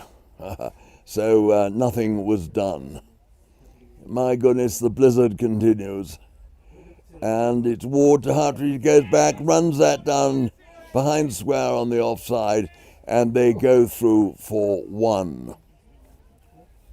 And 72 for one. And now the two batsmen confer. Is that the end of the 8th over? It is. Just a correction to the score, Henry. One more's been added. It's 73 for one after 8. 73 for one after 8. My goodness. Well, that's all right. I mean, we weren't very adrift. Did I say 72? The scoreboard is trying to catch up in the conditions. Oh, the scoreboard's giving us a problem. Yes. Oh my, we'll take it off, shall we? We'll send odd job to deal with it. I know, I'm all for the Vice President being called odd job. Roll up his sleeves and get on with it. Dear, we got someone out there who looks as though he's prospecting for gold on the pitch. What do you think is happening? He's making little markers for the umpires and batsmen, I think. On the he got crease line. I thought he was. It was like a sort of what are those things? Metal detectors, wasn't it? Rather. That's right. Yeah, and I'm. Come on, Chris. Oh dear. Oh, the other one. Let's get on with it. And he's gone buzzing off. Is that odd job or not? No, it's like Ghostbusters to me. He's doing it the other end as well. Change of bowler at this end, Henry. It's going to be Callum Widows. Callum Widows. Callum Widows. Callum Widows. Willows or Widows? Widows. Widows. Oh dear, Callum Widows. Callum Widows is going to be bowling from the blizzard end, the commentary point end, and he's going to be bowling to Stuart Aston. Is that right? Yes, it is. Was it Barry Aston? Steve Aston. Oh, there you are, you see. Have three goes at it, and I get there in the end. Try again, they say, don't they? And Steve Aston it is, facing up. He took him very neat now. He's no weight on him at all. Obviously not a great trencher man. And he tried to drive that, hit on the pad. There was no footwork. He just played it from the crease. And the ball went out in the offside. The keeper pursued it, and there was no run. And it is Callum Widows who's bowling. Callum Widows, there's plenty of him. He could be three Widows in one, couldn't he? He turns now. Here he is, again bowling. And that's short, it pulled away by Aston. And has that gone all the way? No, just a single. Finding the fielder at deep mid-wicket. And another single to the score. And Hippo Hartridge in strike. And he plays that away on the leg side, just going to be one run in that one. He jog trots down to the other end. He's rather like a mobile heavy roller, Hippo Hartridge. Every time he goes down the wicket, he gives the ice a little bit of a nudge, and that's tucked away by Aston on the leg side again for another single, an over of singles this. And the Flamingos won't be unhappy with that because we've had too many 4s and 6s for their liking. And this time, oh my goodness me, Hartridge goes back, tries to make room to force that through the offside, doesn't make contact, keeper doesn't take it, and all is well. I thought for a moment it had bowled him off stump, but it hadn't. It's quite close to off stump. And Callum Widows bowls again, Hartridge pulls it away. It's coming out now. Brilliantly fielded, a dive on the boundary. I say that was brilliant stuff. And they've got just a single. And it's is that the end of the over?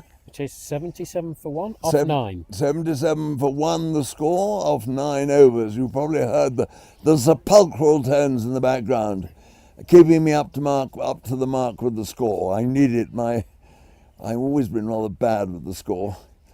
You get overexcited and you're 6, and then suddenly finding you have to add a 6 and a 7 together, and you all get to confusion. I was never very good at mathematics when I was at school, I'm afraid. The current run rate, Henry, 8.56, so it has And dropped. 8.56, and you said you were going to give it me to 4 decimal places next time. I did. 0-0. Yes. Oh, my goodness me. Sam Ward continuing. Now, it's Sam Ward bowling, and old Harter's tries to slog it away to mid-wicket, and mid-wicket fields with his feet. He passes it sideways to one of his colleagues, and nothing is done. And Hippo Hartnell, there he is over his bat like a toothpick in his hands, and but only he swings that away. That's hit that mighty hard. That's gone all the way. It must have done. Yep. Is that gone for 4 or 6? It's gone for 6. It's gone for 6. My goodness me! He got the Hartnell beef into it. So the Hippo Hartnell is he? I get him wrong. Hartridge. I keep on getting it wrong. Hippo Hartridge. He's beefy. That's 6. How many has he got now? 34 off 25. 34 off 25. Well done him. And here he is again. Ward bowls it short. He goes. Got it caught. Oh, and that's scored. He's caught in the covers. He hammered that into the covers. Didn't get on top of it. Was reaching for it, and it was caught. It was a pretty sharp chance that. Well caught, and that has got Hartridge out, which is a wicket that the Flamingos badly needed. But what a great knock it was, though, for Hippo Hartridge. A tremendous knock. He's running back to the pavilion. And give him a big round of applause, all you chaps over there. It was a fine knock. It really was. And that's now 83 for 2. 83 for 2. 83 for 2. And we're in the 9th. We are in the 9th. We're in the 10th over, Henry. 10th over. My goodness me.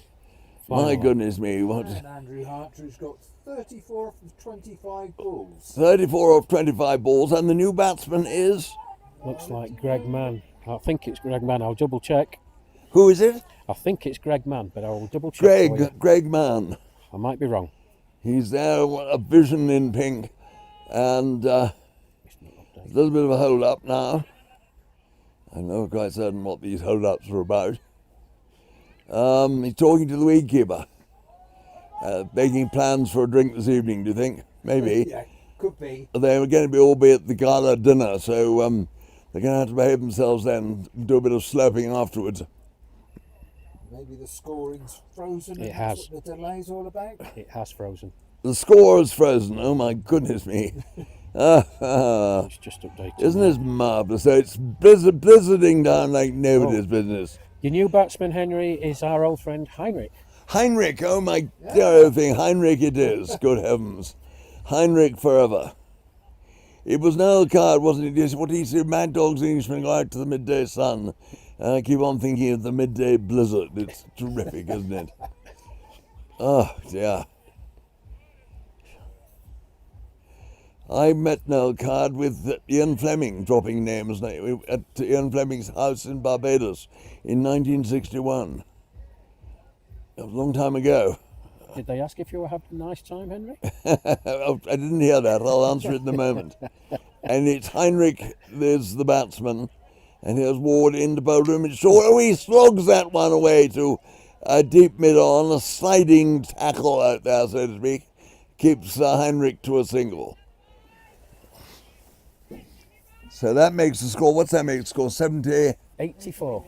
80? 84. 84 for 2.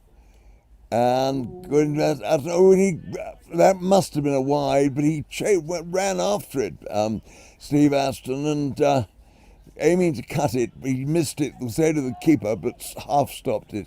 And in the end, they didn't get a run. Little burst of excitement. Aston again facing Ward. Oh, he drives, misses, and appeal for stumping. Is he out? No. Not out. I say, the wicketkeeper was fairly certain he'd got him too. He knocked the whole spoiling shooting match over, didn't he? All the stumps and everything else went flying down the pitch. But he didn't seem to me to move his back foot, the batsman. And so maybe wishful thinking by the wicketkeeper. Anyway, 84 still for 2. No, 86. 86 for 2 now. Turnovers? Was that a wide then? Yes. It was a wide. I'm sorry, I hadn't caught up with that. Oh, goodness. And and there's old Barry Aston rehearsing. He's played an awful lot of air shots today, Steve Aston, hasn't he? He has. He keeps on throwing his bat and not making any sort of contact. Oh dear. Now it's going to be Chile Widows, isn't it? Again, a shortly pull, a massive pull by Heinrich. He doesn't catch up with it. The keeper takes it. Was that wided? No. It wasn't. Oh, and the snow's going down thicker and faster and whiter.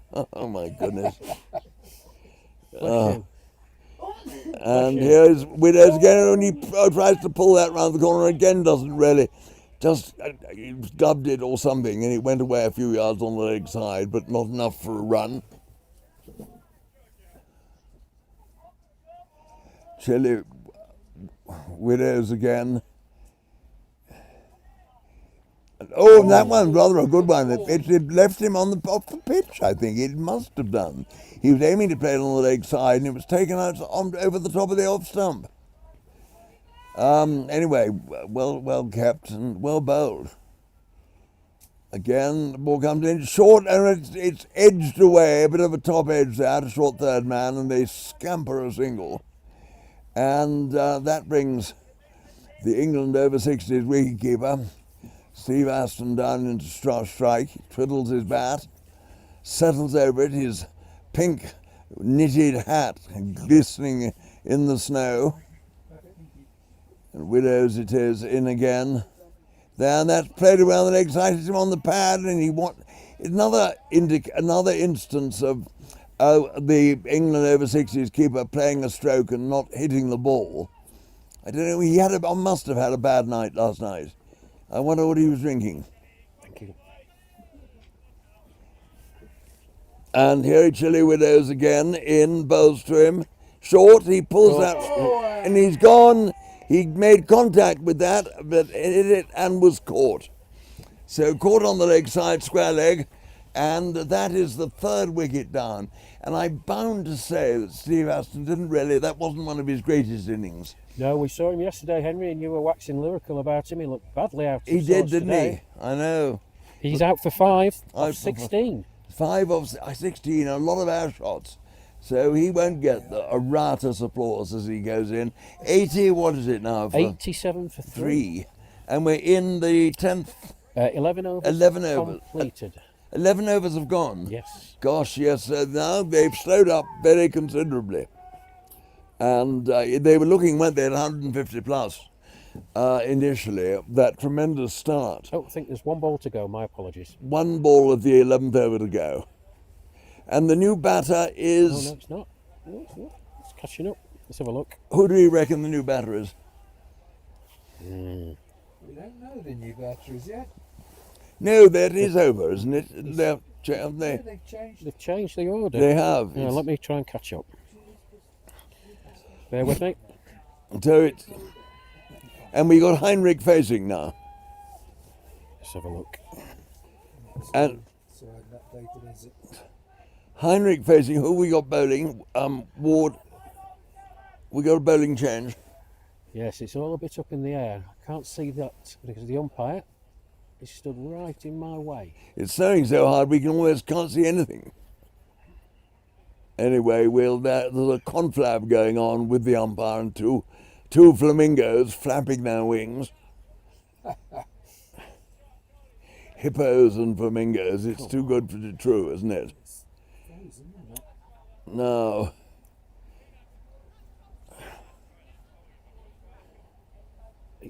No, still nothing.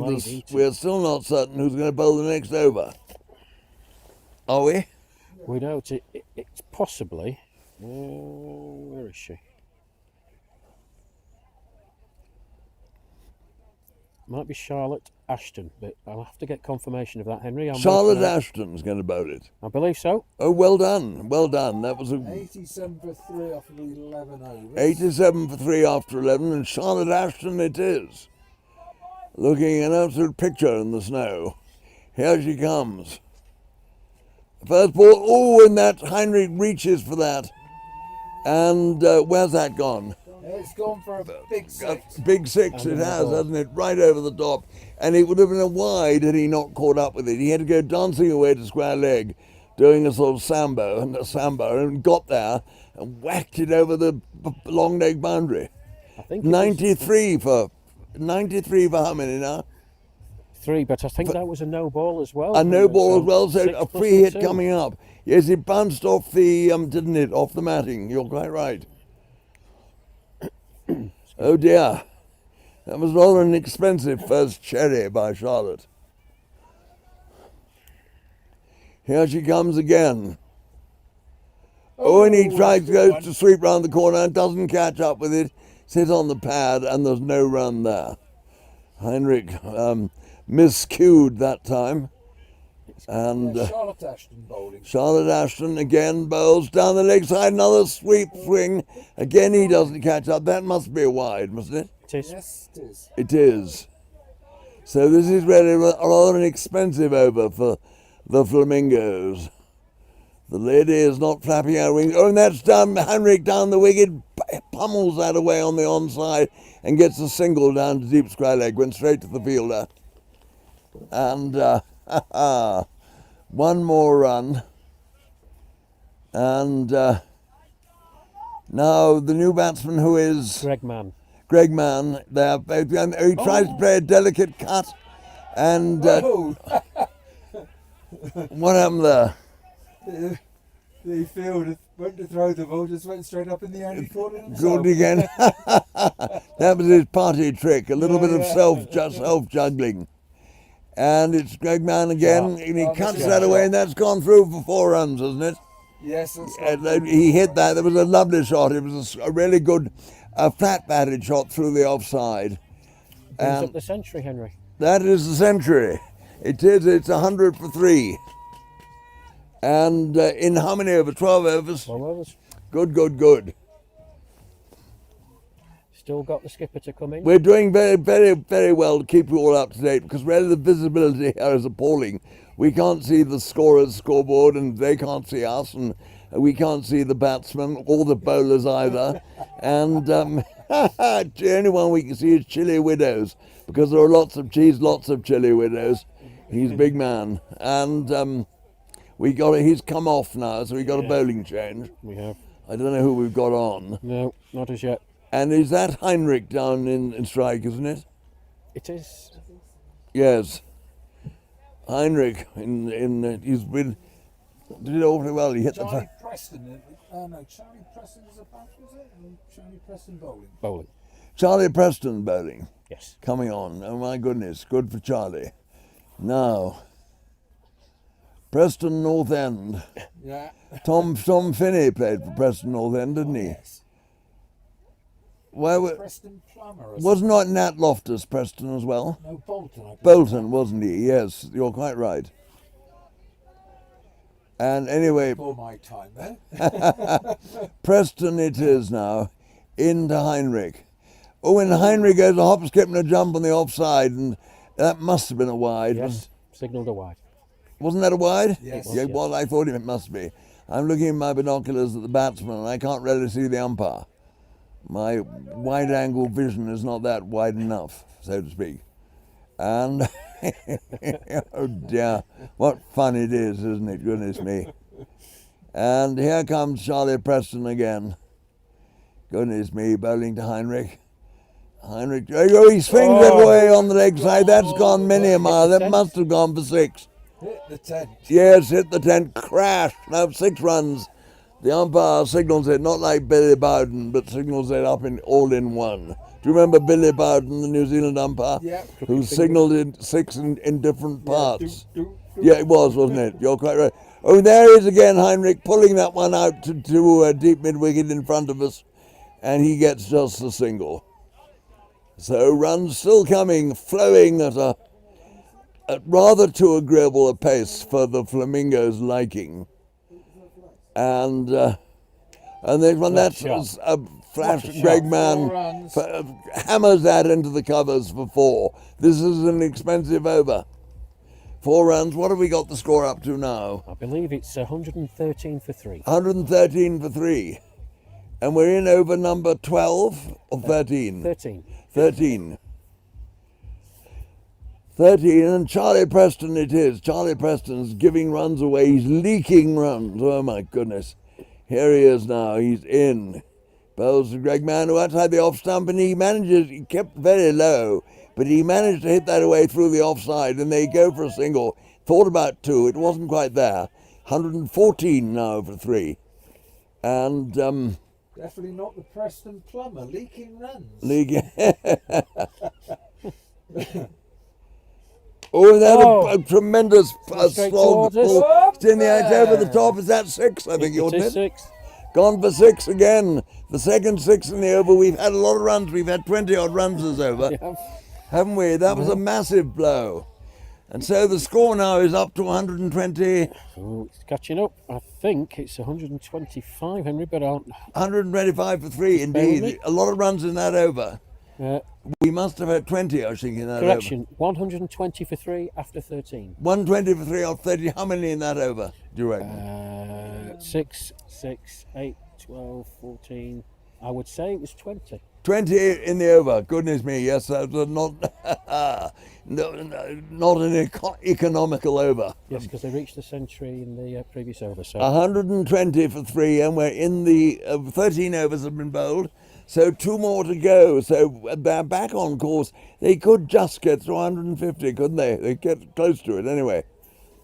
And now it looks like Greg Mann strike. Would you agree with me there? Yes, indeed. Lovely. And not Hippo, who is Heinrich at the other end. Yes. And Greg Mann now facing. And he drives, misses, and Wicket doesn't take it, so nothing is done. And the bowler is... Sam Ward. Sam Ward again. Here he is, big man. He's waiting for the ball. It comes to him. He picks it up. It looks like a peanut in his massive hands. He's in again now. Oh no, with drives and it misses. Wicket only half stops it. They think of a bye. It's not there. And Ward it is again, who's going to bowl once again to Greg Mann. Greg Mann comes forward, swings it around the leg side. It's going to be caught, I think. Yes, he's caught there at on the leg side with square leg really. He was aiming to heave it away. So another wicket has gone down. That's 120 for 4. And Greg Mann got to 9 off 6. 9 off 6. So he did well. He contributed in that big over of 20 runs that came the previous over. And your favourite from yesterday, Henry, the Estonian skipper. The Estonian skipper. What's Stuart Hook. Hookers, my dear old Hookers, of course. Hookers was marvellous, wasn't he? Oh, my goodness. What's he called? Steve Hook. Yeah. Steve Hook. Stuart Hook. Stuart Hook, he's taking guard now. Goodness me, make sure he gets it right. He's scratching his mark on the mat. I think that's rather a wasted exercise, isn't it? But still, there he is. He's shaping up, and we got Ward in to bowl for him. Warders to Hookers. He comes in, he gets a full toss, and he turns it round the corner, and they run 4. He's got 4 runs. My goodness me, placed it into the gap, and the ball does go quite quickly over the snow, doesn't it? I mean, it skids along. Well done, Hookers. That was terrific stuff. He played a terrific hook first ball yesterday, didn't he? Went for 6. Do you remember? Yes, indeed. It was right exciting, it was. He's living up to his name. And here he is again. Short, and in the end, I don't think he played a stroke at it, actually. It sort of popped up and looked at him and said, "How are you?" the ball as it went past. And the keeper took it and said, "I'm very well." And here is Hookers again. He sweeps that round the corner, catches up with it, goes scampering down for 1. They come back for 2, and that's all they're going to get. And the ball comes in now to the keeper on the boundary. Doesn't the keeper has nothing to do with it? Lets it go through to the other end, and so That's the end of the over. end of the 14th over, and the score is 126. 126 for 4. Well, it's a very workable score, that, isn't it? It wins more matches than it loses, I would think, wouldn't you? Oh yes, I'd agree. Yes. Yep. They're a good bowling unit, the Hippos. They are. They don't whip a lot of wides, do they? That's right. And what fun we've had. We really have. I haven't enjoyed 4 days cricket but like this for years. I've had such fun in the last 4 days, and what a joy it's been to be asked here to come to St. Moritz and do this. I can't tell everyone how much I've enjoyed it, and I hope you've had a bit of a chuckle listening to it at home. It's great fun, isn't it? It's Well, good. we've had a chuckle in the commentary box at least. We have, and yeah, and we got a chuckle out there who's been bowling too. I don't know if he's what sort of a chuckle. You know, Heinrich, I think it is facing, isn't it? He's been out of it for a bit. The last over, he pulls that massively. 6 of the best. Has that gone all the way? Yes, 6 of the best. 6 of the best. There was a spoil. I say I've been given a cup of coffee. My dad lives there. It's wonderful. My dear old thing, a guardian angel called Leslie has given me a hot cup of coffee. Oh, and look, I can see a mountain in the distance. How extraordinary. The snow is clearing. Wasn't that Heinrich who hit that? It was. He's 28 off 12. 28 off 12 of 12. He's done awfully well, Heinrich. He's a very modest man. He swats that hard back. Great field. It was brilliant fielding that. He really hit that like a kicking horse. And anyway, the marvellous coffee. Leslie's looking as though she wants something else to do. Odd job will do the next thing. And there's another one he didn't get. He swung at it and missed, taken by the keeper. And Heinrich looking like a coiled spring. Goodness me. And here is I can't remember who the bowler is. He bows again. This time he swings that hit on the pad. Reese Le Mesurier. Le Mesurier, of course. Le Mesurier. Dad's army time, isn't it? Corporal Sergeant Wilson. And he's in again. Bowls. Oh, he swings, misses. Oh, my goodness. Le Mesurier had the measure of him then. My goodness me. That's terrific stuff. And old Heinrich really making nothing of it at the moment. Oh, here he is again. Wham! He doesn't make contact. The keeper takes it. And is that the end of it all? Yep, it is. It's the end of the 20th over. And the final score is 132 for 4. 132 for 4. 32, my prep school number. I was number 32. Always remember that. Well, now, give Heinrich a big round of applause as he goes off. He made a proper Horlicks the last over, having hit the first ball for 6. Heinrich the Horlicks maker. He did awfully well. There we are. Goodness me. You went to prep school, did you? I did go to prep. You think I didn't go to any school at all, didn't you? I went to an approved school. Did you? Did they approve of it? Yes. Well, then, my dear old thing. They didn't allow me. I failed my entrance exam to the approved school. Well, I guess at this moment we will take a short break. Short break? Do you think that's a good idea? Yeah. But are they all? We're going to be talking of approved schools in a short break. Photographs are going on the middle. I hope you've all been enjoying it. The blizzard's in full form at the moment. It really is great stuff, and we'll see you in a few minutes when the Flamingos start the chase, aiming at 133. Have a good one. Have to see you very soon. Bye.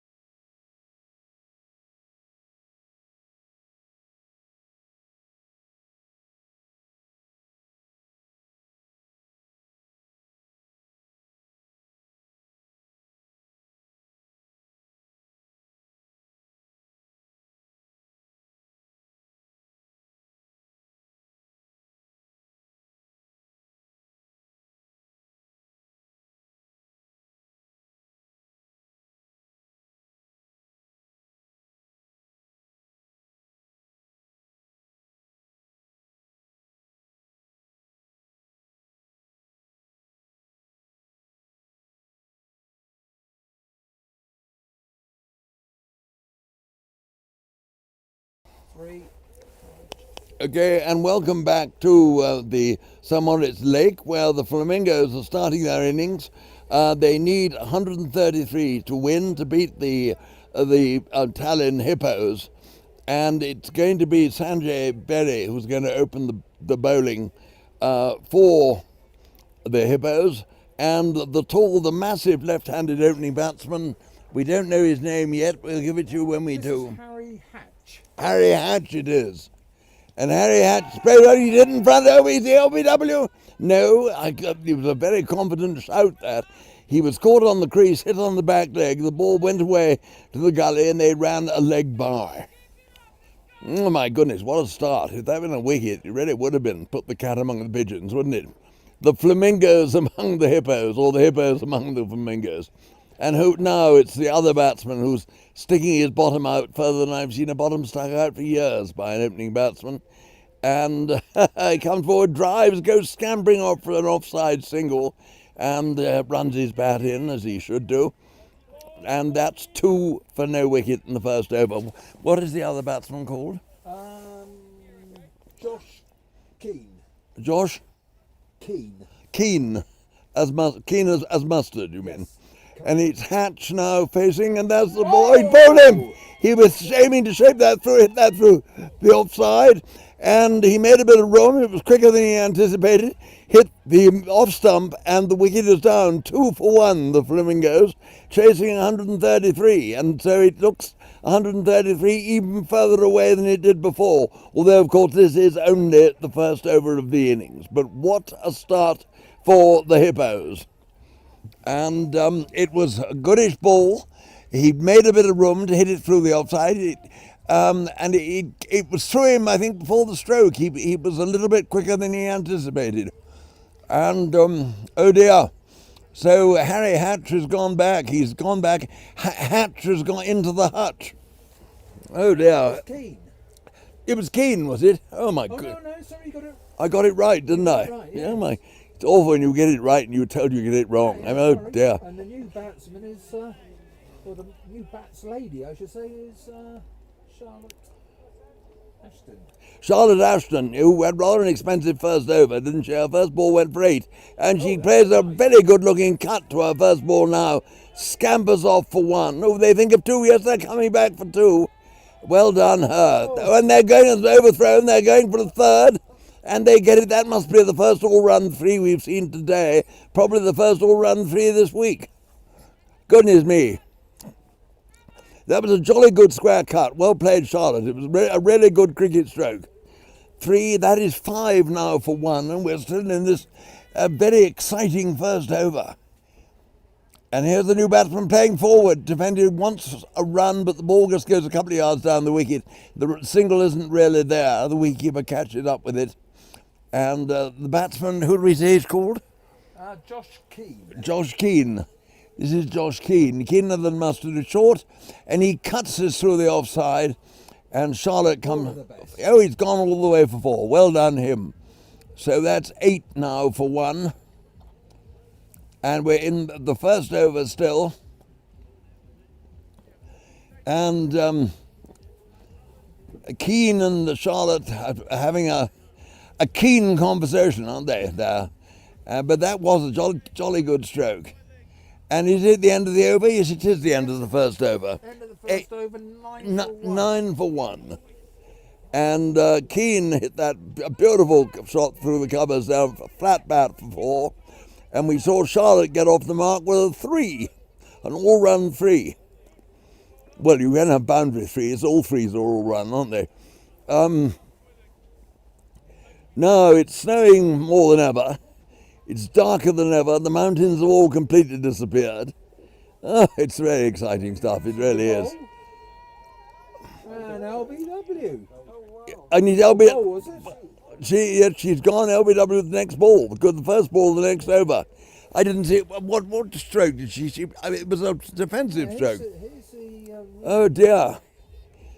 So the 8 for 2. Oh yes, she tried to swing it away. Yes, trying to swing it away to leg. Oh dear, and she got that one wrong. She was plumb in front.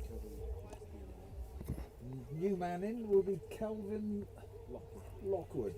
Kelvin Lockwood. The skipper. The skipper, if ever we need a skipper's innings, it's now, isn't it? Yep. He's got as keen as mustard down the other end. Lockwood now takes guard, and the bowler is Dave Robson. Yes, he bowls down the leg side, he pulls it round the corner, Lockwood, and they go for one, and that's all they're going to get. You sure? 9 now for 2. This is not a good start for the Flamingos. It's very far from it. It's a lousy start. And it's Keane now who's in strike. And it's short, and he swats that away in a tennis stroke. And he gets a run on the offside. He was aiming at deep backward square leg and gets a run to backward point. There we are. It's a chapter of accidents. 9, is it? No, what is it now? It should be 11, I believe. 11 for 2, and down the leg side. Yes. Tries to turn it round the corner, misses. A wide given, so 13 for 2. 13 for 2. Goodness me. Oh, in the air, it hit high in the air over the fielder at mid-wicket. And it's going away towards the boundaries. Again, no, he picks it up. The slow stops it. And they've run a couple of runs. So that is 2 runs to... is that Keane? No, it's not. It's Lockwood, isn't it? That's right. Lockwood, the captain. A bit of bottom hand there. He had a bit of heave-ho, wasn't it? And that's caught. That's caught out in the deep mid-wicket. Deep mid-wicket, he's gone. Yes, he has. He swatted it away, caught there at deep mid-wicket. So that's the 3rd wicket that's fallen. The Flamingos are now in complete disarray. They really are. Oh dear, 3 wickets are down. 13 runs on the score. 14. 14 runs on the score. I mustn't do them down. 14 for 3. And we're only in the second over. Second over. Yeah. Ridiculous, isn't it? Oh dear. And the new batsman, he's hardly had time to get his pads on. Oh, do we know who the new batsman is? I don't at the moment, Henry. I'll find out for you. Sam Ward, I believe. Sam Ward. Oh, the big man. Yes, here he is coming. But in point of fact, that wicket fell to the last ball of the over. So it's Keane down the other end. Keen as mustard. There he is. He sticks his bottom out. He's like a bee at the crease. And he comes forward. Oh, he's beaten outside the off stump. The ball got up more than he anticipated. He'd hit the keeper. He didn't stop it. The bowler now is Robson. Sanjay Berry from this Sanjay Berry from this end. Sorry, so it is. Robson got 2 wickets in that over. Sanjay Berry bowls again. Keane hammers it into the covers with a flat bat. Scurries off for a single. Then realises it's not there. Puts on the brakes. And goes back. 14 for 3. Oh dear, Flamingos. It's they're coming second rather catastrophically at the moment. Keane it is. This very crouched stance of his. And Sanjay Berry is in. He tried to turn it to legs, hit on the pad. And there's no run there.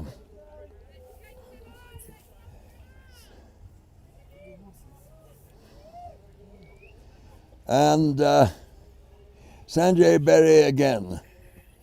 And the Hippo's really looking in prime form. He bowls down the leg side. Is that a wide? That's signalled a wide. He signalled a wide. 16 then for 3.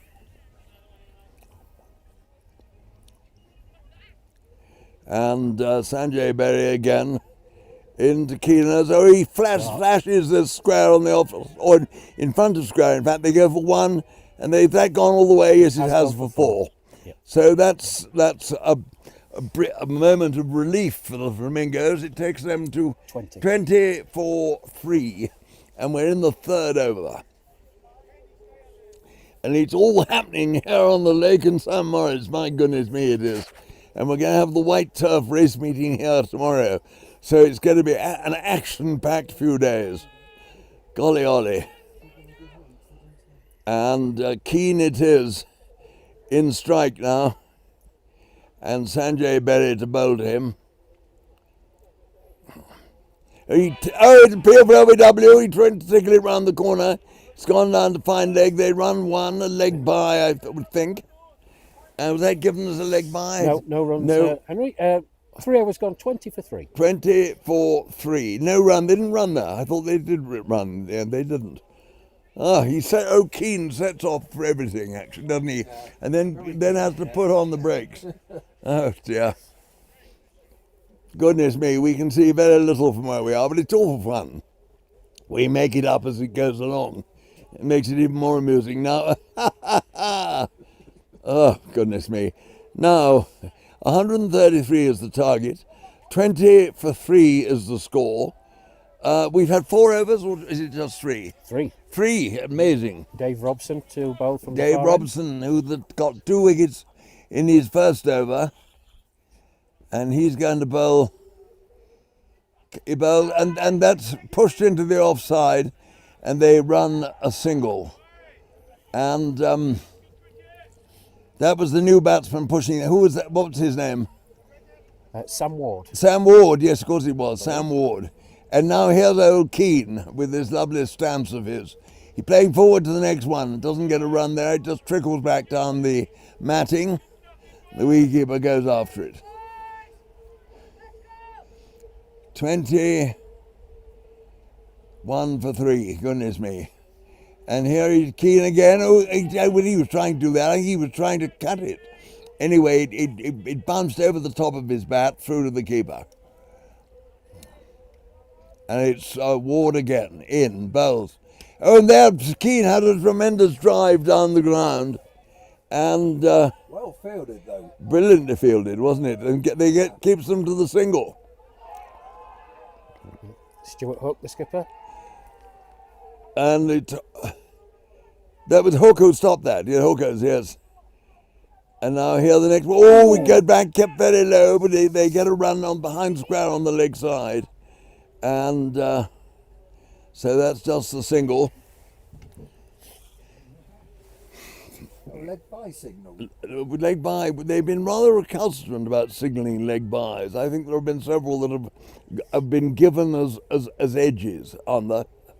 Haven't you felt that a bit? Yes. Yeah. And there's another run at the offside, next stroke, one more to the total. Still in the 20s we are. We're in the 4th over now. And is that the end of the 4th over? It is, isn't it? 24 for 3. 24 for 3. Now, 24 for 3, and it's all happening. We've got Keane out there. How many has Keane got? Well, on the scorecard, Henry, they've got Keane as a man out, but I don't think that's right. No, I don't either. That's definitely Sam Ward batting at this end. That's definitely Josh Keane.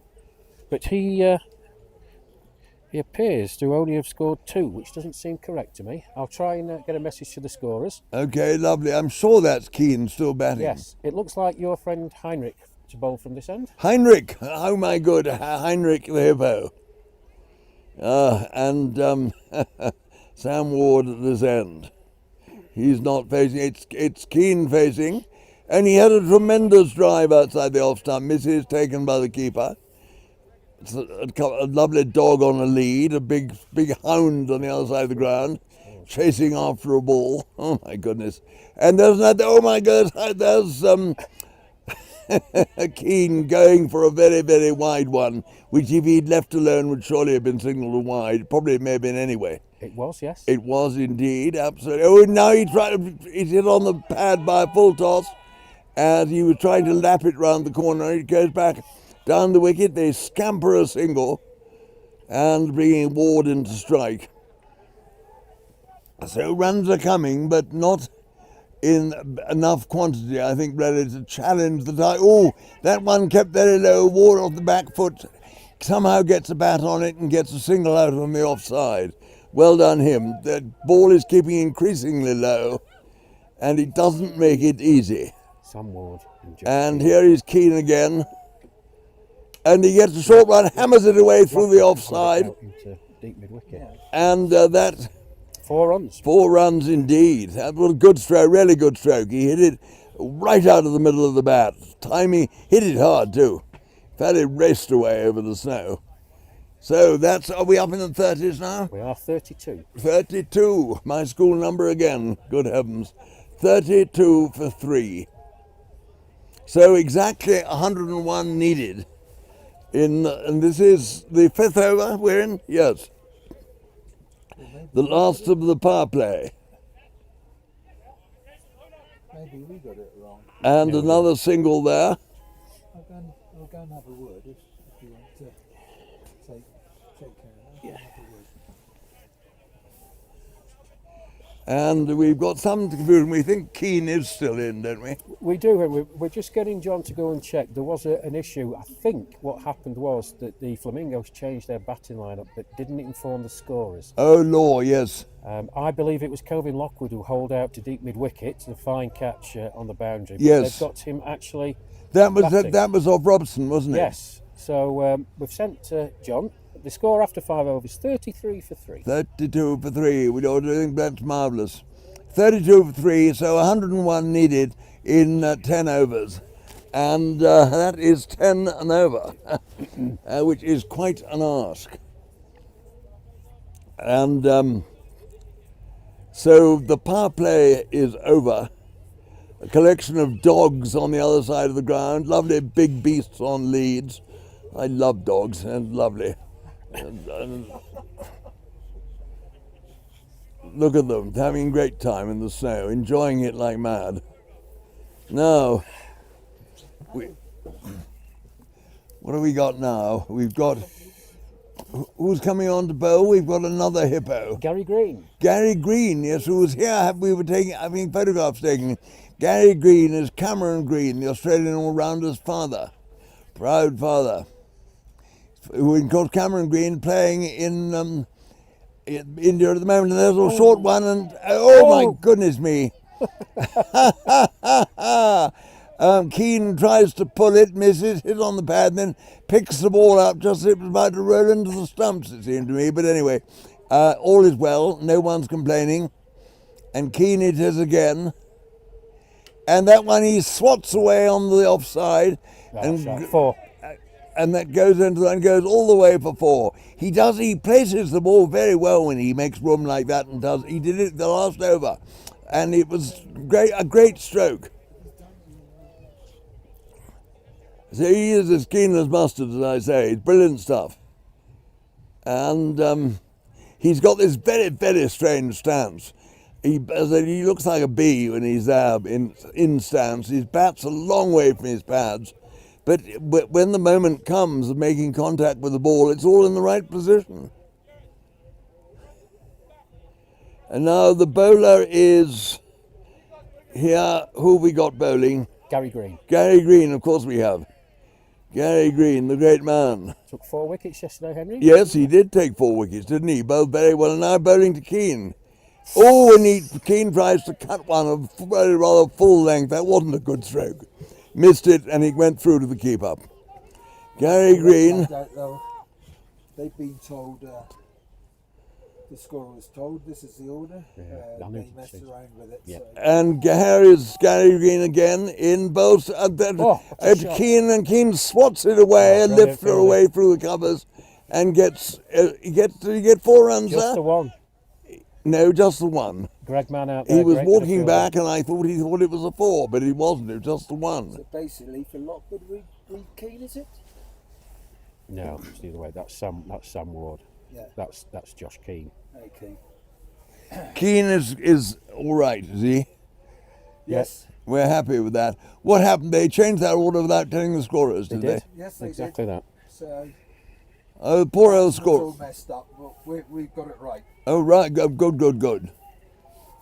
If they changed that order without telling the scorers, it should cost them 10 runs. They should, exactly. It's not fair. And bowls now, and that's Ward plays that away behind square on the offside. They run a single. It's always rather difficult when you're batting at this stage of a match and your wickets have gone down. You've got quite a long way behind the clock, but you've just got to keep going and hope that you can suddenly get an over when you get a couple of overs of 15 runs each. And when you've got a low-scoring match, which it is, you're back in business, and they've got to be patient. It's Keane again. Gary Green bowls for him. He edges that down towards short third man. They go for one, and that's all they're going to get. And it's Ward back now in strike. Is that, yes? No, it's the end of the over. Is that that's the 6? 6 overs gone. Yep. 40 for 3. 40 for 2, for 3. For 3. Absolutely. And we being fed with flapjacks here in the commentary box. My gosh, they're good. They really are. But the trouble is, it's very difficult to commentate with your mouth full of a flapjack. That's the only problem. So you have to eat sparingly. And it's nibble time.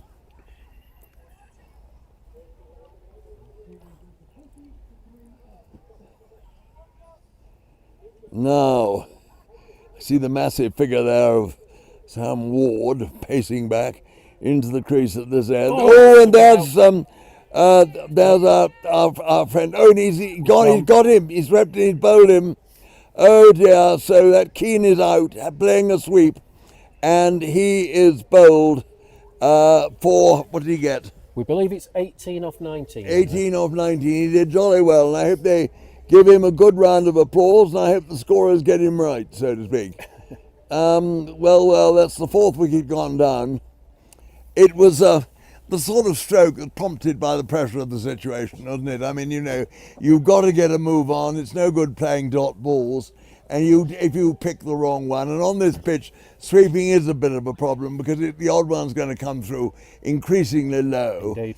And anyway, that one didn't hit him on the pad. He wasn't LB, he was bowled. Castled.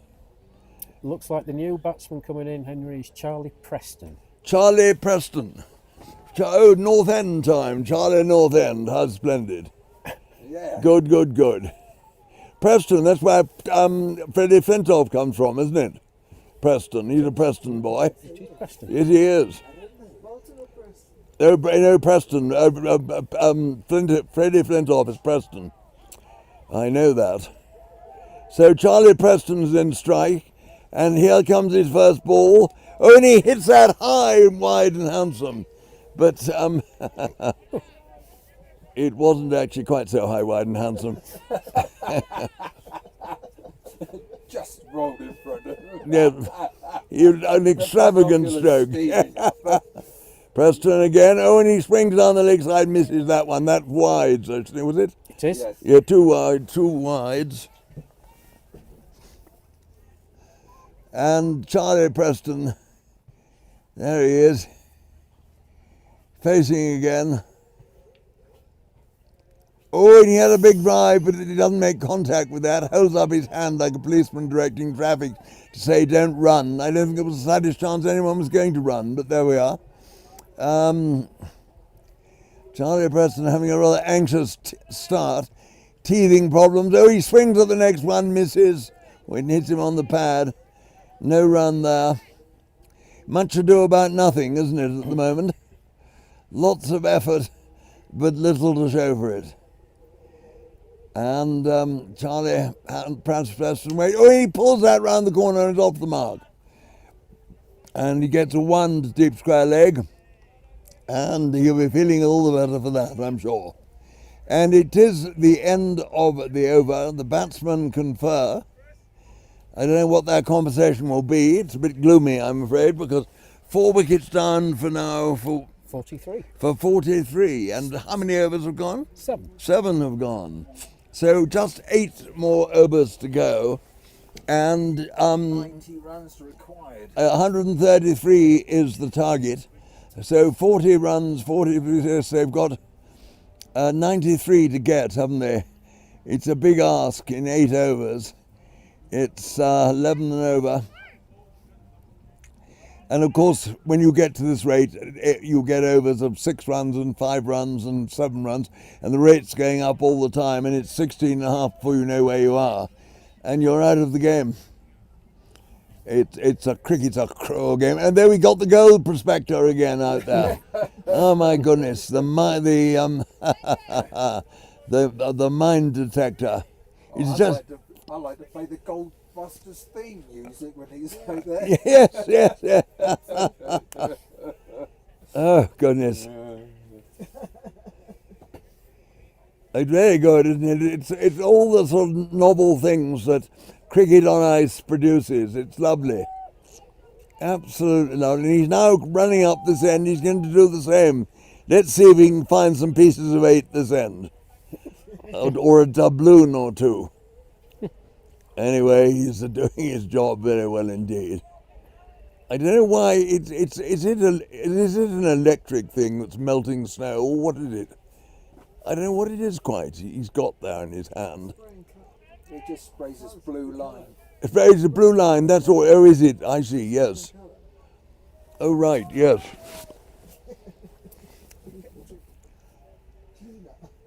Well, yes, a back. I couldn't think what he was. Come on, Chris, off you go. Let's get on with it. Who have we got out there? It's not Odd Job, is it? No, he's got a big thing on his back with all the blue paint in it. It's the Samarits skipper, Chris Lodge. If you want your kitchen repainted, he's the man to do it. He's running off now. Oh my goodness. Oh, the batsman's going to be out shortly. He's just changed bats. No, who have we got? We've got in strike. Who's in strike? So Charlie Preston at this end. Charlie Preston. Sam Ward, I believe, at the other end. And Sam Ward at the other end. And Gary Green to continue. And Gary Green, my goodness me, a cast of thousands. And Gary Green's in. Charlie Preston swings, misses, but gets a run. Well, that should have been wides, I think, down the leg side. I don't know if it was. There's nothing signalled by the umpire. No signal, so just one run down the leg side. It was given as a hit, I think.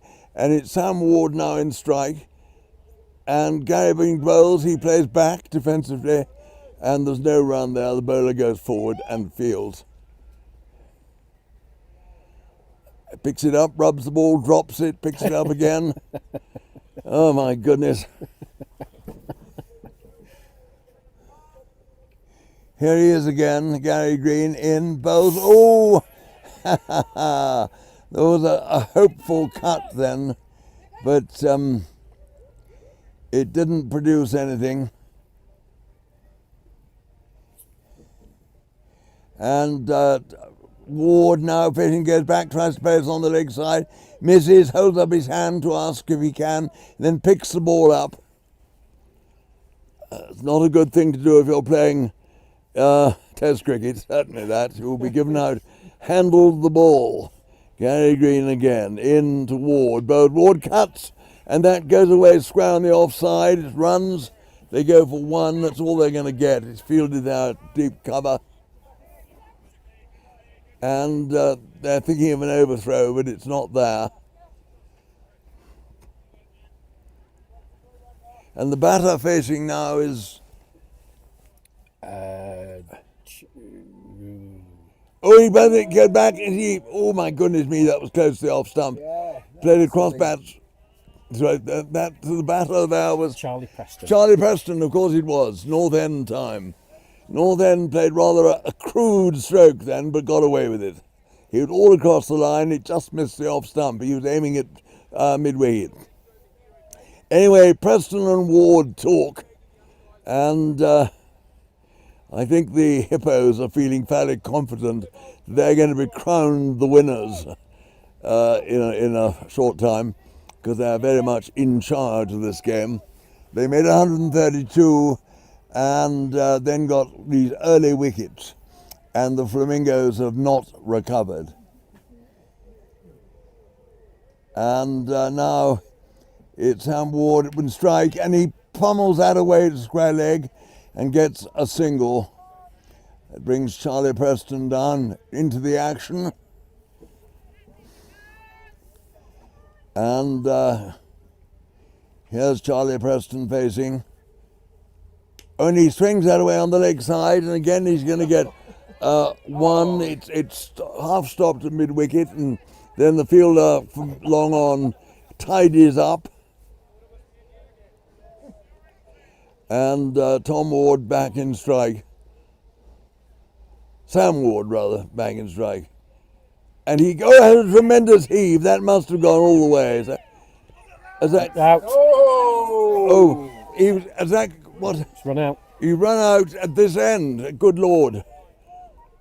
That was the most extraordinary.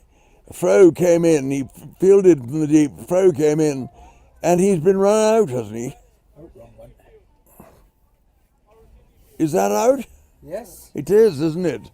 Well, interestingly, it was given out by the umpire, Mel Mahmood, at this end. The batsman was in disbelief. There's been a short conversation with Stuart Hook, the skipper for Tallinn, and I think he's decided, in the spirit of things, to rescind that and let the batsman stay in. Well, there we are. Cricket on ice for you. And there's Charlie Preston having a big heave-ho and gets a run to deep mid-wicket. Good for him.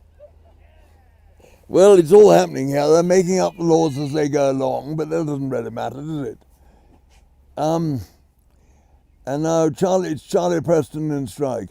Oh, and he got that high in the air. He pulls it away to leg. Is that going to be caught? It's dropped. He dropped it. Oh dear, this chap. It just went a few yards on the leg side. Square leg came racing in and tried to catch it as he fell, but didn't hang on. Oh dear, chapter of accidents. And now Charlie Preston again, facing, and he pummels this away towards mid-wicket, and they run a single as the fielder comes in to collect it. There's going to be a delay in the scoreboard update because the scorers actually put that as out, so it has to reset. I believe it's 50 for 5, or 50 for 4, Henry, but 50 for 4. I can't confirm that. I will do my best. And how many overs now have we gone? 8 or 9? Is it? 9, I believe. 9. Yes. Good. Yes, it's all. Well, it's all over, really, isn't it? I mean, they aren't going to get any near this, I'm afraid. 48 for 4 off us. Gone back to 48 for 4. 48 for 4. The scoreboard's it's catching up. It's 49 for 4. Yeah, they're redoing it. Yeah, resetting it. There we go. 51 for 4, Henry. 51 for 4. After 9 overs. The scorers are doing magical stuff. Recalibrating the score. 51 for 4 after 9 overs. So 6 overs to go. 133 is the target. And it's a long way away. Rather like the mountains here in St. Moritz, covered by the cloud. They're a long, long way away. And, but still, Sam Ward, isn't it? And Preston North End are batting. Charlie Preston hammers this into the covers. And they run a single. Sam Ward looked as though he was going to come back for 2, but he didn't think it was a very wise thing to do in the end. So 52 now for 4. Yes. And we've got Sam Preston. No, we haven't. We got we got Sam Ward. Oh, and he comes forward. It's hit on the pad. The ball bounces away to slim it off. They go for one. Yes. Oh, that was an ambitious call for a second run. Yeah, it was ridiculous. He started back Sam Ward for the second run, but the Preston North End was nowhere to be seen, and so just one run came, and it's Charlie Preston now in strike.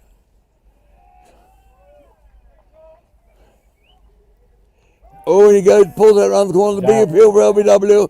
Is that gone? Is he out? Yes. Yes, he's gone. LBW. It looked. It was just if it was in line, it had to be out. It hit him on the knee rail. It was no question of the height being a problem. So that is the 5th wicket down. 53 on the board. 53 on the board, and that is Charlie Preston, who is out. He produced a great bit of entertainment. We got over Preston North End. And now the new batsman. Tina Steen Eriksson. Who? Tina Steen Eriksson. Kinsteen Eriksson. Yes. What should we call him? Eriksson. That's easier, isn't TSE. it? Eriksson it is. He's got it's a lady. It's a she. It is a girl, and she's got rather exciting red sort of headband on. And Ericsson, she's taking guard in the time-honoured way. And she's got a very nice natty pair of white batting gloves on, looks round the field. Is this Gary Green still? It is. Yes. Gary Green coming into Boulder. He's on his way, bowled it short, she tries to turn it around the corner and they get a single.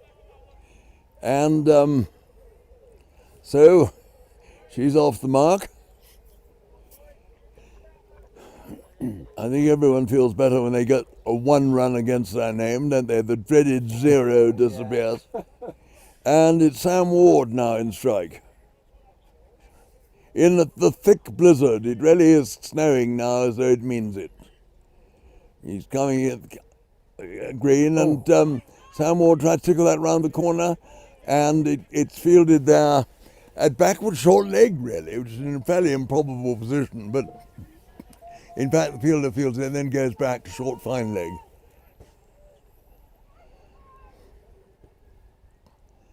Sam Ward facing.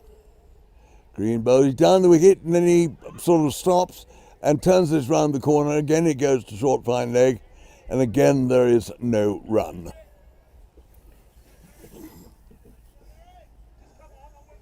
$54 for 5. 54 for 5 off 10. So it is what you might call the writing is writ large, I'm afraid. Sam Ward and Ericsson talk, they confer, but I think there is little they're going to be able to do about it. And as I say, it's bleaker and bleaker. It's snowing very, very hard. And it really is, it's an extraordinary cricketing situation. What fun it is to be here. And I hope you're enjoying listening to it at home, because I hope we can communicate some of the madness, some of the joy, some of the extraordinary happenings here in St. Moritz on this frozen lake. Ericsson is now batting and goes to make a bit of room, tries to play that away on the offside, misses. And it's taken by the keeper standing close to the stumps. And Ericsson takes guard, shapes up again to face the next ball and get back, and exactly the same thing happens. A little bit wider, she played a sort of flat bat stroke for the offside, missed. Again it was taken by the keeper. And now she's in position. Oh, now she gets a short one, tries to pull it round the corner, plays the stroke much too soon. The ball took a long time to get through to her, hit her somewhere on the clothing and dropped down in front of her, and nothing done again. And here she is again, she hits that into the offside, starts off for a single, realises the fielder is there, and then goes back into her ground. So again, much ado about nothing. And we've had 4 dot balls, I think, this over so far. And it's Ericsson bat aloft, and she tries to play another scything stroke on the offside. Again she misses, oh dear. Hitting thin air. It's quite thin at 5,000 feet, isn't it? Thinner than at sea. Oh, now she gets one, and she hits it in the air. What a good catch. And she's caught at square leg. And square leg dives forward, loses his footing, but takes the catch. And Ericsson is out. She had 5 goes at the ball, missed each one, then she got it, hit it in the middle of the bat and was caught. Yes. Oh, it's a cruel game, isn't it? Sod's law strikes, dear oh dear. So the score now is 50-something for 6. 54 for 6. 54 for 6 on this 11th over.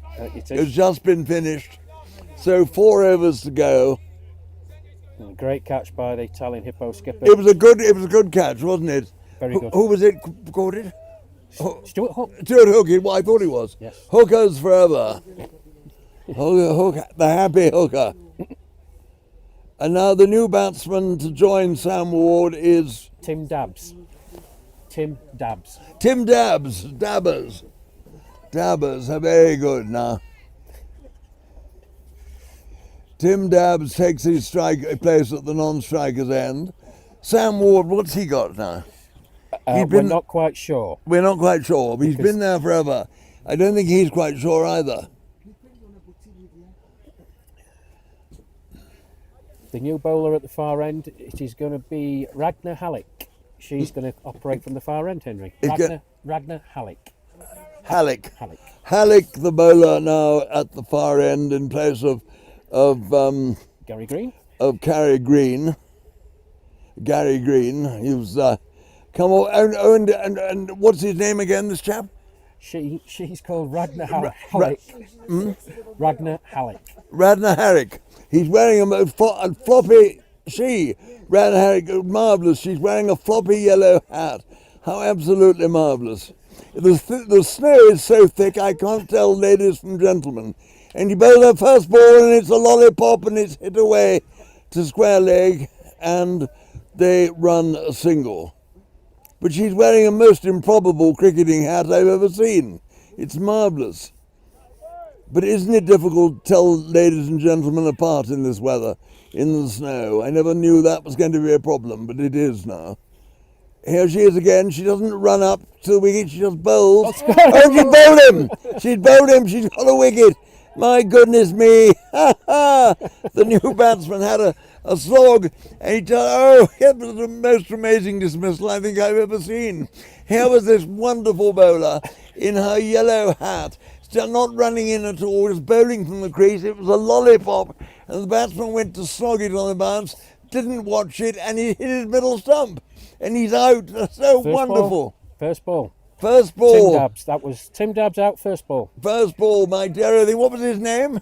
Tim Dabbs. Tim Dabbs. Yeah. He didn't get a dab on it, poor old thing. No, my dear goodness me.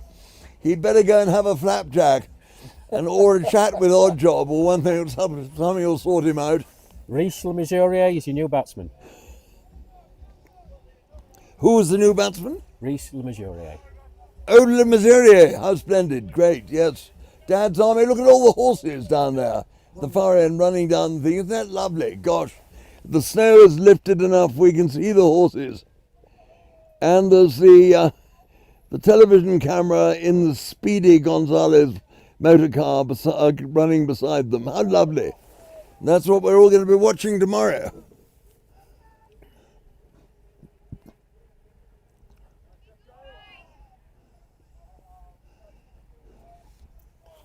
And now the new batsman is facing, and here's this remarkable yellow-hatted bowler.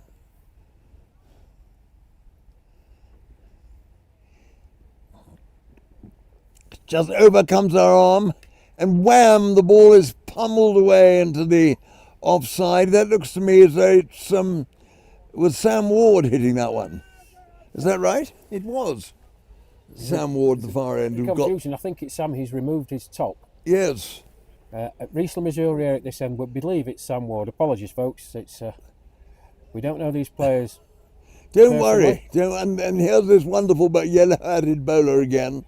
She's bowling now to Le Mesurier, who's waiting for her. Oh, and goes back and hammers that. Captain Mannering wouldn't like that if he's fielding in the covers. Oh. And she can come back for two. Oh, it's wonderful. The umpire takes a tumble. Oh, my goodness me. Who's taking the tumble then? The umpire. Oh, the umpire. My goodness me. What it is to be an umpire. You end up on your bum. Oh, dear. Now, in the Missourian strike, he got a couple of runs then. Oh, and he hits this one high, wide and handsome. And it's gone away on the leg side. They run the single, and the left-handed throw comes into the bowler. And is that the over? It is. 12 overs gone, 60 for 7. 60 for 7 or 12 overs. And that lovely yellow-hatted bowler, whose name was Ragnar Halleck. 1 over. Ragnar Halleck, that's right. 1 for 6. 1 for 6. It's marvellous. I've never seen a bowler. I enjoyed that dismissal enormously. Goodness me, she got one. It was very, very exciting. As I say, I had to apologise for not knowing whether she was a girl or a boy to start with, but I promise you the snow is so heavy that it's very difficult to make these fine distinctions. Andrew Hartridge is your new bowler. Who? Andrew Hartridge. Andrew Hartridge, Hippo the Hartridge. How absolutely splendid he's coming on. And Look at the crowds down there. How lovely. And he comes in and that's played away in the offside. They get a single there, a scampered single to the new batsman, and that brings our old friend Sam Ward down into strike again. He's been ever present, hasn't he? He hasn't scored many runs, but nonetheless we love seeing him. And he pulls that away to square leg and gets a single there. He hit that rather well. And that brings Le Mesurier back into strike. And it's Hartridge again, the hippo Hartridge coming into bowl. Up to the wicket now, bowls. Oh, and that goes away, a run on the offside. Like most of the runs coming at the moment, they're difficult to describe in cricketing terms, but nonetheless it was a single, all right. And we've got now, who have we got? Sam Ward in strike again. No, we haven't. We got, that's Le Mesurier in strike, isn't it? No, he's yeah, oh, that's short, that's pulled away. No, it's not Le Mesurier, it's Sam Ward, who pulled that away, and that's gone for 4. He hit that mightily hard. Well done him. Good, good, good.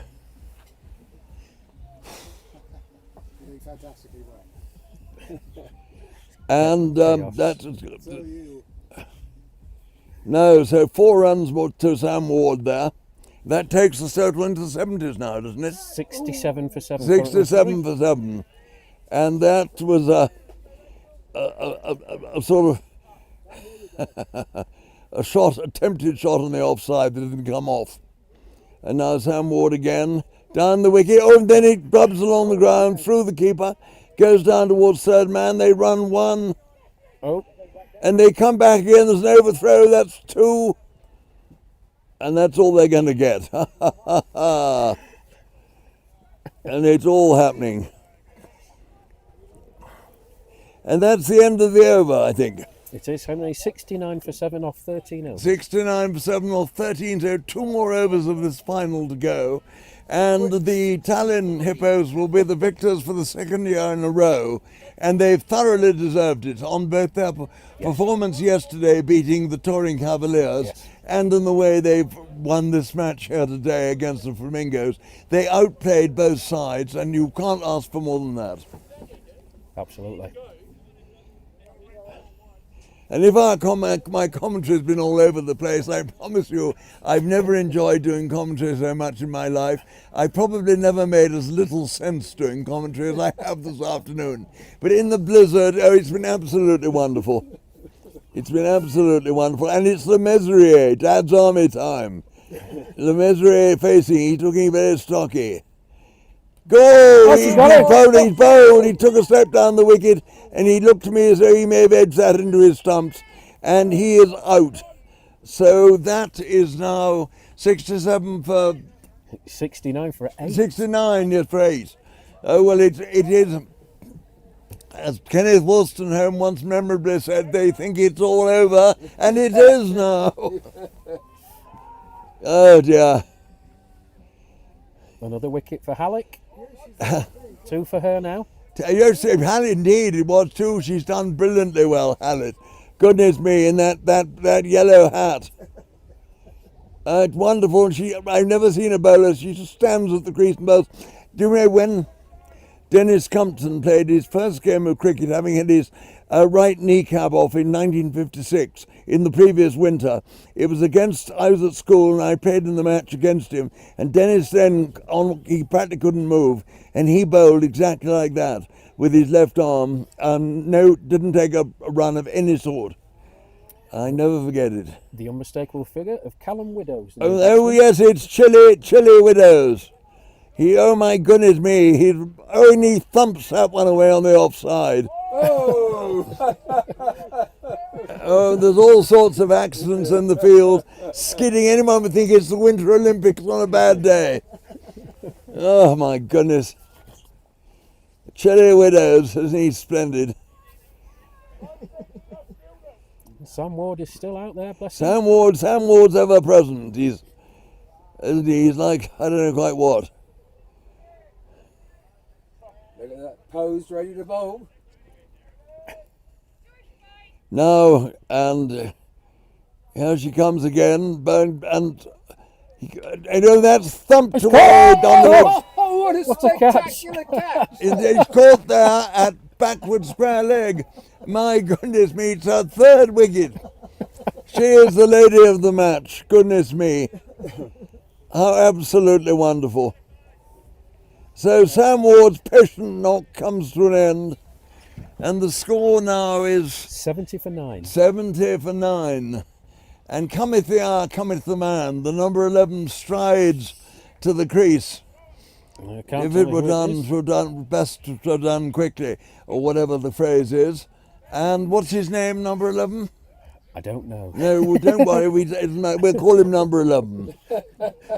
Number 11 it is. Number 11 is taking strike. And here is the Adrian chief. Chappell. Adrian Chappell. Adrian Chappell. Chuckle, sorry. Adrian Chuckle. Adrian, oh goodness. The Chuckle Brothers. Chuckle Brothers, yes indeed. Here he is, good old Adrian Chuckle. Chuckles is a And he has a swat at that one and he's off the mark. He gets a run on the offside. We all have a chuckle about that. Good arm. And this wonderful lady has bowled.